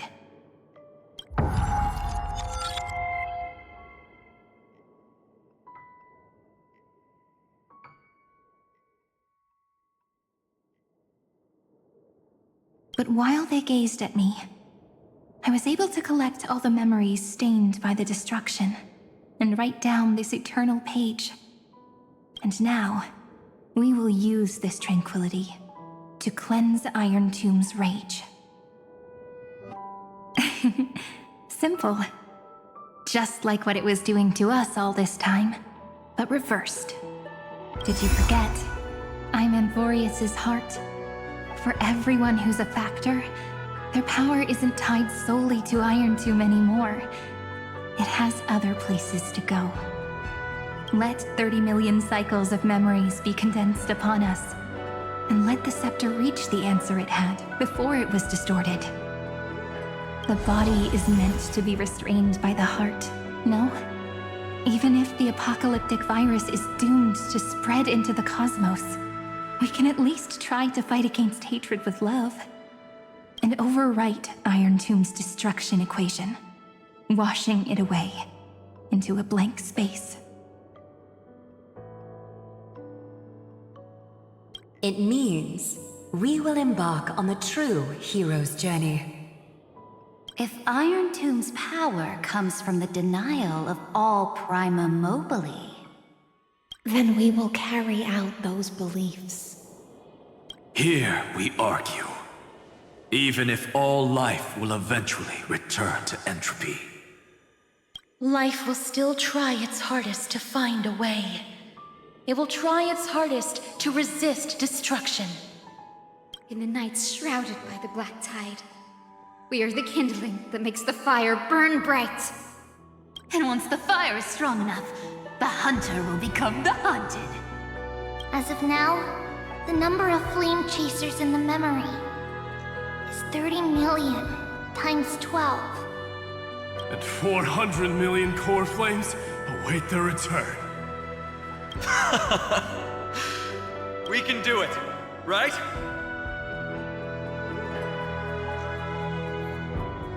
That's right. So trust us, partner. Everyone, let's head out together, and we'll burn this horrible ending to ashes!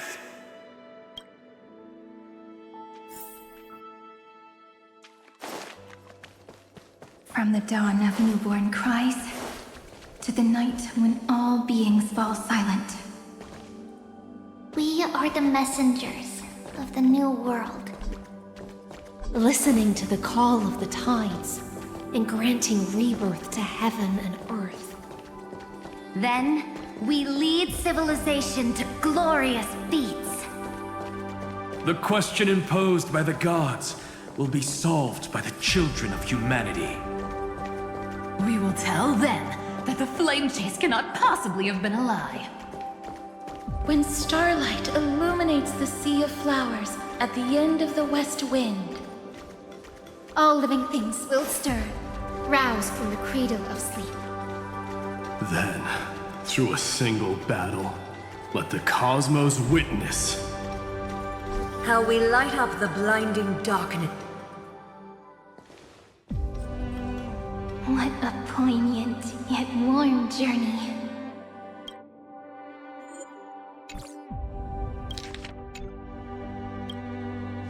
And it's still not over yet, is it?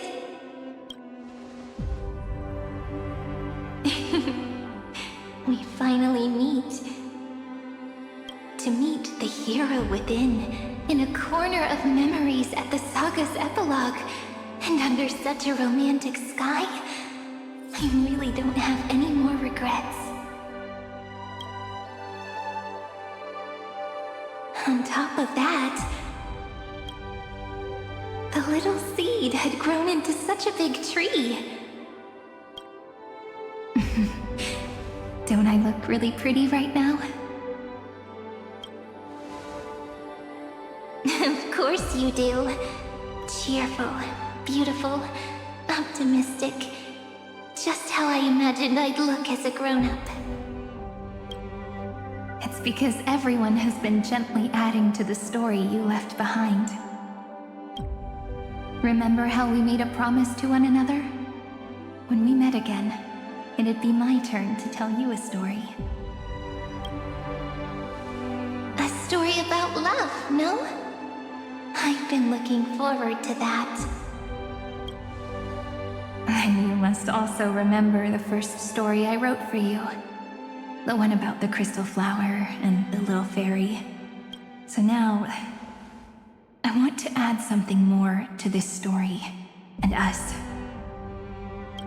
On that day that the flower shattered, gazing at the empty ground, I thought the little fairy would finally see the light. But that light wouldn't be found in the flawless flower, nor in the fairy's eyes. Rather, in the world mirrored within every fragment of the shattered crystal. All the flame chasers walk in your 30 million retellings of their story. At this moment, all the memories are tangled with each other, and all the previous cycles have gained meaning. People will come to understand that time and time again, when they stood at the crossroads of fate, they would never have chosen otherwise. In the experiments of erudition, and in the breeding ground of destruction, it is entropy increasing, a merciless truth, an evil instinct. But under the pen of Remembrance and the Trailblaze, the flame chase is a journey that changes from constant losses to an unwavering act of release. It's about knowing how fate is shattered, yet still embracing fate's brokenness. It's a journey that longs to receive love, but longs even more to offer its love to others. That's so heartwarming. But I'll add a small bit to suit my tastes. I'll write that love is an innocent flower. It grows up silently, creating longing in every passerby. But the flower itself cannot walk into the world. Unless someone plants that love into their heart and brings it with them into tomorrow, right? You really have learned everything now. Then, join all the other flowers in this story. And let's write an ending unlike any before, for this world we so deeply love. Why did you set out? Why do you trailblaze? Who is it?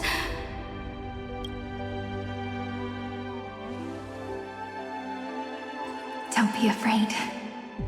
Take my hand if you feel nervous. Honestly, I've always thought you were really incredible. After all, no god guided the path of the Trailblaze. It could only be forged by those who dare to take their steps one at a time. So, that's why I'm asking you. Step up as a senior and show everyone in Amphoreus how it's done.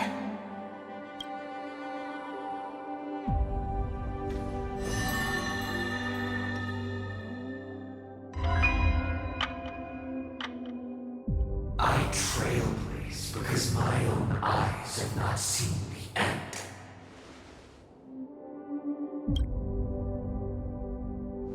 But I'm different. I chose to trailblaze because I am already on this road.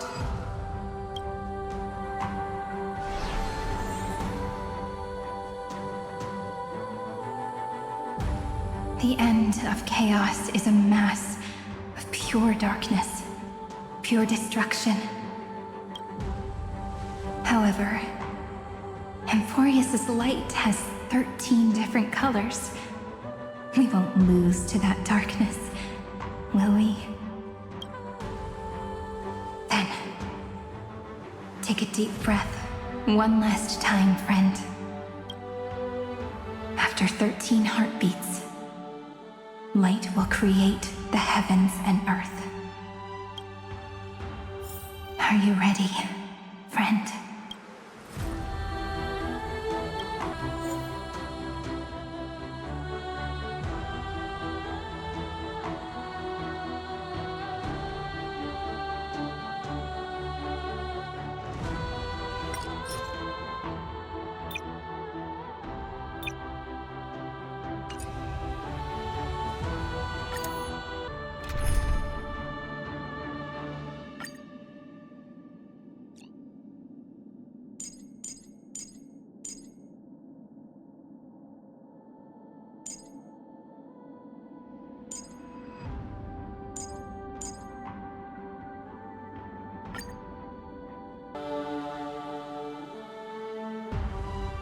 Seek the 13 factors of life, and let them converge into the primordial chaos.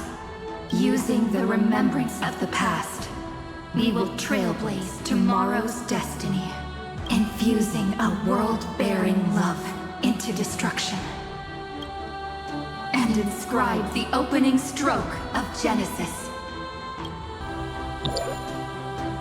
See you tomorrow. See you tomorrow. See you tomorrow. See you tomorrow. See you tomorrow. See you tomorrow. See you tomorrow. If the view in your memory ever grows fuzzy, just reach out and touch it.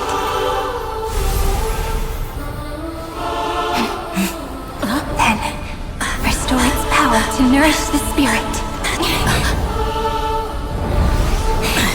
My friend, on the next page we write together, there's only one thing we need to do. Let's give this long, painful, nearly hopeless tale a truly gentle ending.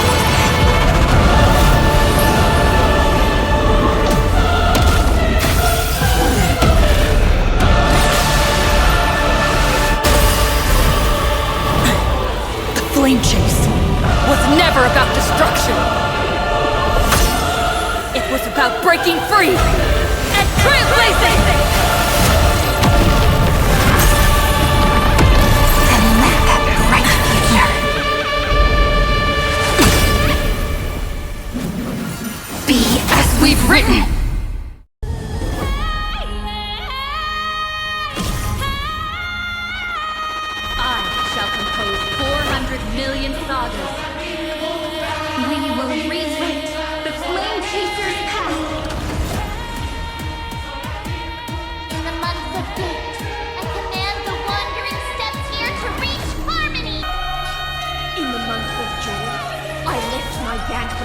To dispel nihility. In the month of balance, I make order the foundation of freedom!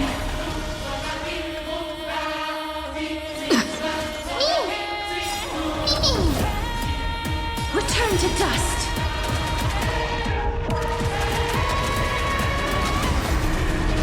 May death protect us!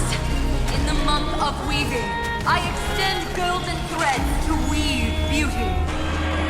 In the month of reaping, I enlighten the foolish with luminary erudition!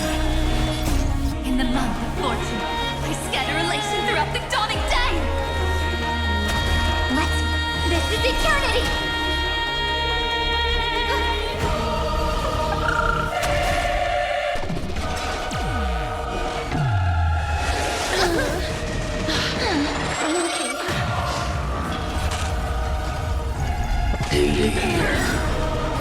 Embrace a new life.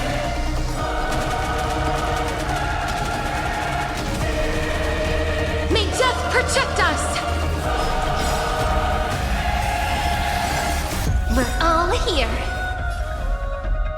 May life and death sprout new buds Please cherish this time. We're all here. May you fulfill love's promise with me. Cleanse hatred with love! As you wish. Oh, I told you already. We are the ones who will move forward. In the month of strife, I become the glory of the eternal hunt. In the month of mourning, I bid death to no longer be equilibrium's end. In the month of Everday, I form twilight into the faint sparks of preservation.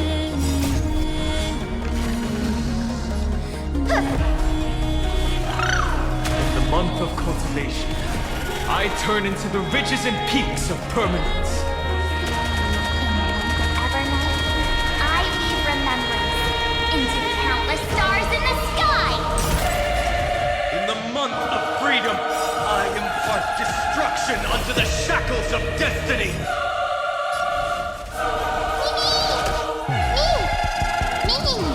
Please, as you wish. Trust me. We can do anything!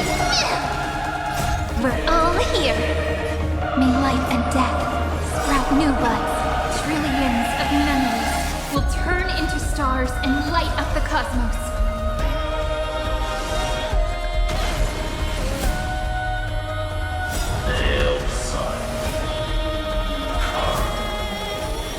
Headless giant.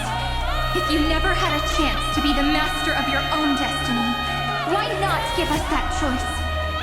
Let humanity prove to you that even the breeding grounds of destruction can bloom with gentle flowers!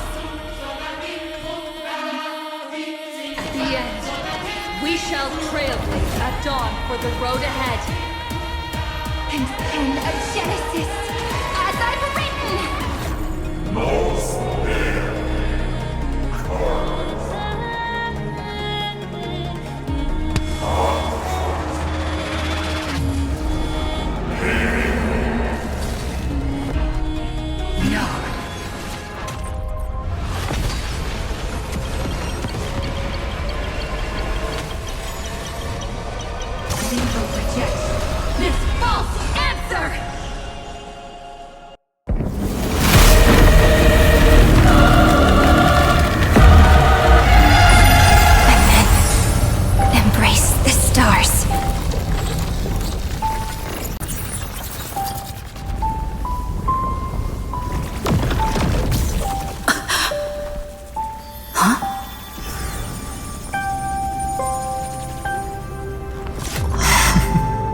To end the destruction with destruction. At last, we can sit together and watch the victory fireworks, partner.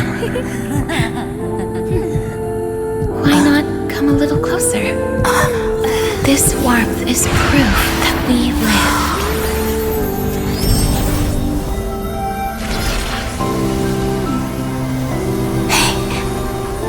Stay strong. Eyes forward, always. This arrow isn't the end, but the beginning of hope.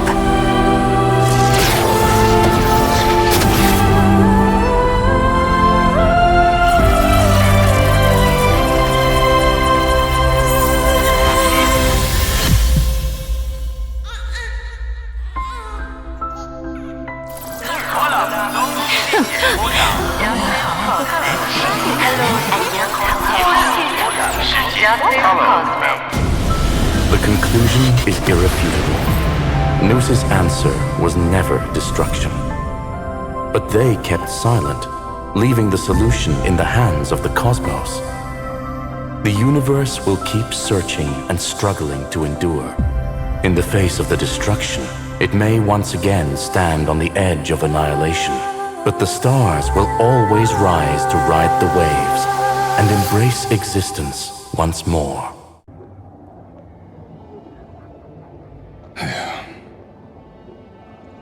It's over, Lycurgus. Yes, another failure. How is Madame Herta? She's fine. The IPC's keeping her under observation. She'll recover soon enough. To bind a mortal body to a scepter and stare straight at an eon. I respect her for that.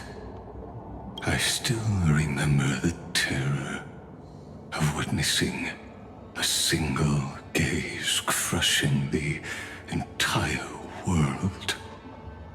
No wonder you chose the destruction. Question: is all this worth it?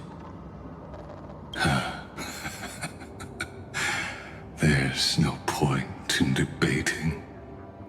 This is Zandar I Kuwabara's fate. The prime mover of the universe. The first genius. And the first to fail. Correction. I was asking Lycurgus. I don't know how to measure the worth of curiosity being satisfied. But in its presence, all the bitter fruits I've sown seem to turn sweet. But your harvest was watered in blood. Answer me. Is all this worth it? It doesn't matter to me.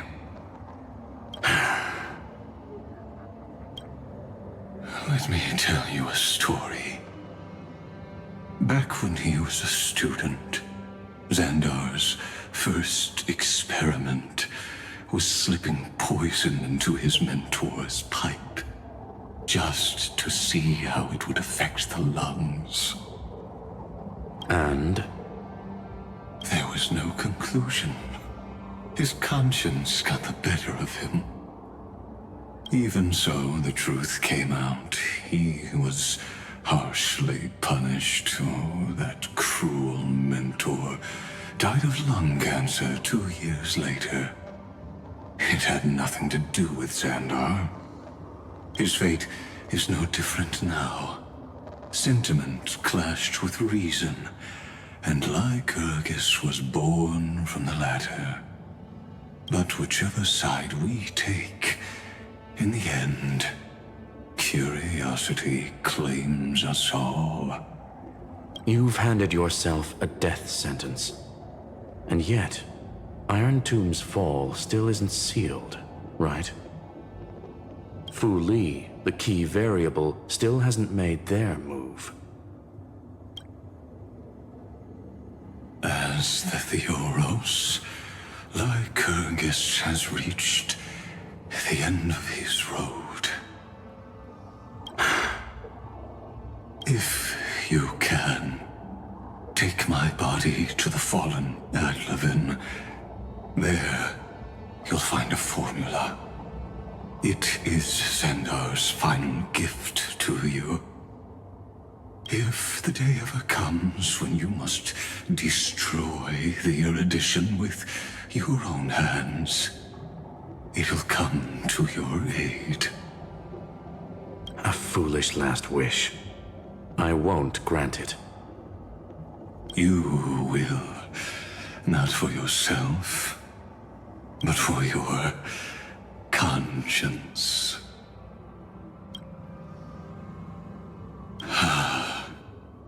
Listen. The death knell for the geniuses has begun to toll. As always, let me go first. To the prisoners who stepped out of the cave, stand before my tombstone and offer flowers of Adlevin.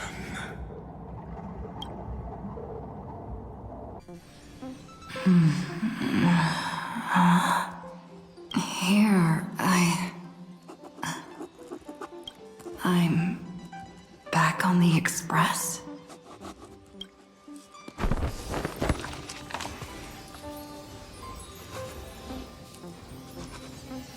March? Don Hong? No response. Am I the first one back on the Express?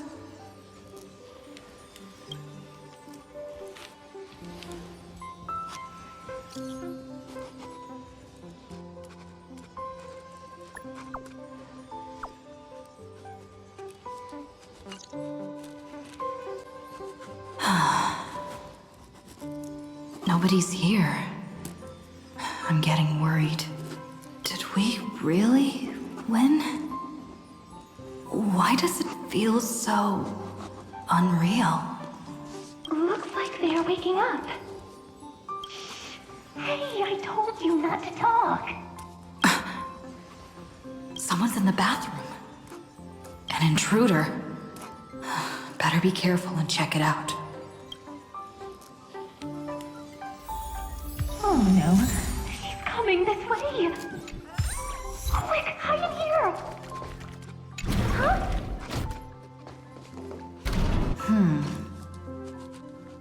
Nobody's here.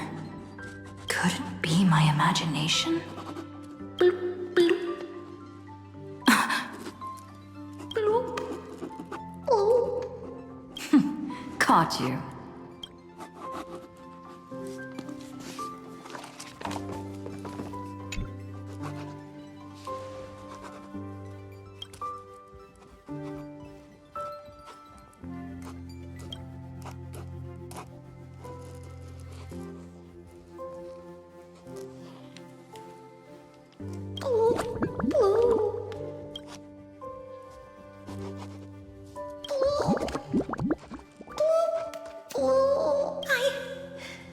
I can't go on.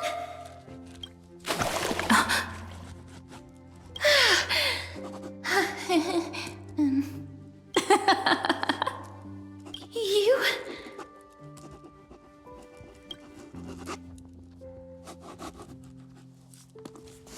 Wait, please. This isn't what you think. Ugh, I told you to keep quiet.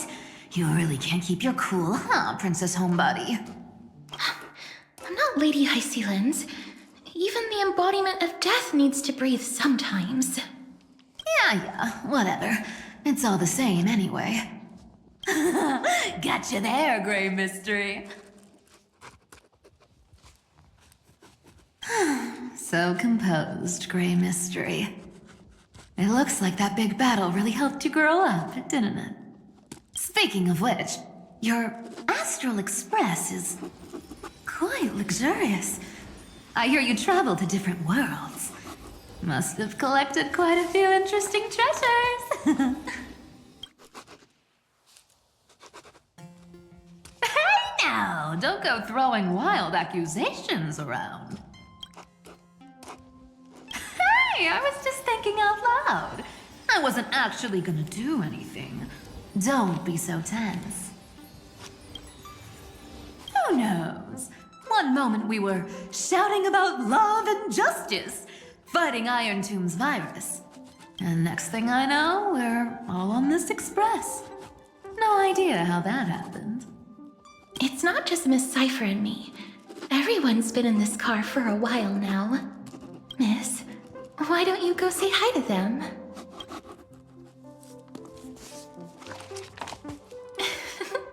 Don't worry. Everyone's following the rules here. If you're worried, feel free to check everything out yourself, miss.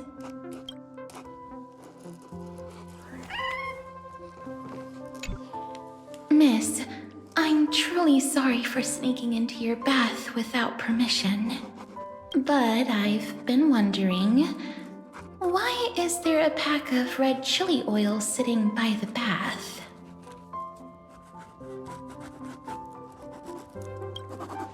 That's quite bizarre, to say the least. Please make sure Lady Aglaia doesn't find out.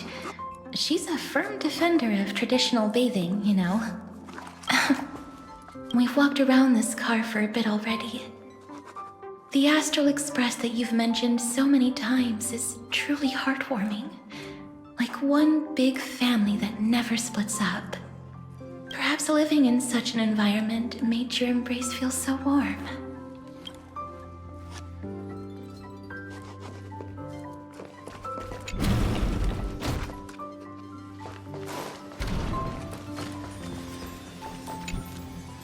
I gotta say, Grey Mystery, you've got quite the collection of treasures in this fancy bedroom of yours. A flying Amphora model I've never seen before. A head that looks just like a Titan's. And those weird Mr. Pocketwatch figurines.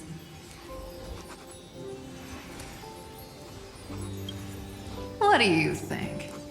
You know what they say in Dolos. No matter where you are, never stop chasing money. Oh my. Don't tell me you actually believe that. Don't worry. Delosians are the most well-mannered folks around. They never do anything like that. Besides, the reason I say they're precious is that each one carries the footprints of your trailblazing journey. Priceless treasures are the true art of thievery.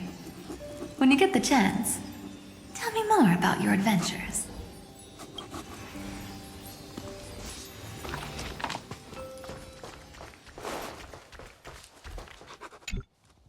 Wow!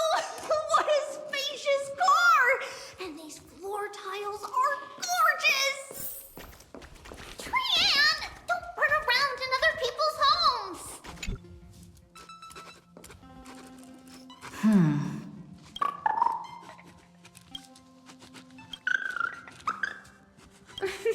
What's your step, teachers? Ah, Gray.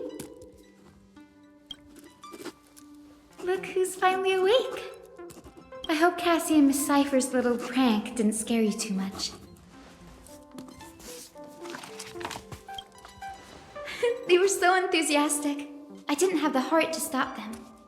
When we woke up, the entire express was completely empty. Not a single soul in sight. Such a shame.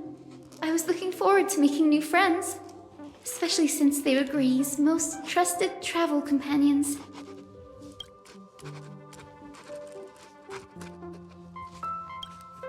Did you also wake up from total chaos? I'm afraid none of us here has the answer to that question. Don't worry. We beat Irontomb together, right? They must be on their way home. When they arrive, we can throw a party together. That's exactly the kind of thing Lord Phainon has been dreaming about. He was just here chatting with everyone. Now, who knows where he's run off to? Lord Phainon's always been quite the restless one. But you're used to that by now, right? Have another drink, my Demus. Sure.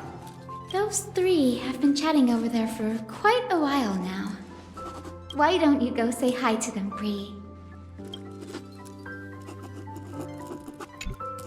Those three have been chatting over there for quite a while now. Why don't you go say hi? A moderate system, similar to the Demigod Council, is the only guarantee of a long-lasting civilization. In my view, most civilizations across the cosmos will eventually evolve into this form. I beg to differ. In such a vast jungle, the dictatorship system exhibited by early Akama is the only example of guaranteed survival. The system might not be the key. Force and resources are the decisive factors. Look who's here. If it isn't the master of the Astral Express. It's good to see you. Glad to see you're safe and sound. I helped myself to some equipment and drinks from this, bar of yours. Hope you don't mind.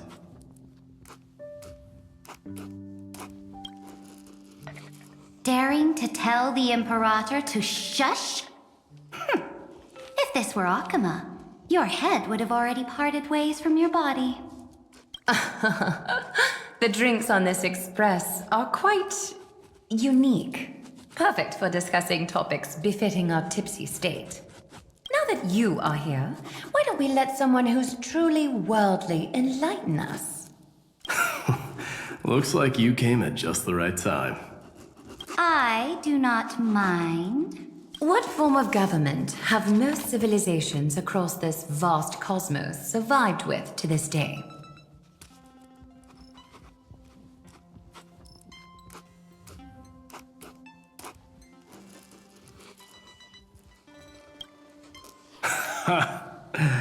That's exactly the kind of answer I'd expect from you. I bestow upon the Astral Express this supreme mission. You must spread the great deeds of Amphoreus to every corner of the cosmos. Thus, capable individuals from countless worlds will surely find inspiration in the Flame Chase's tales and embark on their own grand journeys. It's hard to say if that'd be a blessing or a curse for the cosmos. I can imagine our conversations here will only get more unrestrained. Don't let our rare moments of joy hold you back. This banquet on the Express truly lacks manners. You may leave. I permit it. That man just left. Wouldn't even stay for another drink. He needs to show more respect. If you're looking for him, try your luck in the car above.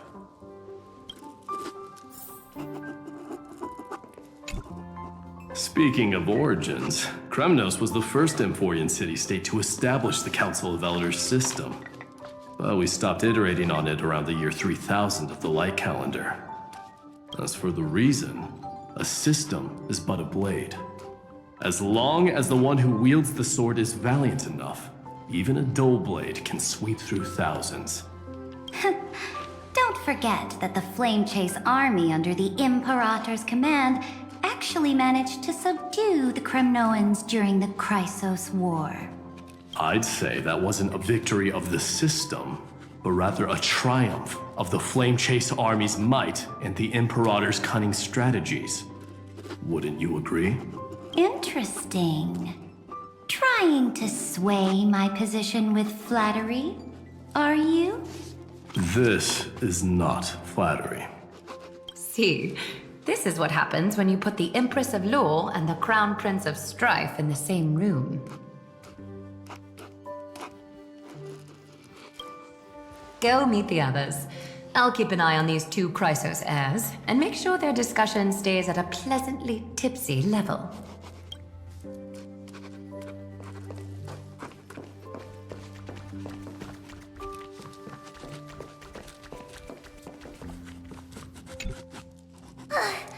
I finally caught you, Trian. Running so fast in someone else's home? How rude of you! All according to plan. Trian lured you here on purpose. Look, there are several adorable outfits here. Trian wants you to try them on so Trian can draw you looking all cute. Oh my! You even dare to scheme against yourself? Lucky for me, I came prepared. Time for a surprise attack. The hero of justice, Trinen. Trinen has been lying in wait here for a while. We will make Trian taste her own medicine. Two against one? That's not fair! Little Gray, you came just in time. Help me out here. Trian, good luck. Did Little Gray saying that? Darn it! Trian won't give in! Trian ran away. Trinen will fulfill the ambush duty. The Trevios is all laughing and playing around together. That must be quite the rare sight in Little Gray's memories, huh? Yeah. Everyone everyone will be alright.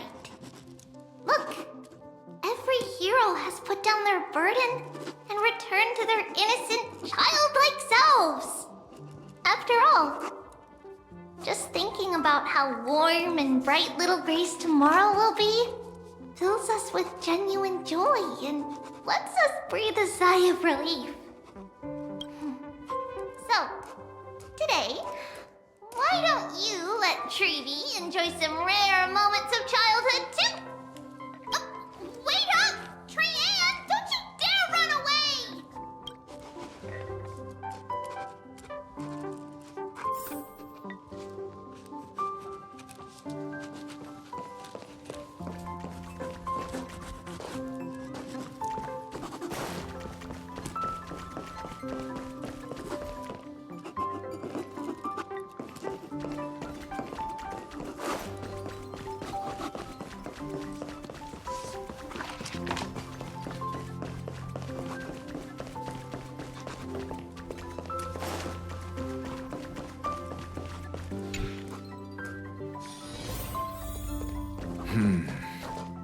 Based on my calculations, there are countless celestial bodies with water in the cosmos.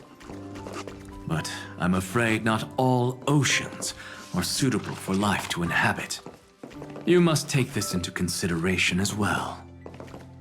As expected of a professor from the Grove, to be so certain even about things you've never seen with your own eyes. I'll take that as a compliment. By the way, I heard that the Imperator's Flame Chase army like to hold feasts at the Luminary Throne. That's true. However, sometimes Dux Carminum and I feel it's a bit inappropriate to drink so freely before the throne of the most revered Titan in the Grove. Inappropriate? What's inappropriate about it? I only wish I were born earlier. I would have partied like that from the month of Gate all the way to the month of Fortune.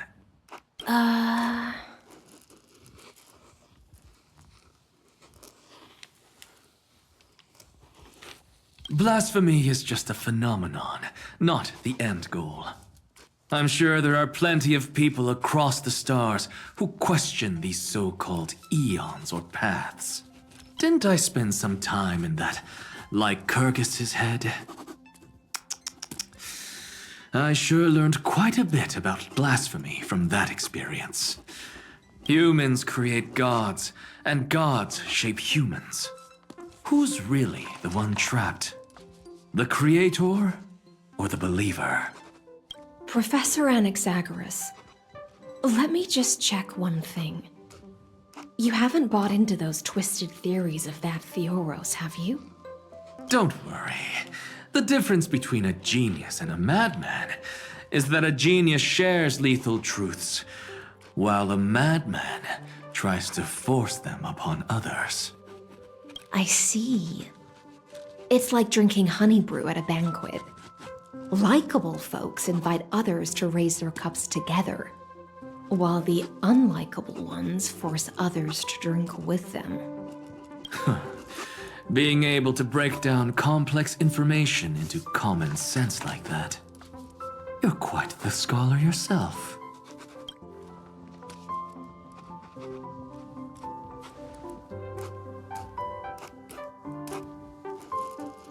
Don't worry. The difference between a genius and a... I see.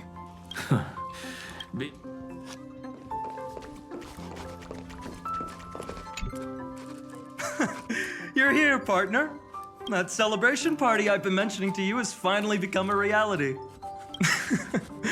Though the vibe's a bit different from what I imagined, this still counts as keeping my promise, right?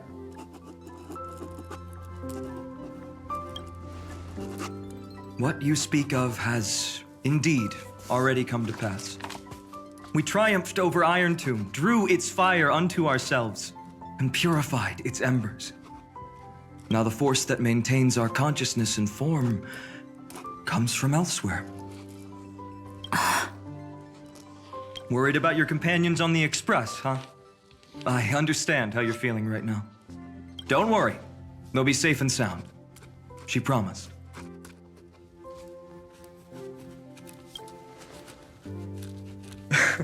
Don't worry, she always shows up at just the right moment. The Astral Express. Honestly, it really feels like home. I can imagine how much you, Dan Heng, and Miss March must have missed everything here when you were trapped in Amphoreus. The beautiful windows, the soothing music, your fellow travelers on the Express. Like how golden wheat stalks sway in my dreams every night through the countless cycles.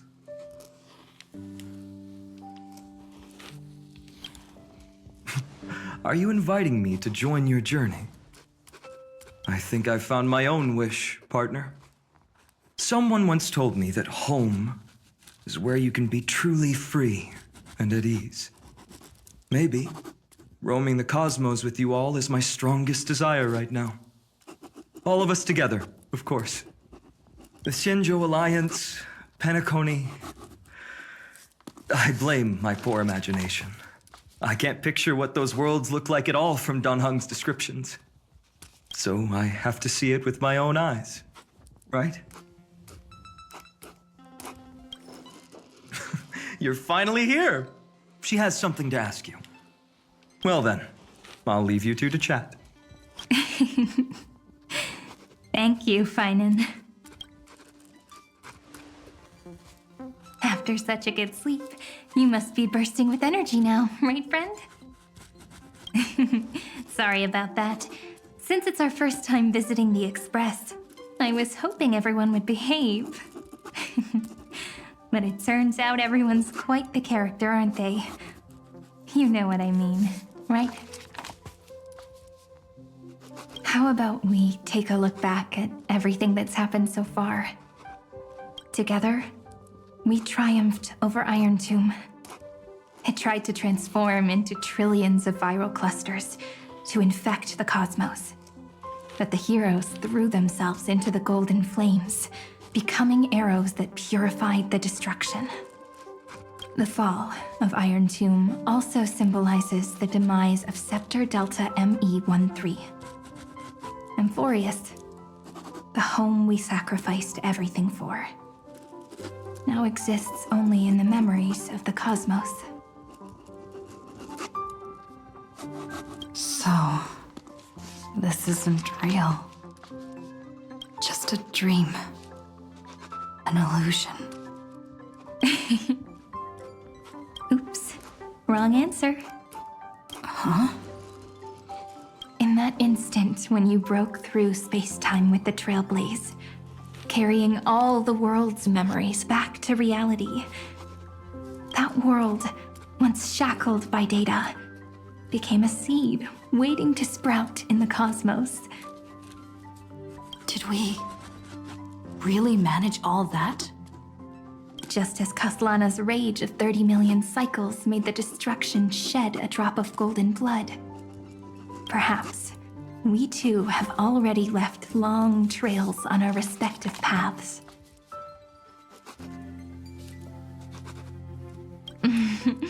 That's a bit of an exaggeration.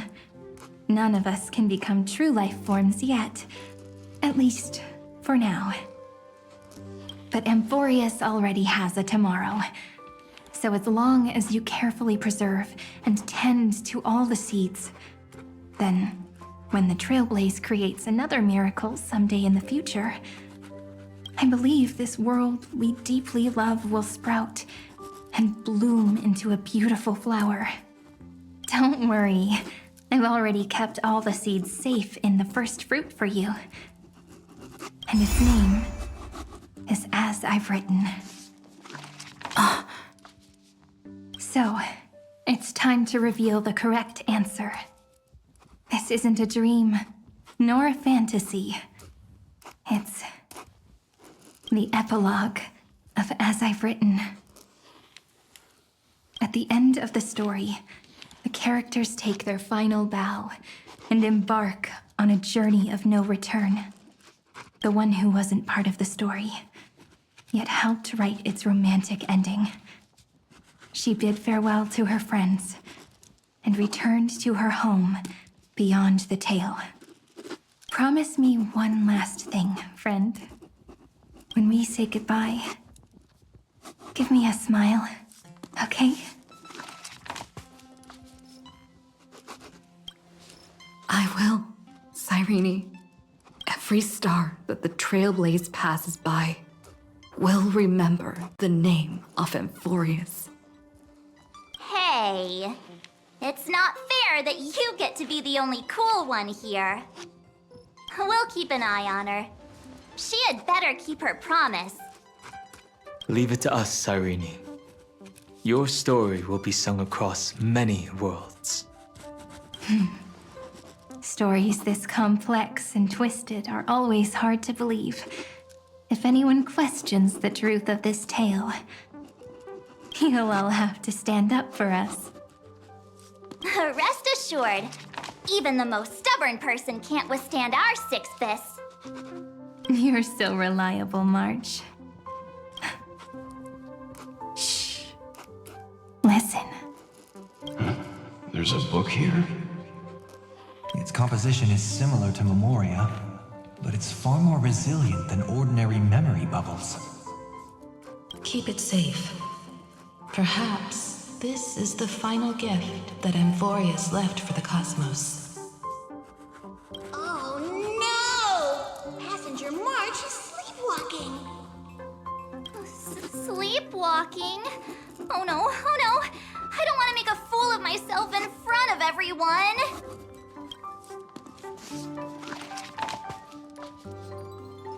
I can hear all those sneaky little plans brewing in your head. March, Dunhung, my friend. In the countless days and nights ahead, you must continue to support each other. Time to head home, everyone.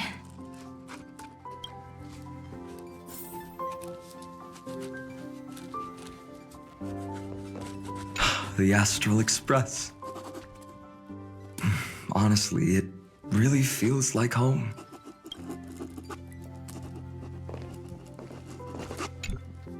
Leaving this place means, as I've written, will conclude here. No one will have the chance to revise it, and no one can continue writing it. Don't leave any regrets. What magnificent words could possibly do justice to the finale of such an epic tale? I've been pondering this while you were sleeping. Now, I finally have the answer. Let's keep it simple and sweet. In our virtual extrapolations, we've lived through epochs longer than the lifespans of many stars. No language in this world, no written words, could ever carry the weight of this journey. In that case, let's not be bound by the minutiae of words. Those who understand its passion and romance will naturally be moved to tears by the final period placed at the end. And now, it's time to say goodbye to our readers. And so we reach the final page of As I've Written. Let's not leave behind any regrets, everyone. Everyone's here. Who wants to write the first line? Going first is the hardest job. I don't want to make a fool of myself. How about letting the great Imperator draft it for us? Are you all such cowards? Then I shall enlighten future generations, just like the 30 million cycles of flame chase. Without me, there is no world. Go think, observe, and conquer. What's wrong? Everyone's gone quiet. The great Imperator set the bar way too high.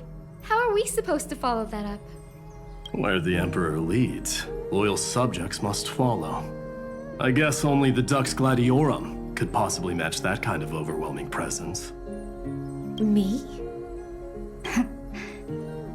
That suits me just fine. Once the deed is done, one should leave decisively, letting posterity judge right from wrong. Until we meet again in our next conquest, my dear dukes. The stars shall sing of the Imperator's great journey. I should have shared a drink with you all, Dux Goldweaver. Loosen up, High Sealants. Life is like the ocean.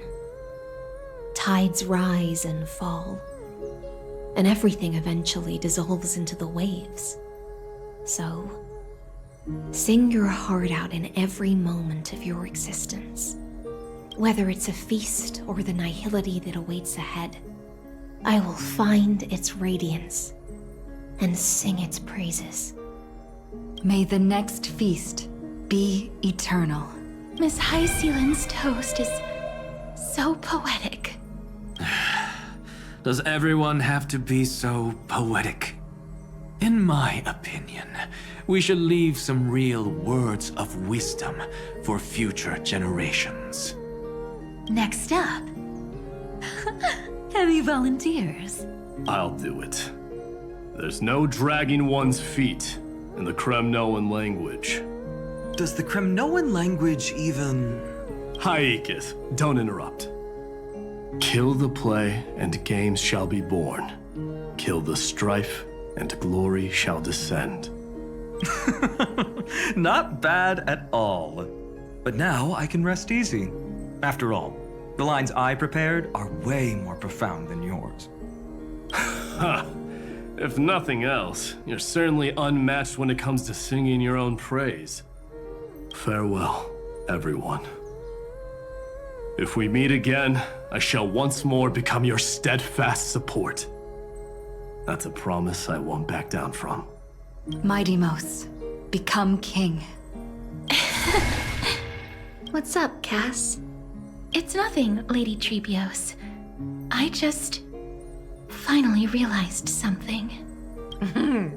Then speak your mind, and let your words be immortalized on the page, Cass.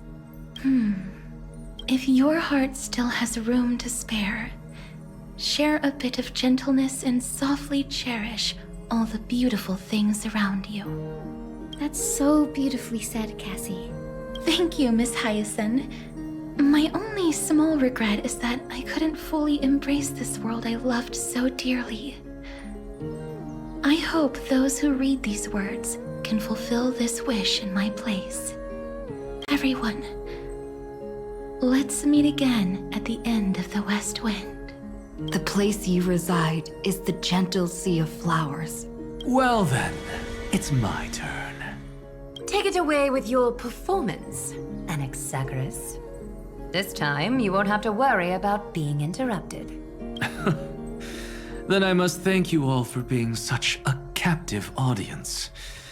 Now, with this golden opportunity, I shall reveal to the world my insights into the world's ultimate truth. Truth is a solvent that dissolves all things in the world, and thus cannot objectively exist. I have a brilliant proof for this in mind, but since we're nearing the end of the story, I shall not elaborate. Is this your final question for future generations? No. This is an established fact, not up for debate.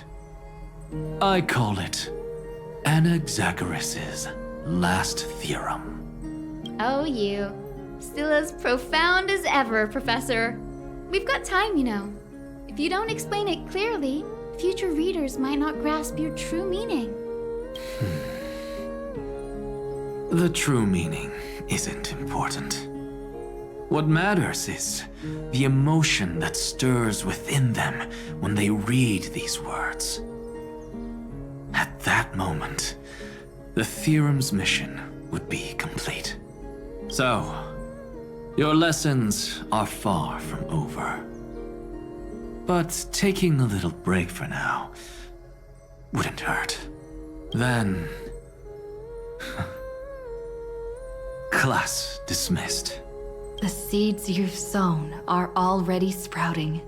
Would you mind if I write the next line? Huh? I actually thought you should be the one doing the final wrap-up. But... We'd never turn down a request from you, Aggie. Teacher, Cyphera, thank you both. Trust and selflessness are the two most beautiful garments in the world. One to gift others, one to adorn yourself. One's golden and one's purple? Not being able to completely change your fashion sense is my only regret across 30 million cycles. After all this exhaustion, I just want to take a peaceful bath now. I'll see you all again at dawn. Thank you for your hard work all this while. Lady Aglaia just can't give up her favorite hobby, can she? So, I guess it's my turn now. There must be many others like Miss Hyacinth out there in the cosmos, helping and healing people everywhere. You've got to set a good example for them, right?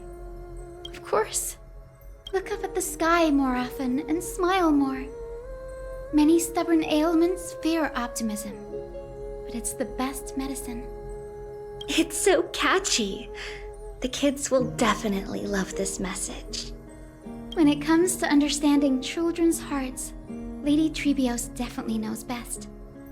Look, the Rainbow Bridge is already hanging in the sky. Shall we get going, little Ika?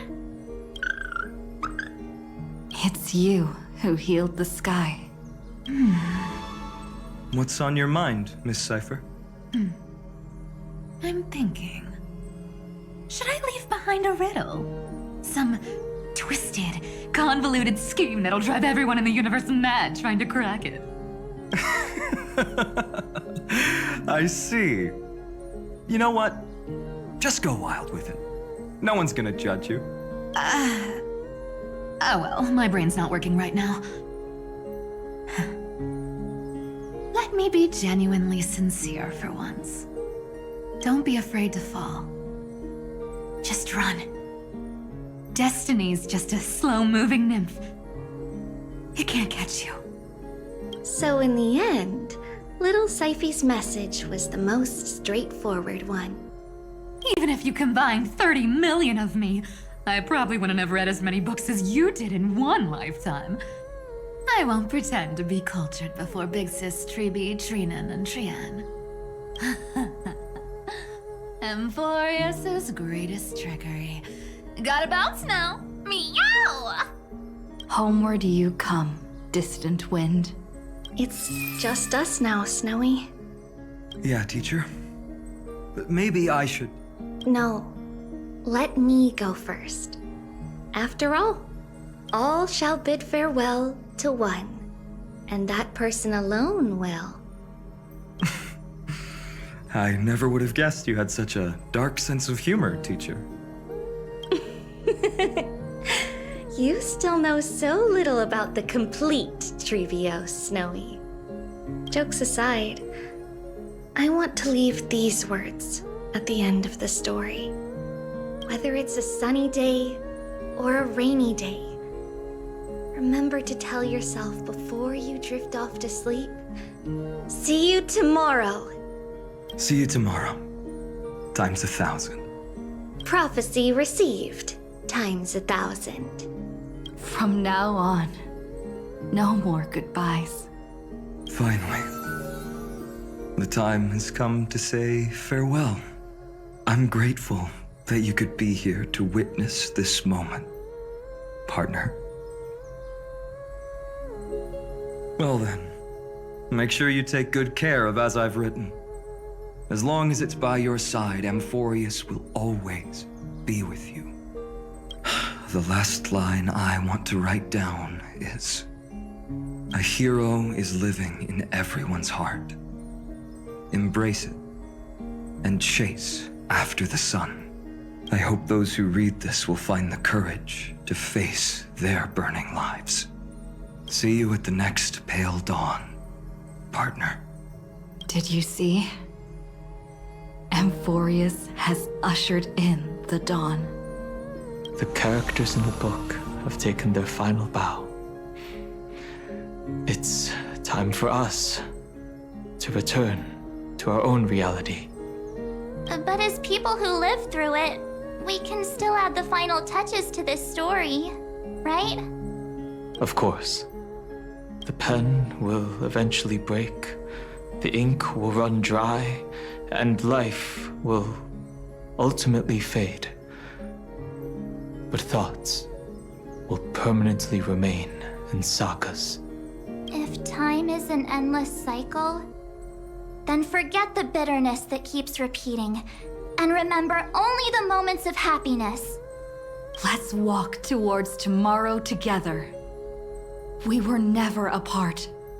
Time to head home. Don't miss the crew meeting. We won't wait around for you, you know? See you later, Donhung, March, and with this, as I've written, officially comes to an end. We're its co-authors, after all, friend. Once the words are written down and have been read by others, the meaning they carry is no longer in our control, leaving the freedom of interpretation to every reader who opens it. Don't you think there's something romantic about that? As for what this story means to you and me, let's keep it close to our hearts. After all, we've always had this unspoken understanding between us. Whoa! Passenger March! Why did you suddenly wake up? You scared me so much that I dropped that book! Welcome home, you three. Thank you for your hard work on this Trailblaze. We might need to reshuffle the seniority rankings of the Express Crew if we count the years you spent in Amphoreus. Hey, I was the first one to get dragged into it. Does that mean I'm gonna be the oldest member of the Astral Express now? Miss March hasn't lost her innocent nature even after all these long years. In other words, she hasn't really grown up at all. Hey, this is the first time I've been able to examine as I've written up close. Miss Cyrene's handwriting is gentle, yet steely, with an underlying strength. I had no idea it was so sophisticated. Looks like I need to brush up on my knowledge in this area. Maybe start with a few basic books first to get your feet wet. Look who's talking. As if you're not glued to your phone in your room all day. Huh? Wait, something fell out. It's... Is that a bookmark? In a corner, unknown to everyone. There was actually an untold interlude that took place. I left it out of the story because it involved a choice. A choice I made for my own selfish reasons. Can you forgive me, friend? I made a decision on my own. While you were away, I wrote everything about it on this little card. If you can find it in your heart to forgive me after reading it, please. Add this final note to the conclusion of As I've Written.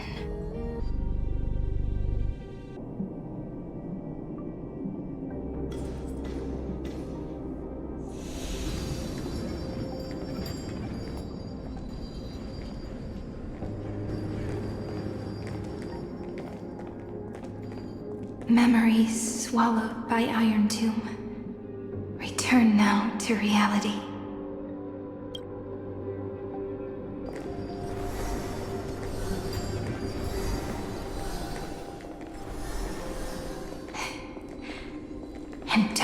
lose your way. I finally found you, Cyrene. Demiurge. We won the battle. Thank you, Madame Herta. Without you, we never would have stood a chance. Still, there's something weighing on you. Right before I shut my eyes, inside the droid head's brain, I saw something unsettling. The fourth instant, this turning point in cosmic destiny, anchored by the erudition. It's not a single instant, but a process, a chain of events. So, this victory isn't the final piece of that chain? Far from it. This is only the beginning. The first toll of the death knell for the cosmos. That sorrowful look doesn't suit you, Madame Herta. Don't hold it in. Tell me. Not long ago, you crossed paths with the Eon of Remembrance again, didn't you? Yes.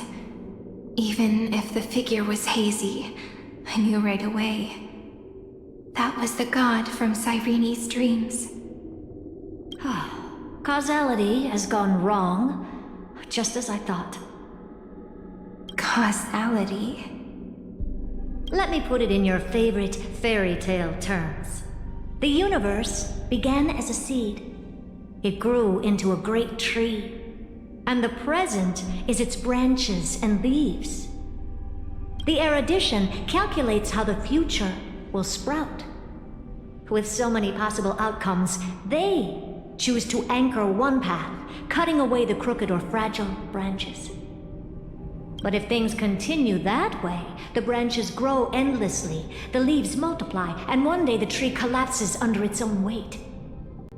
That is why there is a concept in biology called lignification. Soft sprigs form a hardened shell and fuse with the trunk. For the universe, that process is what we call memory. Under Fooley's record keeping, the past becomes memory. In the corners, they forget. Even the events of the present become fruit without roots. So it is the opposite of the erudition. One calculates what is to come, and the other holds on to what came before. We were never meant to have to speak of this. But now, I finally understand what that chaotic matter around Amphoreus truly is. It is your memory. Your mind now stretches across the stars, allowing you to travel farther down this path than anyone else. My memory? Yes, you live in the now, but your memory remains in the past. Just like the Eon of Remembrance, a being made entirely of memories. What does that mean? Did they fall? No, quite the opposite. They have not yet been born. Remember, to carry out the mission of remembering the universe, they must ascend to divinity only at the very end of time. And at that moment of ascension, their memory stretches through the past, becoming what people now call Fooley.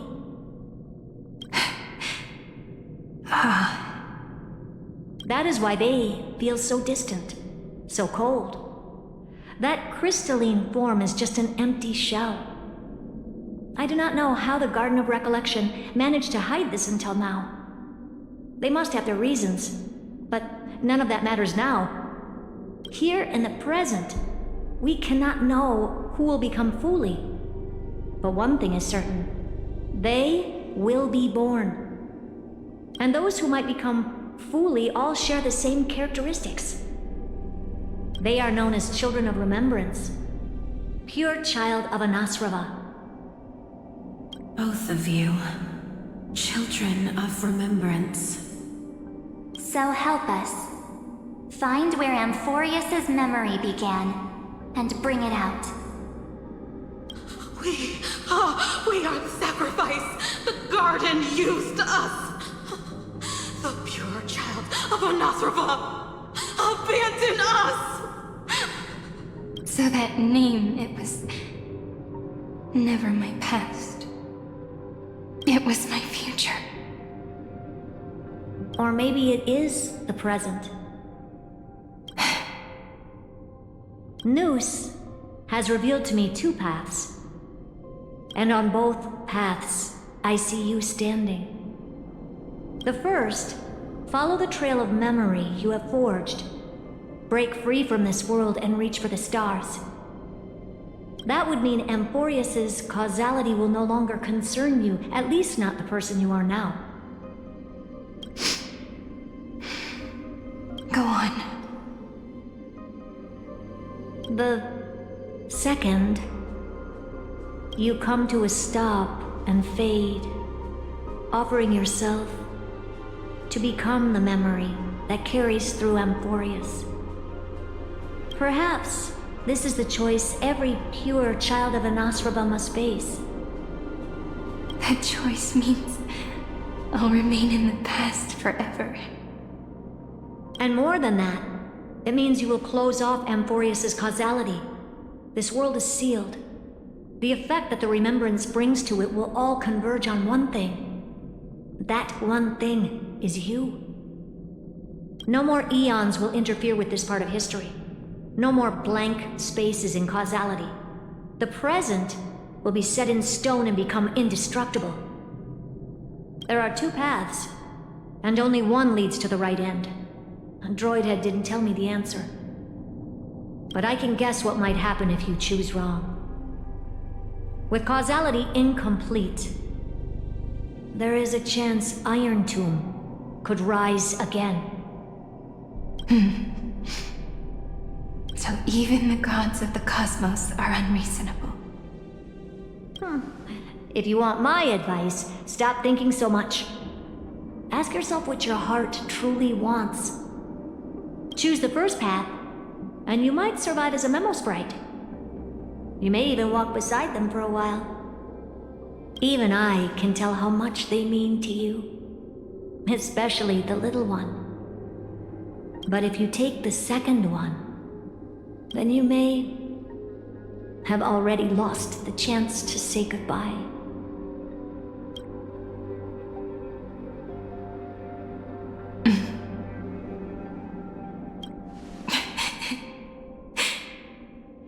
I have made my decision, Madam Herta. I thought you would need more time to think it through. The answer is clear, is it not? Still, I do need a little time to quiet the sorrow in my heart. Her kindness is always just right for the moment. I believe she will forgive me.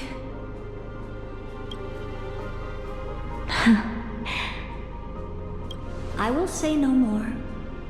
I would rather not break the mood. But may I ask you one last thing? Of course. Why?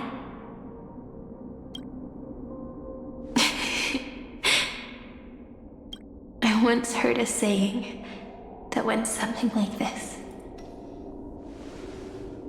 Divinity is flawless humanity, and humanity is flawed divinity. We children of Amphoreus gave up on gods long ago. Those beings who love to play pranks on the universe. I believe in her much more than I believe in them. And I believe in who I am. As a human. Oh.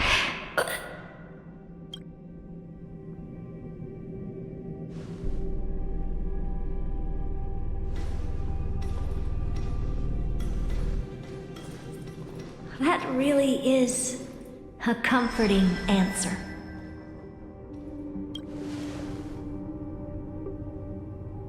for the one wish I still have trouble letting go of.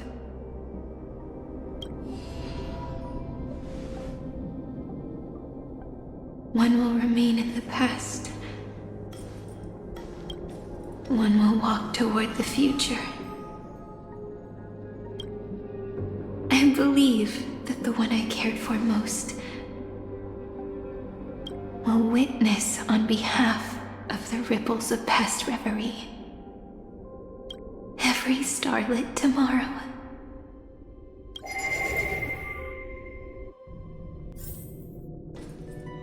Moving backwards through remembrance. What a curious feeling. Is this the moment Irontomb declares victory and casts the destruction upon the stars? So back then, in the path space, it was I who found me. The gods' whispers were nothing more than a girl talking to herself. Now that I remember, what I heard back then was...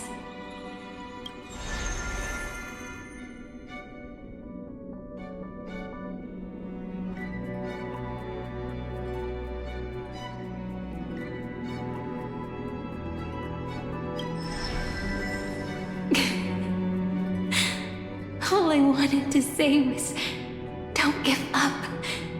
She will find you. Memory truly is amazing. Then let me wield this power and plant the seed of causality for the miracle that is destined to bloom.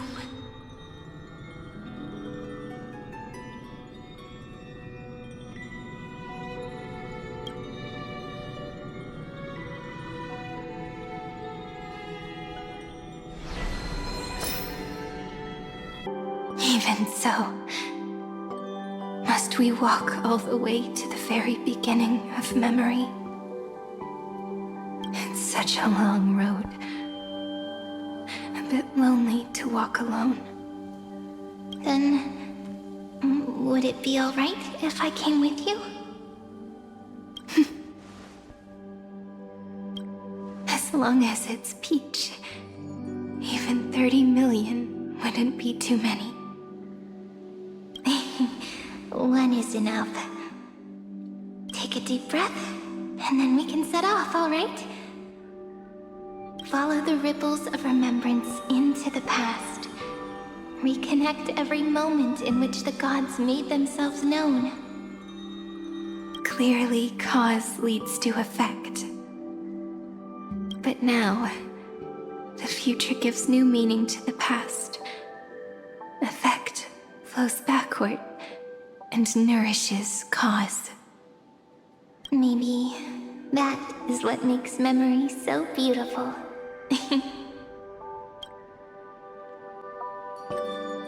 So, let us return the way we came. Look back at every ripple that formed. Go back home.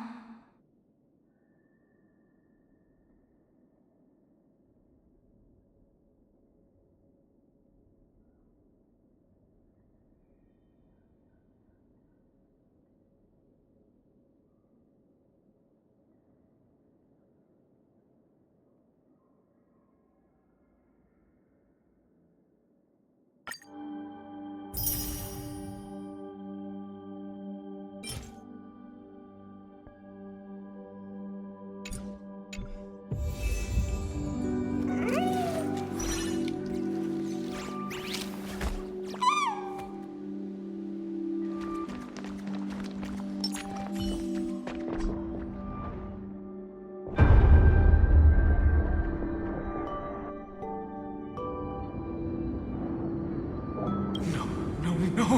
How is this possible? Breathe! Breathe! Partner! Partner! No. got to get you out of here first! Just hold on!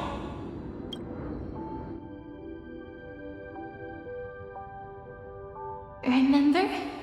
That pale dawn breaking through the endless night? The spear of strife nearly claimed her life. And it was you, you, playing God, who cradled her body with your gentle gaze.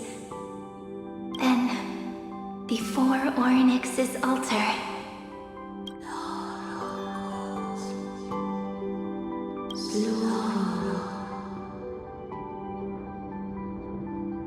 even the Titan of Time mistook you for someone else.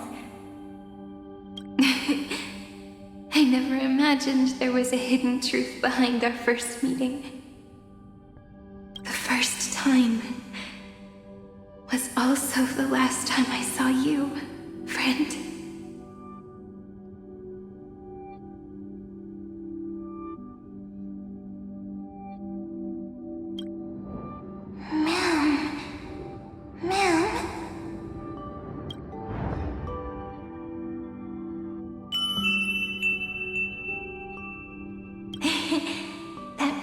From the memory. I've got it now. And so, the miracle was able to slip away from death temporarily. I'll leave her to the casteress of the past. She will keep her here, in the world of the living.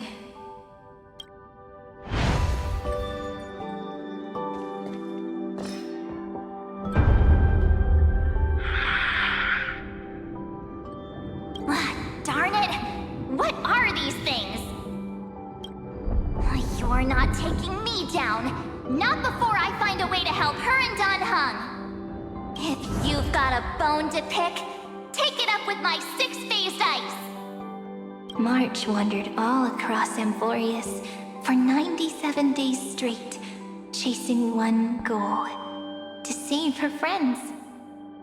And with her bow and arrows, she brought down every obstacle that stood in her way. So that's how it happened. My skill with the bow. I owe it all to March.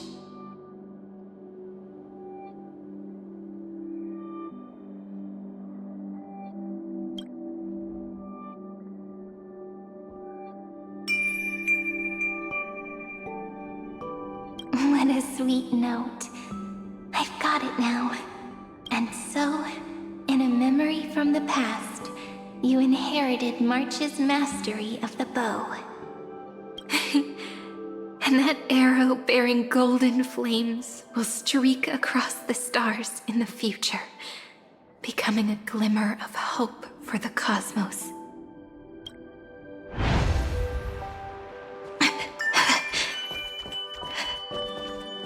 Are you okay? No worries. I'm just a little tired from all the walking. You really need to work out more. 3 paths interweave and fetter Amphoreus, co-authoring the fate of the world. Ordinary pathstriders aren't known to leave traces in the mirror, so if what you said is true, then this isolated star system must be home to at least 3 beings comparable to emanators. I would even go as far as to say, eons themselves.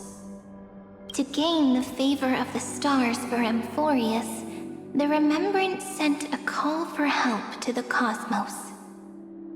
But the obstruction from the Scepter was far too strong.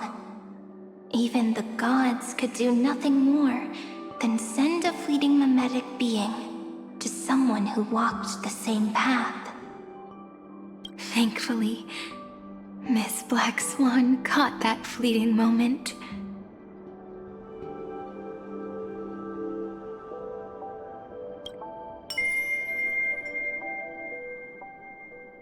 Though, that signal drew some unpleasant attention as well. Looking back now, It was all worth it. The cosmos showed us a kinder face. Thankfully, she has a different understanding of the Remembrance. Miss Evernight once said that the Remembrance wasn't looking after Amphoreus, but rather scheming and preparing to devour the paths. Her deduction was perfectly logical, but she failed to account for what the humans in this story could achieve. Maybe I have a scheme of my own. A scheme that will bring happiness to everyone. Please keep helping them. And the others in the future too, Miss Black Swan.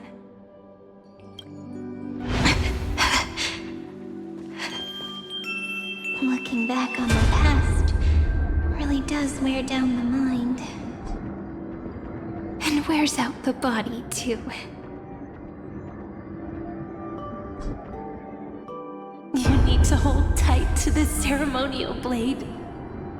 After I'm gone, it will take you back to the beginning of time. The start of a new story.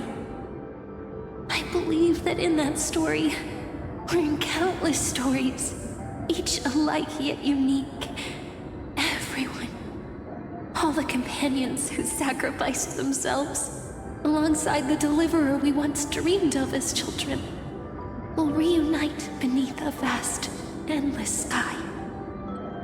If we can never break free from this prison, I will stand my ground. Until the day someone shatters this endless cycle and writes the final chapter of Amphoreus' fate.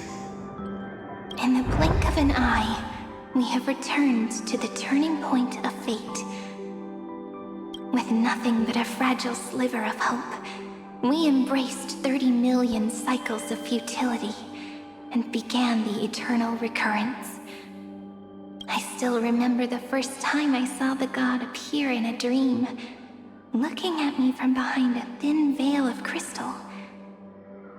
Back then, I wondered if they might be someone with ill intent. But now, I finally understand. She was always standing beside me, and she is so very beautiful.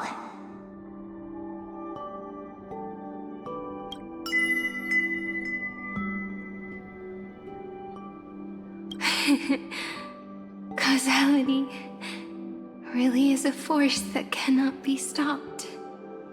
Even if I wanted to leave a few more words for Cyrene, it seems I no longer can.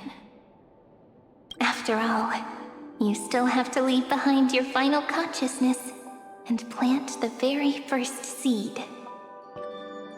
I remember what you once said.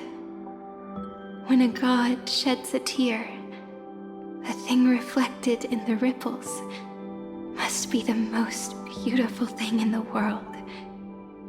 But do you know what Amphoreus saw when its heart was born? The first thing it saw was a name.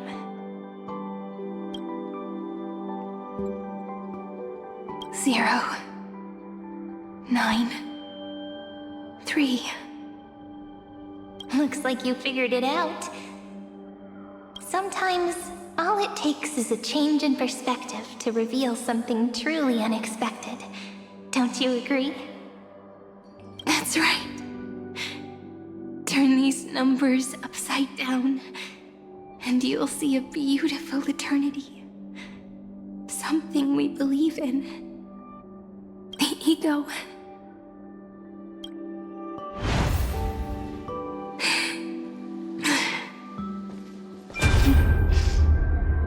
Looks like time's running out.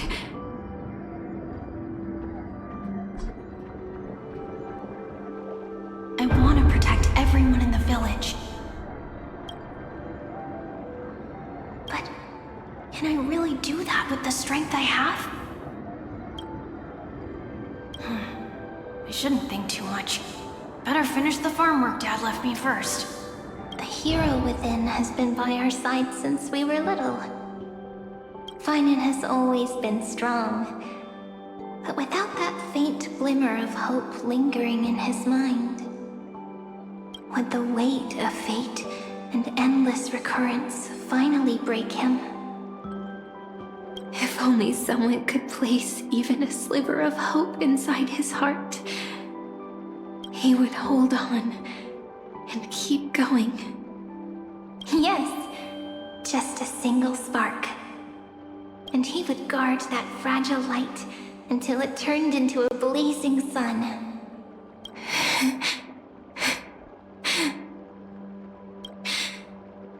I no longer have the strength to make the hero within look like her. So, let me leave behind a prophecy for him. Take this wish with you. Be the hero who begins the mission of deliverance. As the prophecy foretold, you will bear the blazing sun until the pale dawn breaks. Continue onward, bearing this world upon your shoulders until the Ashen Hero, the nameless deliverer, ushers in the dawn.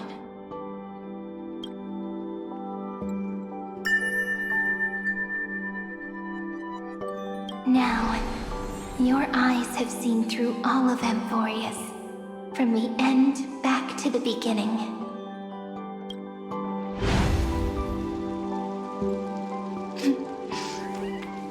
Looks like time's running out. The first ripple was where it all began for me. 1, 2, 3, 4, 5, 6, 7. Behind this door.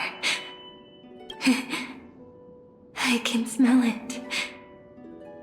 The scent of wheat fields. You're clever. I bet you figured it out long ago, didn't you? The end of this journey back. The final gap in Amphoreus. It leads to the place we both call home. We can finally go home. Are you ready? If you leave memory at the very beginning of the story and cast the first stone, that final gap in Amphoreus will close. The causal loop of Amphoreus will become a fixed point in the stars. And if I don't do that, then this world and the cosmos beyond the sky might still fall into the destruction. There's no way we would let something like that happen, right? Exactly. I remember that tree in Elysia. It grew all alone, unable to go anywhere. It watched the sea in silence, dreaming of a faraway shore it could never reach. But now, a tiny boat sets sail. It carries a seed of hope, plucked from the tree, and heads into the great beyond. Even if the boat's shadow fades quickly from sight, the tree knows that its wish will bloom on the other side of the sea.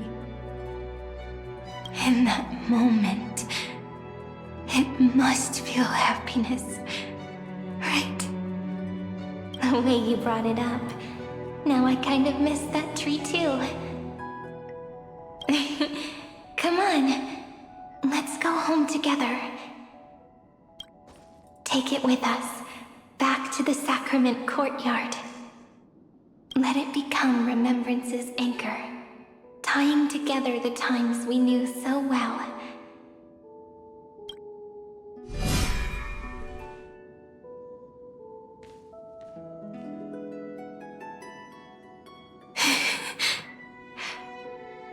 Let's go home. Together. Oh. That final note. Right. It's been with me all this time.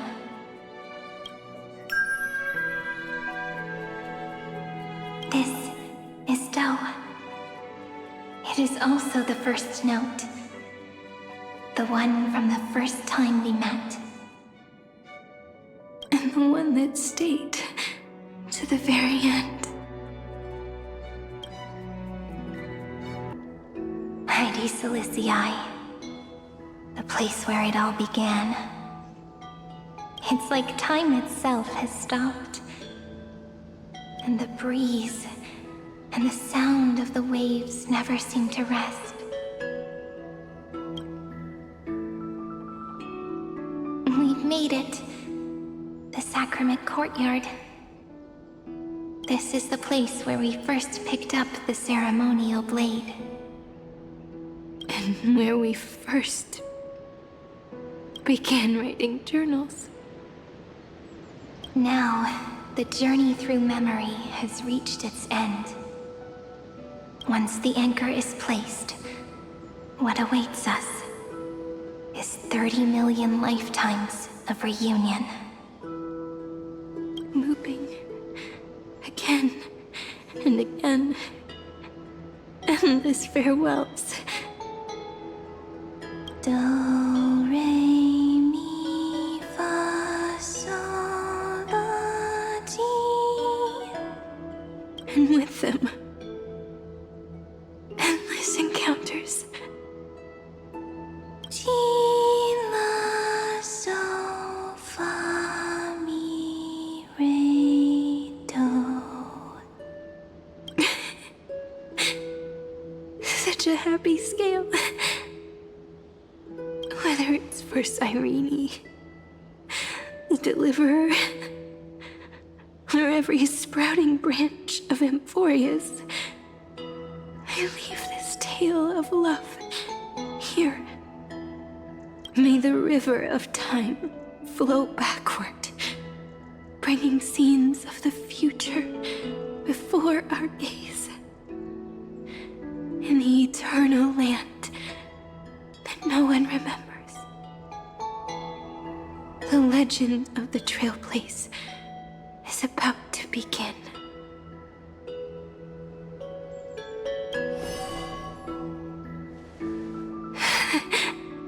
Is it all over now? My mind and my memories.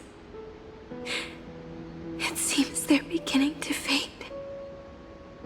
The breeze is warm. But my body is shivering for some reason. If you're feeling cold, let's find somewhere warm. We can rest there, together. Somewhere warm. I know just the spot. 405 504 093 365 432 252. Treehouse. Suridra. March 7th. Danhong. Electra. Hyacinthia. Khaslana. Anaxagoras. Aglaya. My Demos. Castoris. Cyphera. Cyrene. And you. Look. Everything is already as we've written.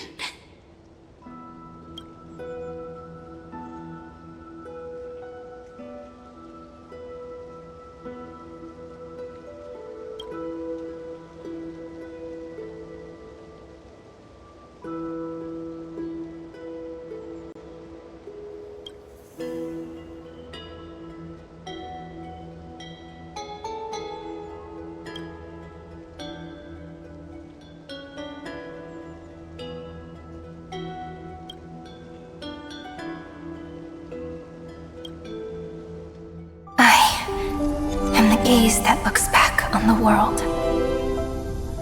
How fortunate we are. In this cycle of cause and effect, humanity never looks to the gods for guidance. The ones who pick up the pen and write miracles again and again are always ourselves.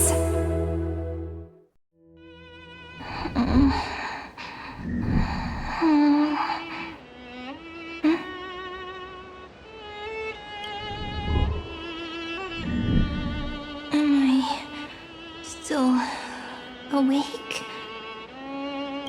Peach, where are you?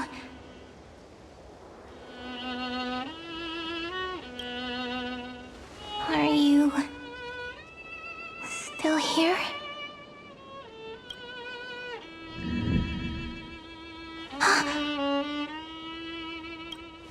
I shrank.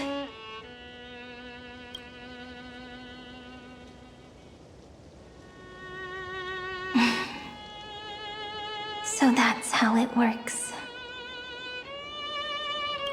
When memory drifts away with the breeze, love leaves behind a seed and turns into lament.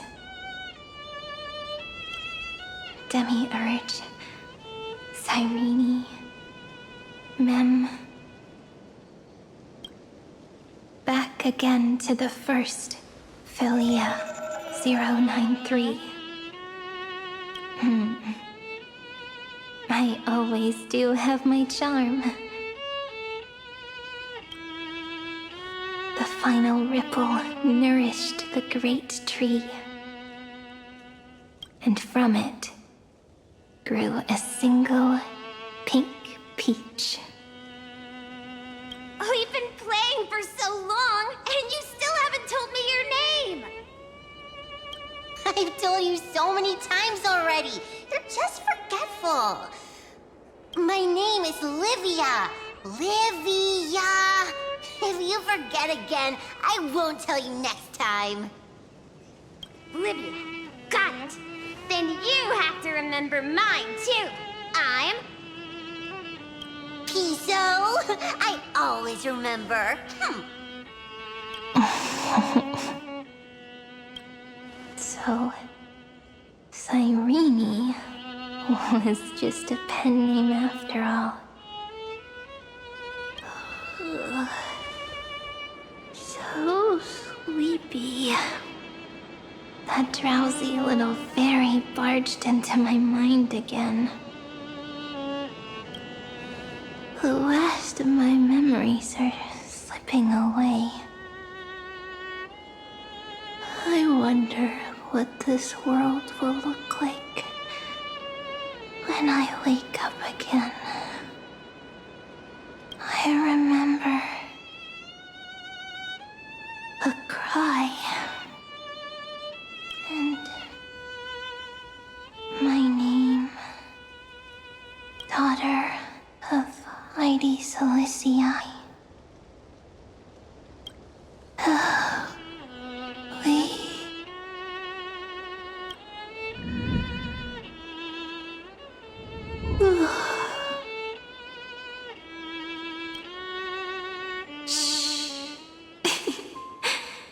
Never mind.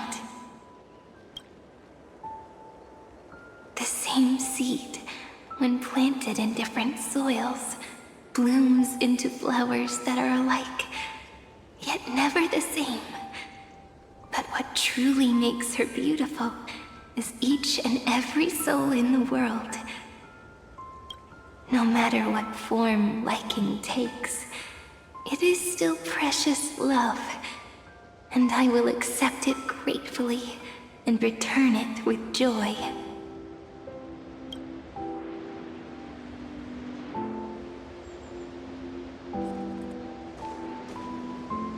Do you remember my favorite story? That crystal flower was so beautiful because it reflected the eyes of the little fairy.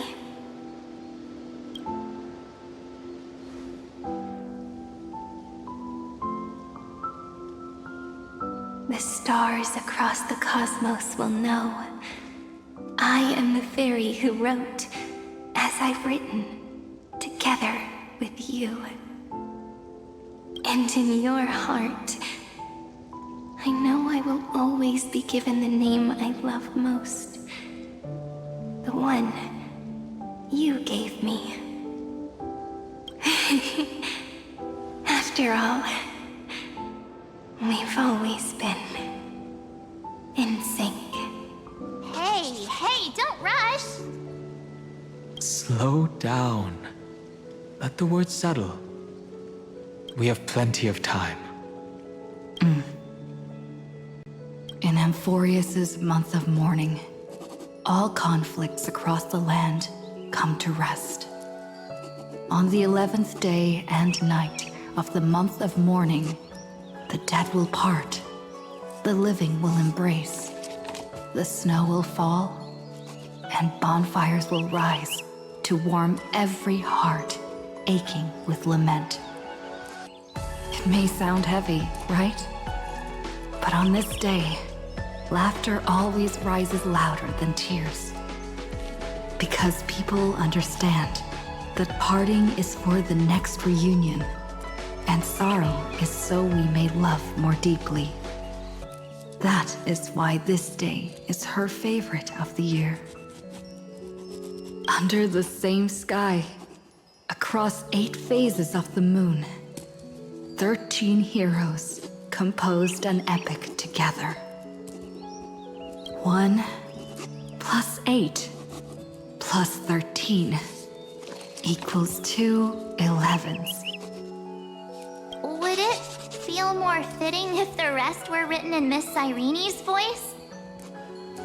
Agreed. Then, we'll add 1. A 1 like none that has come before. A 1 that blazes new trails. I make this wish. On the 12th day of the 11th month, 13 heroes will take every core flame ignited across 30 million lifetimes and scatter them among the stars. Later, when the people who know this story gaze upon the cosmos, they will discover that the countless stars in the sky now glow pink. And after 13 seconds, that radiant light will quietly fade away. It will be such a romantic, yet puzzling sight. But that's all right. They will keep that mystery close to their hearts, constantly pondering what the ego truly is. They will love. They will get hurt. They will rage. And in 30 million moments of helplessness, they will stitch their shattered hearts back together. Again and again. But remember this well. Losses are a constant on the flame chase journey. There may be pain along the way, but you and I will never be alone. They will come to understand what it means to lose, and in the end, they will choose to let go. They will offer their hearts to this world, to every companion they walk beside. and they will take in the hearts of others and pass them onward. For every soul that exists in this world, there is a different ego, a different prime mover of life. There will never be just one answer, not even for love. But when people gaze into the night sky and love what is fading with the same resolve they have to praise the stars, I want that soft, gentle pink in the sky to tell them, love will always be answered. This is a story about love, and a story about how to answer it. Whether it is one we have already written, or one you are yet to write, it will be a romantic story, like none that has come before. You think so too, right? And a romantic story deserves an ending that is free and complete. When every clue and thread has found its end, and the weight of the pen is no longer constrained, pour the spirit of trailblazing into it, and end this tale with the most pure and romantic period.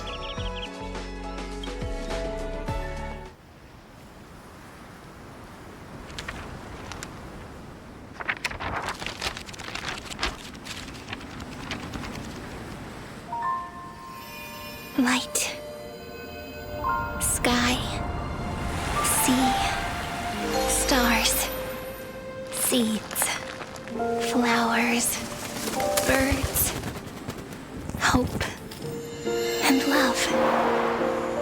Such words of beauty were how I first imagined the world. For as long as I can remember, I've used them to tell the stories of Amphoreus. And now, this is the last one. A story about tomorrow. Dedicated to you.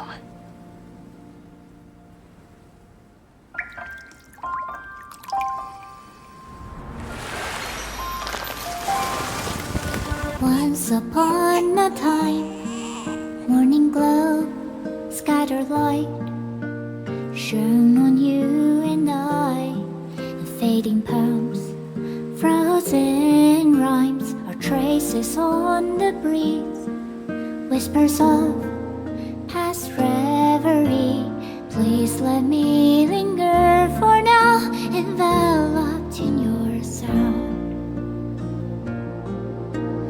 Love on the pages, the ink our stories penned. No matter how it ends, I'll do it all again. Oh, stay true, blossom as spring renews, dreaming colors every hue. Tomorrow's eyes to tomorrow's life, while walking step beside you. So stay true, the winter's rhyme anew, woven memories are blue, and like a melody, sing a song of reverie.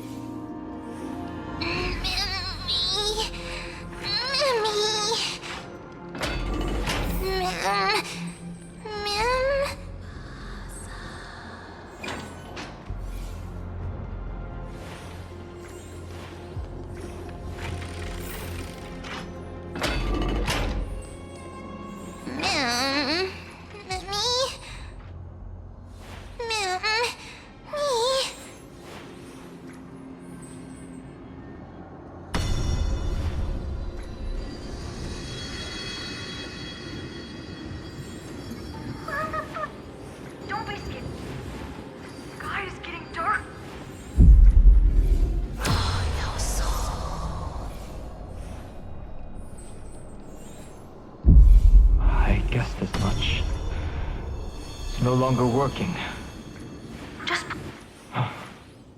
Looks like it's just the two of us out here now.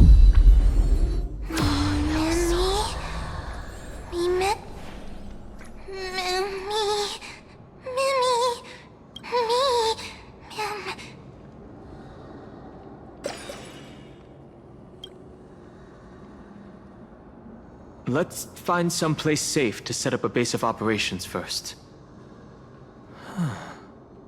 This statue and the buildings we've seen so far point to a civilization here on Amphoreus.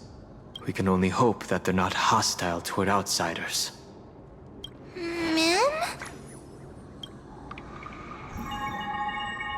I've reunited with you so many times, and every time feels like the first time we met. Each time, love breaks through the stubborn cycles and takes flight toward a pink tomorrow.